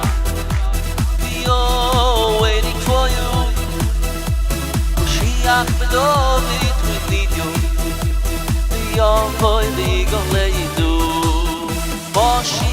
Mashiach, where are you? We are waiting for you Mashiach, David, we need you We are waiting on you Oyani mami Me'emuna sheleima B'viyasa Moshiach Ani mami Oyani mami Me'emuna sheleima B'viyasa Moshiach Ani mami Yafavi sheyisma meleya lo yimkoze achakelo Yafavi sheyisma meleya lo yimkoze achakelo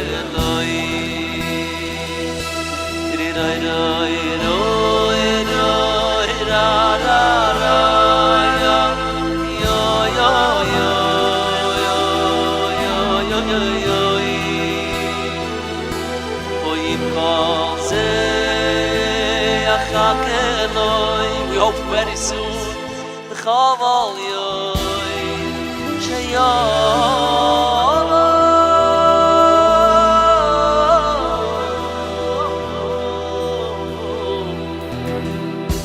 Thank you. And we're back here for RCCS with a very special guest, Rab Penny Engel. Rab Penny Engel has seen firsthand the amazing chesed that goes through the doors and runs through the veins of RCCS. So right now I want to hear his personal story. Penny, first of all, before we start, who in your family was affected and was the recipient of the chesed from RCCS? So it was my son Eli, my oldest son. He was 20 at that time. It was on a Wednesday, July 28th at 12:30 a.m. in NYU that the doctor called me in and told me the news that my son has leukemia and he will need treatments. The very first thing that I did, picked up my phone at 12:30 a.m. and I text Cholei, that I've known him from before. I text him, do you have a minute, can you talk? And he called me right away, told him what happened, send him over the information, the blood work. I could check on my phone while I'm looking at it here. I was up with him the whole night. I was busy with my son's pediatrician, right away with doctors in the NYU, with Dr. Carroll. If I remember good, looking at my phone, last time I spoke to him was, I think, at 2:30 a.m. At 6:30 he was already texting me. Are you in the room here already? From the minute that my son was diagnosed, I was in touch with Cholei. Right away in the morning, he hooked me up with the coordinator, Cholei Yisroel. And what's Zisha's position at RCCS? At that point, I didn't even know his position, to be honest. I've known him from before, so I reached out to him. And as I said, he was there to guide me. Without going into details, right in the beginning, there's so many things involved. But you need to do within 24 hours. Which doctor's going to see, which floor you're going to be in, what type of therapy we're going to do, insurance. It's a million things. He was there to guide me, him and the coordinator, Mr. Isaac. What was the feeling, that little feeling between RCCS holding your hand before that, just getting that news, how old was your son at the time? 20. 20. Getting the news and just like everything gets tuned out. What was that feeling for you? I was in shock. I didn't know what to do. I remember putting my arms on my son's shoulders and I told him 2 points I want to tell you. Point number one is Hashem always picks the good people. Baruch Hashem is a Baruch, he sits and learns all day. And he picked you. Second point I told him, we're going to push this through b'simcha. We're strong people. We're Yidden. We're going to push this through. There's a lot of help out there. And Miyat Hashem will push this through. Talking about pushing it through, on my way in here to the interview, my son called me from Israel. He's in Israel now. He's learning Gimmi Yeshiva. You're talking about a year ago this time, he had his bone marrow transplant, December 9. This Shabbos is going to be a year. And he's in Israel now. And he called me to ask me a shaila where he should send the menorah, because in Israel you'd send outside on the street. We have the custom, we send the menorah inside. You're talking about a bocha that this time last year, we were in Memorial Hospital, lighting menorah with electrical thing. I remember tonight he was holding a Talmud Torah in his hand. He couldn't even move. He couldn't even put on the candle. Baruch Hashem, a year later, here's where we're standing. And I can say, RCCS was here to support me, not just medically, not just with doctors. The support. I knew every time I need chizik, forget about medical. Again, when I need a chizik, who did I call? I called Isaac Coach. Many times that I called him. Just, I need chizik. How do I handle my wife? How do I handle my other kids? There's a lot of emotional stuff going on at home now. I had a backbone who to lean on. Talking about Isaac Coach, my other backbone was Rabbi Meisels. Whenever I needed something, I always called Rabbi Meisels. If I had a halacha shala, or again, also, whenever I needed chizik, RCCS was there. I even called sometimes Rabbi Isaac Coach, believe it or not, you're going to laugh at me now. Sometimes I used to call him and say, hi Tati, I need to talk to you. Wow. This was my connection with RCCS. Wow. Because you have to be the parent to your son, be strong, and it's kind of like you needed a father to hold you so that you could have the strength to be there for your son. Correct.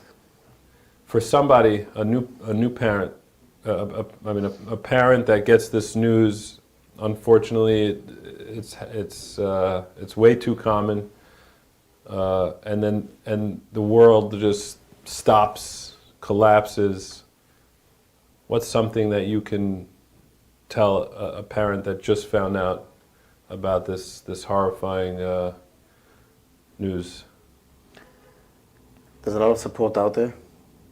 Again, talking about RCCS, one of the very first questions that he asked me, I thought RCCS just helps you with medical. He asked me, where do you work? Give me your boss's phone number. It was one of the first questions he asked me. And I said, why do you want my boss's phone number? Happens to be I'm self-employed. So you're going to need help financially. They are there to support you from A through Z. Everything that you need. So my message to other brands is, first of all, you got to be strong. You're going to push this through. There's a lot of support, a lot of people to help you. And I'm really happy that your son is lighting a non-electric menorah out and about, and he has these shilohs for you, and he's doing well, and he should, go from strength to strength.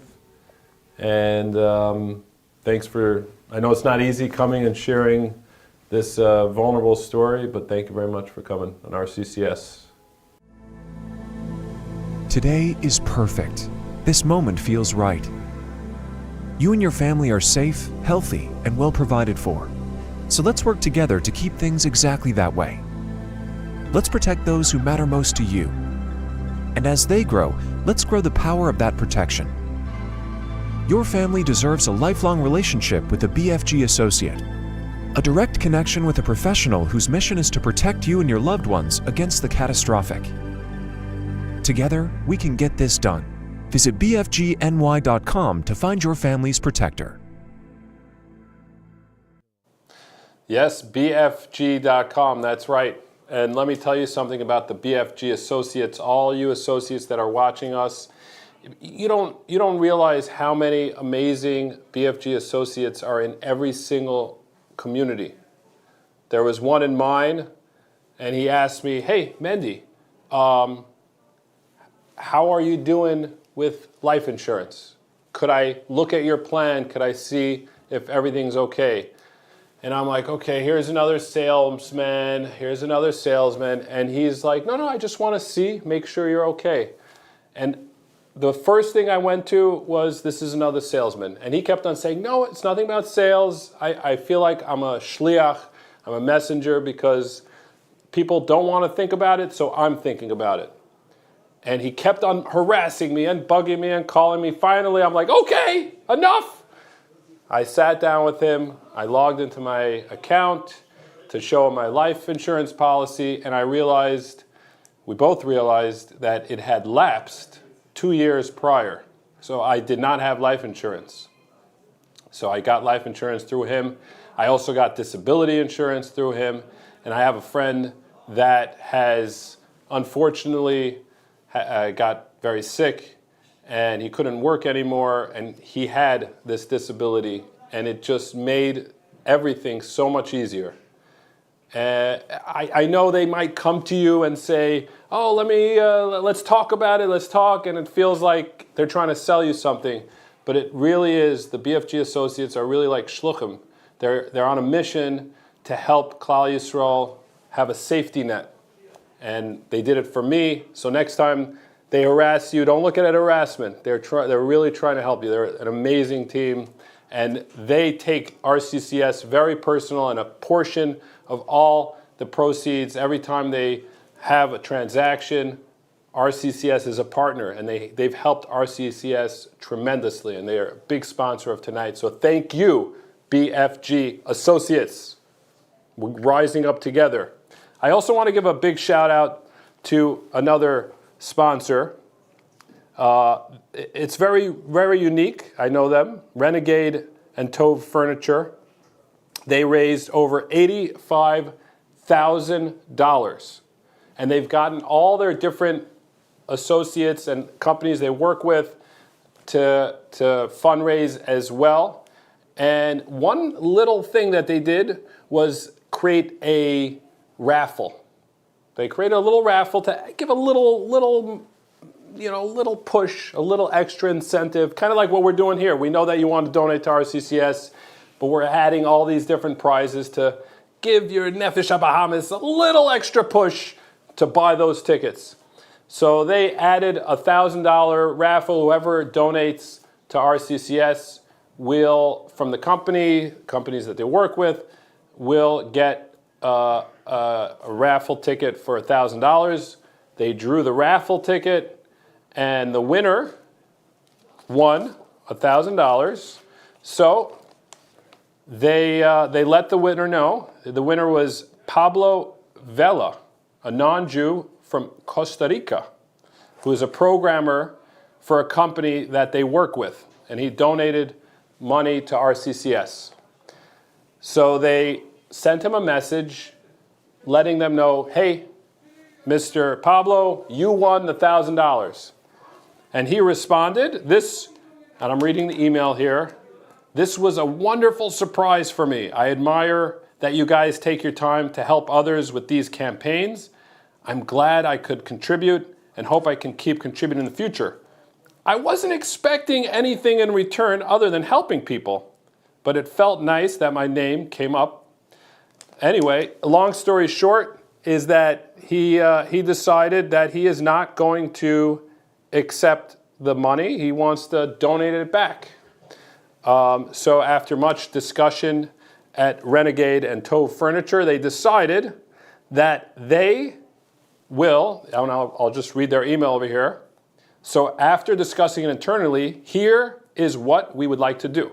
We would like for you to make a raffle of all RCCS staff and choose a winner for $1,000 to spend at Tove Furniture, and they have amazing furniture. Such kind, amazing people. I know them. So we're going to pick the winner right now.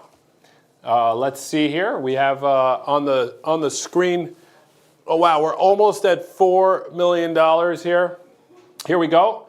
And let's spin it. Let's see who over here is going to be the winner of $1,000 at Renegade and Tove Furniture. Wow, Rochi Eisdorfer, congratulations, congratulations. Thank you so much. And and you know what? That is very, very highly deserved. While I'm at it, you may have not have won the $1,000, but you really helped this organization to stay afloat and help this evening possible. I'd like to give a huge thank and take a moment to mention a few people by name. The coordinators, Chana Esther Gutman, Esti Heskel, Ellie Berkowitz, Chana Malke Sinai, Rosie Francis, Esti Waldman, Chaya Schlisselfeld, and the Schlisselfeld team, which did amazing tonight. Fagi Kalmanowitz, Javi Kalman, Henny Weingarten, Chayla Alt, Frady Asina, Rachel Fishman, Mary Klein, Eliza Zletzer, Rachi Wasserloff, Miriam Weiss, Shane D. Farkas, Rachi Goldberger, and Razy Taub. Thank you so much to you. Thank you so much to BFG Associates. Thank you very much to Renegade and Tove Furniture. And one more and a few more sponsors here. Billing Express, Blue Shoe, Ellie Friedman Productions, GM Insurance, HML Brokerage, Lulu Clothing, MD Billing, Metropolitan Realty Exemptions, MGI Insurance, Mount Sinai, Pleats, Ryam, Road to Recovery, Supreme Medical Management, Zoller's Nutrition, and Zone Tech. And of course, you. Thank you so much. We almost are here. We are almost here. We're almost making the raffle. We only have $12,000 to reach our goal. We're going to call you. I have my phone here. We're going to pick out a ticket. We're getting ready. Last chance. This is really the last chance. In just a few minutes, we're going to pick it out. RCCSauction.org. Get your prize. We're going to be right back. From the moment I came to the Mount Sinai Brooklyn Infusion Center, I felt like a person, not a number. You're known on a first-name basis. And when you're faced with a life-threatening situation, it's frightening and you're worried. And the team here, they want to give you the best chance you could have. At Mount Sinai Brooklyn, we're committed to providing the latest technologies and the highest level of diagnostic, medical, and surgical services. As we've grown, our number one priority has been access for our community.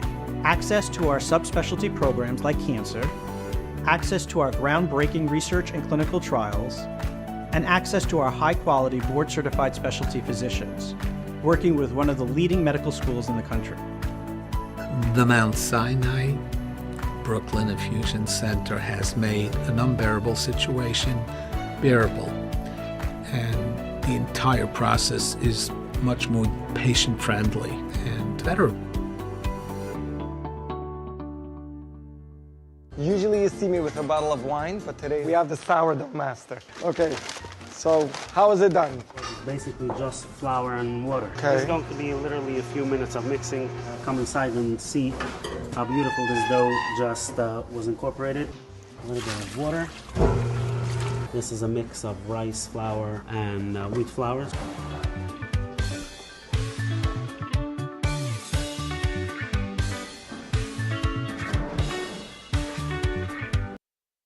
Wherever you go, wherever you are, there's nature. At Zallers, we take that nature and nurture it. Zallers' professional team does extensive research to produce premium kosher supplements, which are of the highest quality and easier to absorb. Manufactured in a GMP and NSF certified facility, it's either the best or not Zallers. As a third-generation company, Zallers vitamins have personal integrity ingrained. a family mission boasting premium nutrition. In addition, Zoller's is synonymous with trusted advice to relieve common health conditions. Zoller's supplements offer nutritional solutions to improve one's health and wellness by providing free advice on our nutritional hotline at 1-877-ASK-ZOLLER and via email ask@zollers.com. And we're back. I am really fired up. I'm really fired up tonight. There's so much amazing things happening, so many opportunities to win prizes, and also to learn behind the scenes of RCCS, this amazing organization that saves so many people and helps Cholei Yisroel. Right now, I'm here with the man himself, the Global Director of Medical Services at RCCS, Cholei. Thank you so much for coming here. Thank you for having me. Thanks for coming by again. Yes. Well, I'm just going to correct that. I thank you for coming here. You were already here, and you were working. I just schlepped you out of the office here. Yeah, I've been here for a decade or so. Wow. So thanks for being here. Thanks. So what exactly is your role? It's a fancy name. What exactly do you do here? So my role is to build a team and supervise the medical services at RCCS. It's very hard to explain it in great detail, but the bottom line is we have, unfortunately, dozens of patients reaching out to us, new patients every week. And of course, this accumulates with the existing patients. They need guidance, they need support, they need to understand what's going on. And you need staff who are knowledgeable, who are compassionate, to make sure that they hold these patients and their families' hands throughout their journey. And I have the zechia to work with these special men and women who do this day in and day out to support all these patients and their families. Just walking earlier today through the hallway, you know, I hear conversations in the office of someone helping with insurance. I heard different insurance talk. I heard of, you know, I don't want to give away any information, but like give me an example of today or this week of what the workload is like right now. Sure. So every medical care coordinator by us has a caseload of approximately 75 active cases that they work and they follow up on these patients. And they are the main point of contact, not just for medical, because they become like their family, they become like their best friends, and they make sure to link them to all these other services as needed, insurance, financials, money, emotional support, and whatnot. The medical staff are the key, because without knowledge of where to go, what to do, and advocacy to get to the best medical care, you have nothing. But in order to get that done, you need proper insurance, you need the financial subsidies, you need everything else, all the ammunition to fight this battle. Just to give you in perspective, I was just talking outside with Menachem Oberlander and some of the other team members about a very serious case that they're dealing with right now. An 11-year-old boy who found himself suddenly paralyzed, and took him to the hospital, and things went from bad to worse very quickly. They had to intubate him, and after all the imaging was done, they found a very bad tumor in his spine. The kid had to be airlifted to an out-of-state hospital where he had a very complex spine surgery, which he's recovering now from, and now they have to decide between different modalities of treatments and where that should be done. And all these things are not just the researching and speaking to all these doctors and specialists. Insurance is always a part of the equation. So when we're thinking about taking the child from Florida now to CHOP in Philadelphia, we have to make sure that the insurance is worked out, not just on the transfer, but the type of treatment that they want to do, because time is of the essence with all these things. So it's a team effort on each individual case.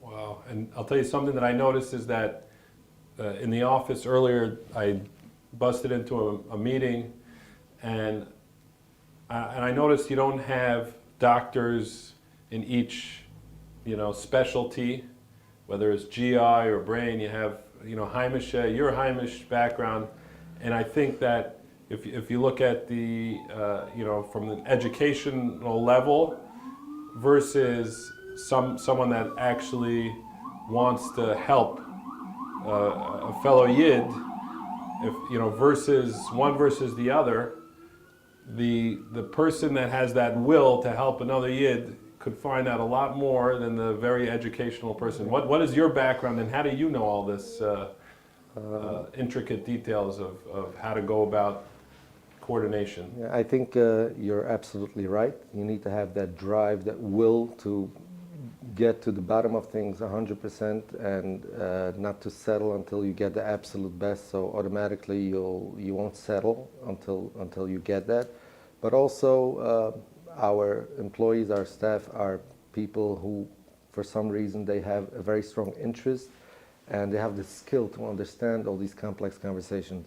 It's true that none of us are clinicians, but at the end of the day, when we're having these conversations with top-notch doctors and researchers, they are all blown away by the vast amount of understanding, knowledge, up-to-date information on the most cutting-edge treatments.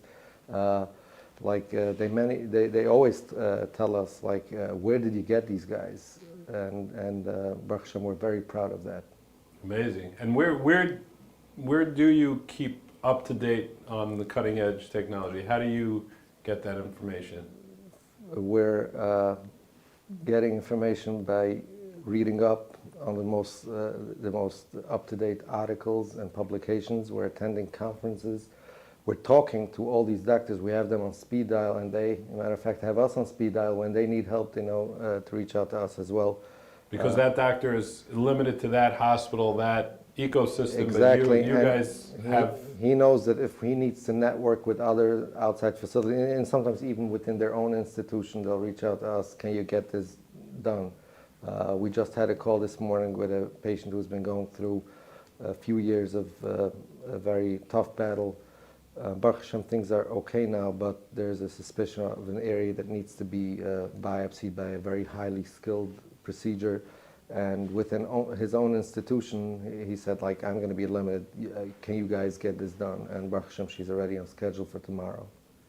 Wow, that's amazing. I think, like what I said before, it's the will is what really drives it here, and you can see from the fact that there's staff in the office staying late, just working, not here because they're working on this auction. They're just working. It seems like everyone here is just here to help Cholei Yisroel. Right. This is not just a job. This is a lifestyle that we live and breathe every day and night. And before you go, is there anything you want to tell me about? I was here last year. How's the growth of your services? Baruch Hashem, we've added a number of new staff members as we become more and more specialized and sub-specialized. We've also added an ancillary medical care department, which is dealing with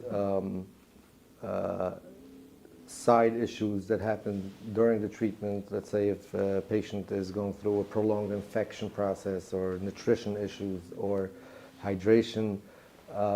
We have somebody who's focused on those things, so our oncology specialists don't get bottlenecked with these side issues, as well as we added a number of new financial subsidies that are not primarily focused just on medical and insurance. We've added some other catastrophic funds for situations as needed.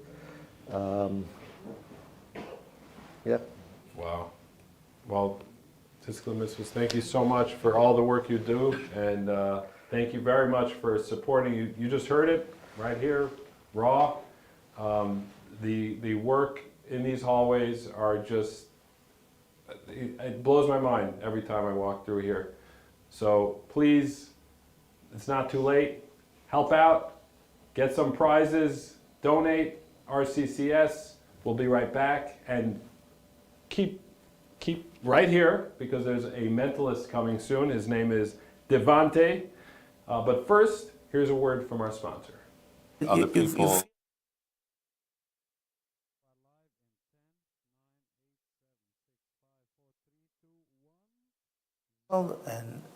And we are back. We're right now holding by 3,997,000, almost 98,000. We're almost there. So we are going to pick a winner in just a minute. Raffles are all closed. We're leaving. They're all closed? Yeah, just the grand prize is open. Ground prize. Okay, so just get as many grand prizes as you get.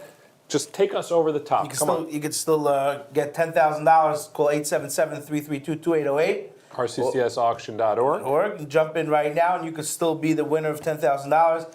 And for you who are about to just click the button and go to sleep, we're going to be making some phone calls very quickly. So now's not the time. Just yes. give it a couple more minutes. Before we pick the winner. Oh, we want to wake them up. It's way more fun. Yeah. Before we pick the winner, I noticed that we forgot to shout out Shimmy. Yes, you want to give him a proper yes. There's a financial board for like every campaign of RCCS, people who go through all the bills, review the budget before the campaign to make sure that everything we're doing is we're spending tzedakah dollars the right way.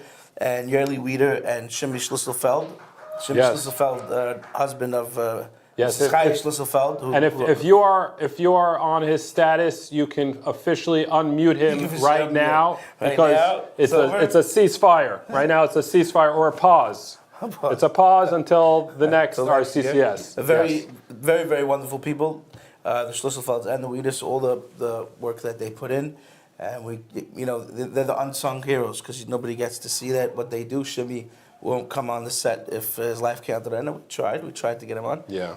So they really a lot of akar to them for what they do. Baruch Hashem. Yeah. Do you put margarine in your cholent? So we have to get this out of the way, right? Okay. All right. No. It's just stuck in my head. It's stuck in my head. The record straight. Okay. I was watching a cholent competition. Yeah. And the second place winner was a Chassidish young man, and they asked him, "What did you make your cholent so good?" And he said, "My brother from Eretz told me put in 2 sticks of margarine." Nice. So my son knew that story. He knew there's 2 sticks of margarine. We do not put in 2 sticks of margarine. I'm just getting word now. We have a winner on the line for the Heritage Tour. Let's get him on here. Hello. Heritage Silver. This is, who am I speaking with? Mrs. Silver. Oh, wow. Thank you so much for calling. How can I help you? I just got a phone call that I won something. Yes, and what do you think that free insurance for the car extended car warranty? Yeah. What do you think you won? I don't know. All right, so forget it. What do you think? No clue. What do you want to win? Did you put any raffle tickets? I think I got 1 ticket in every raffle, so I have no idea what it might be. Wow. Well, thank you. Thank you so much. I'm just taking a quick break 1 second before letting you know what you won because I just got word that we, RCCS 2023, have reached $4 million. Wow, Cholei Yisroel, you have really fired up tonight. It is amazing, and thanks to all the WOW women and everyone that has led us to where we are right now. The winner on the phone, we wouldn't be there yet, right? Because we're a bit short, whatever your donation and thanks to your donation, and congratulations, you have won none other than $10,000 at Heritage Silver. Oh, wow. How does that sound? Wow. $10,000. How does that feel? And sounds like a nice Pesach Seder coming up. Mazel tov, congratulations. Thank you, Volvi, from Heritage Silver. Lots of love to you. Somebody from the office of Mitzvah Shem will be in touch with you for the information how to claim your prize. So, Tiskala Mitzvahs and a Freilich and Chanukah. So they'll be contacting me from the office? Correct. Yes. Thank you very much. You could get a big menorah, a big silver menorah if you want. Okay. All righty. That's always exciting. Okay, we are You think we we are woke them up? calling. They We have sounded- what? They sounded up. They didn't sound like we woke them up. You know what is amazing about RCCS callers? Every year, consistently, we call them. It's unlike any other calling U1 situation where they go berserk, they go nuts. Because I kind of feel like it's going to sound a little cheesy, but I kind of feel like they weren't really going that much for the prizes. They were trying to donate to RCCS, and it's a silver lining, like literally just our last phone call. We got another person on the line here, another winner, and let's see what they are winning. It's not coming through yet. Okay. Here we go. We're going to answer this line. Hello, thank you for picking up the phone. Who do I have the honor of speaking with? My name's Alan Foreman. Alan Foreman, how's your evening going so far? Baruch Hashem, Baruch Hashem. Alan, what city do you live in? I live in Manhattan. You live in Manhattan. Look at that. Well, you would not believe you are a winner for the RCCS 2023 auction. Do you remember buying Okay. tickets?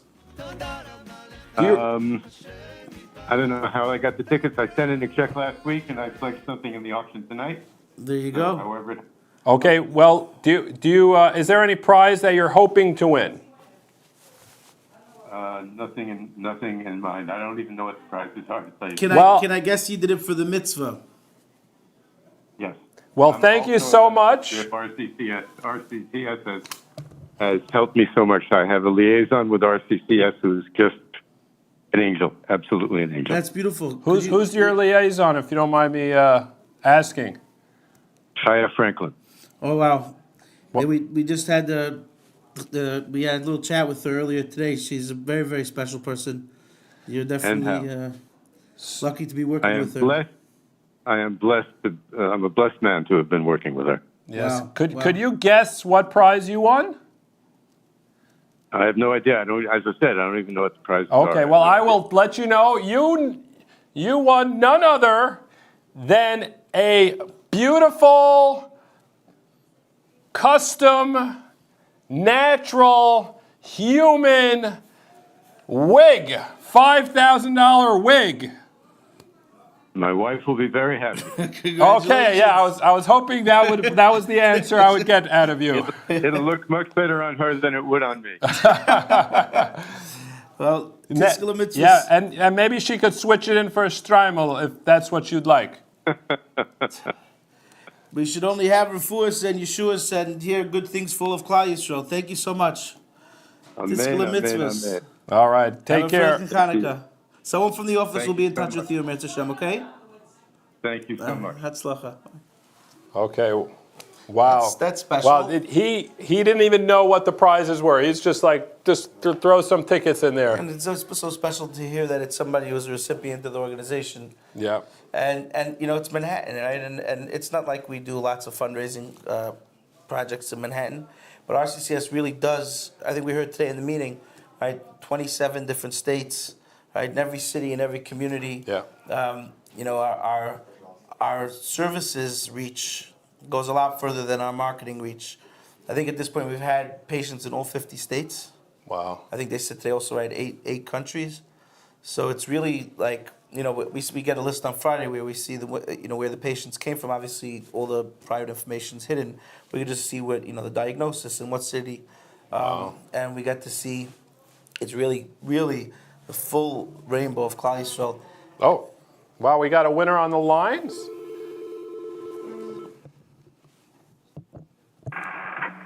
Hello, thank you for picking up our phone tonight. Who do I have the pleasure of speaking with? Mr. Khan.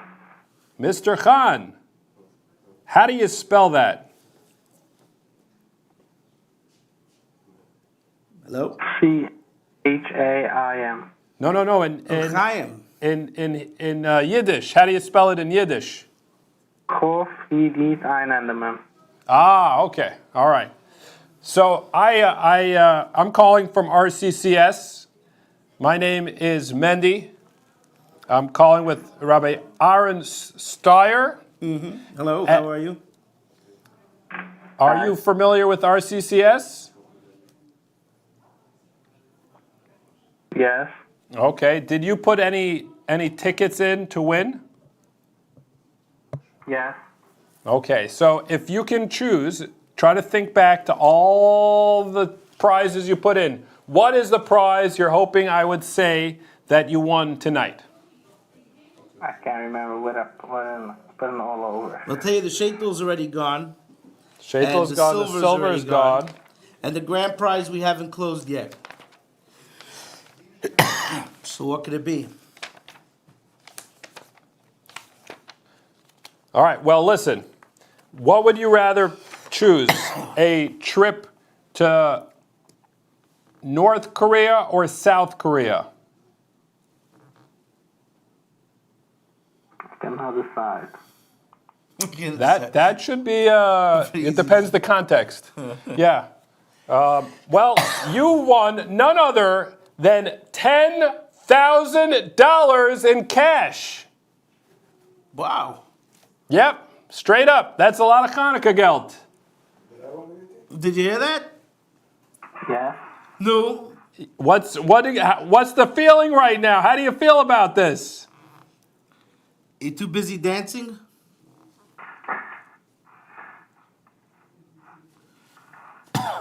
Okay. I think he's in shock. Thank you very much for donating to RCCS and spend the auction money wisely. And Yirat Hashem, so from the office, we'll be in touch with you. Tiskala mitzvahs, Afreilich and Hanukkah.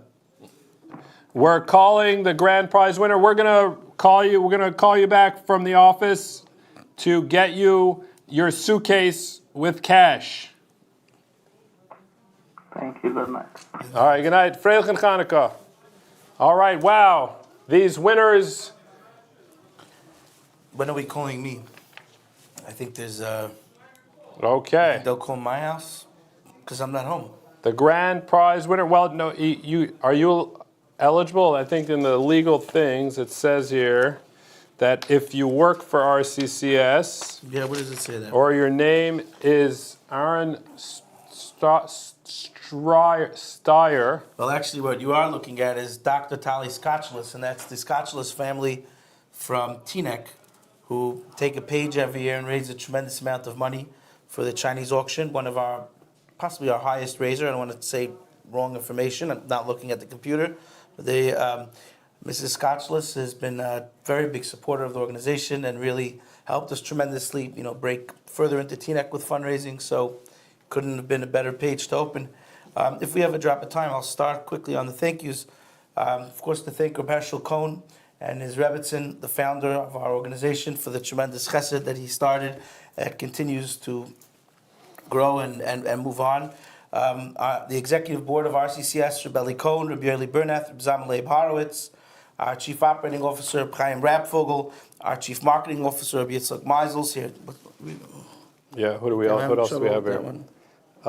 The auction board, the National Director of Development, Rabbi Aaron Steyer. Okay. I'm gonna give you. Gotta give you a hug. I was having trouble reading. Yeah. He's an unsung hero, by the way. What's the next one there? He has really done a lot. What's the next one? That is Mendy Pellin. Oh, beautiful. Yes. Mendy Pellin. I have no problem saying my name. Reb Shlomi Steinmetz and the pivot team, Nuchem Orenstein of Omni, Shmuley Wurzberger, who's everybody in RCCS knows who Shmuley Wurzberger is and what he does and how he's everything you see here. The fact the lights are on, the phone's working, and the computer in the back is working is all Shmuley. Shmuel Gansfried, our bookkeeper, Ricky Banda, Brian DeFarkas, Kitty Oberlander, Chumi Weiss, Elke Berkowitz, Ruchi Eisdorfer, Blimi Joseph, Rivka Cohen, Devari Posner, Fegi Goldberger, Ruchi Frankel, and the entire data entry team. Our Women of Wonder, over 1,000 of them. And shout out to the RCCS staff from the financial and medical department and from everywhere in between. Today there's, I think, close to 100 employees at RCCS between the U.S. and Israel. So to read all their names would take quite a while. Lots of them got shout outs and mentions, but there's so many more. And of course, I want to hear from the hallways a big shout out to Shia Cohen, the Cohen family, and of course, Rebbetzin Cohen, Mrs. Cohen. Behind every organization is a powerful woman. Who's that screaming? And behind every powerful woman is a powerful man. Yeah. And behind the man and the woman are kids that don't have any parents because they're too busy working on the RCCS auction. So we will return your parents to you. We know your address. We will send them home. You can have your parents back after this auction. And we're sorry to tell you, but no more food from the restaurant for a little bit of a while. Also, a thank you to Ari Grunwald and the Renegade team, Yossi Blumenfeld and the GCNY team. We met them earlier. Tzvi Spitzer of Stellar Productions, and Moshe Zuckerman, the man behind the screens. Yankee Deutsch and Yossi Klein from Drive Up, a fantastic team with the website. Naftali Sofer of Mailway, who helped us clean the bus that we mentioned earlier. And of course, Shlomi Steinmetz from Pivot. Of course, he's the guy. He's been in my ear. And if you heard any good lines this evening, it's because he whispered it in my ear while we're talking. Just a little secret here. His 5th event of the week. Yes, yeah. He hasn't been a busy week, but he just camera. He always comes every year. He comes here to talk in our ears, and he's just amazing at directing and calm. His energy is amazing, and we're going to spend the next hour talking about him. That would be nice. What do you want to discuss today? Where did he grow up? Where did he come from? I don't. I'm going to guess Borough Park. Borough Park? That sounds about right. I don't know. He lives there now. I think Williamsburg. Williamsburg. Yeah, curious Yale. But anyway, he's telling me right now in the ear to go to the grand prize winner. We have a grand prize winner. And his name is Herschel Laufer from Brooklyn, won the grand prize. Herschel Laufer. Herschel Laufer, thank you so much for supporting Cholei Yisroel, Klal Yisrael, RCCS, and we hope not to see you next year. Have a good night and a freilichen Chanukah. Yes, thank you, Mendy. Another beautiful event. And may we be zeicher next year to never need RCCS ever again. As a Herschel Cohen always says, we should be zeicher to close it down very, very soon. It's your prayer. Amen.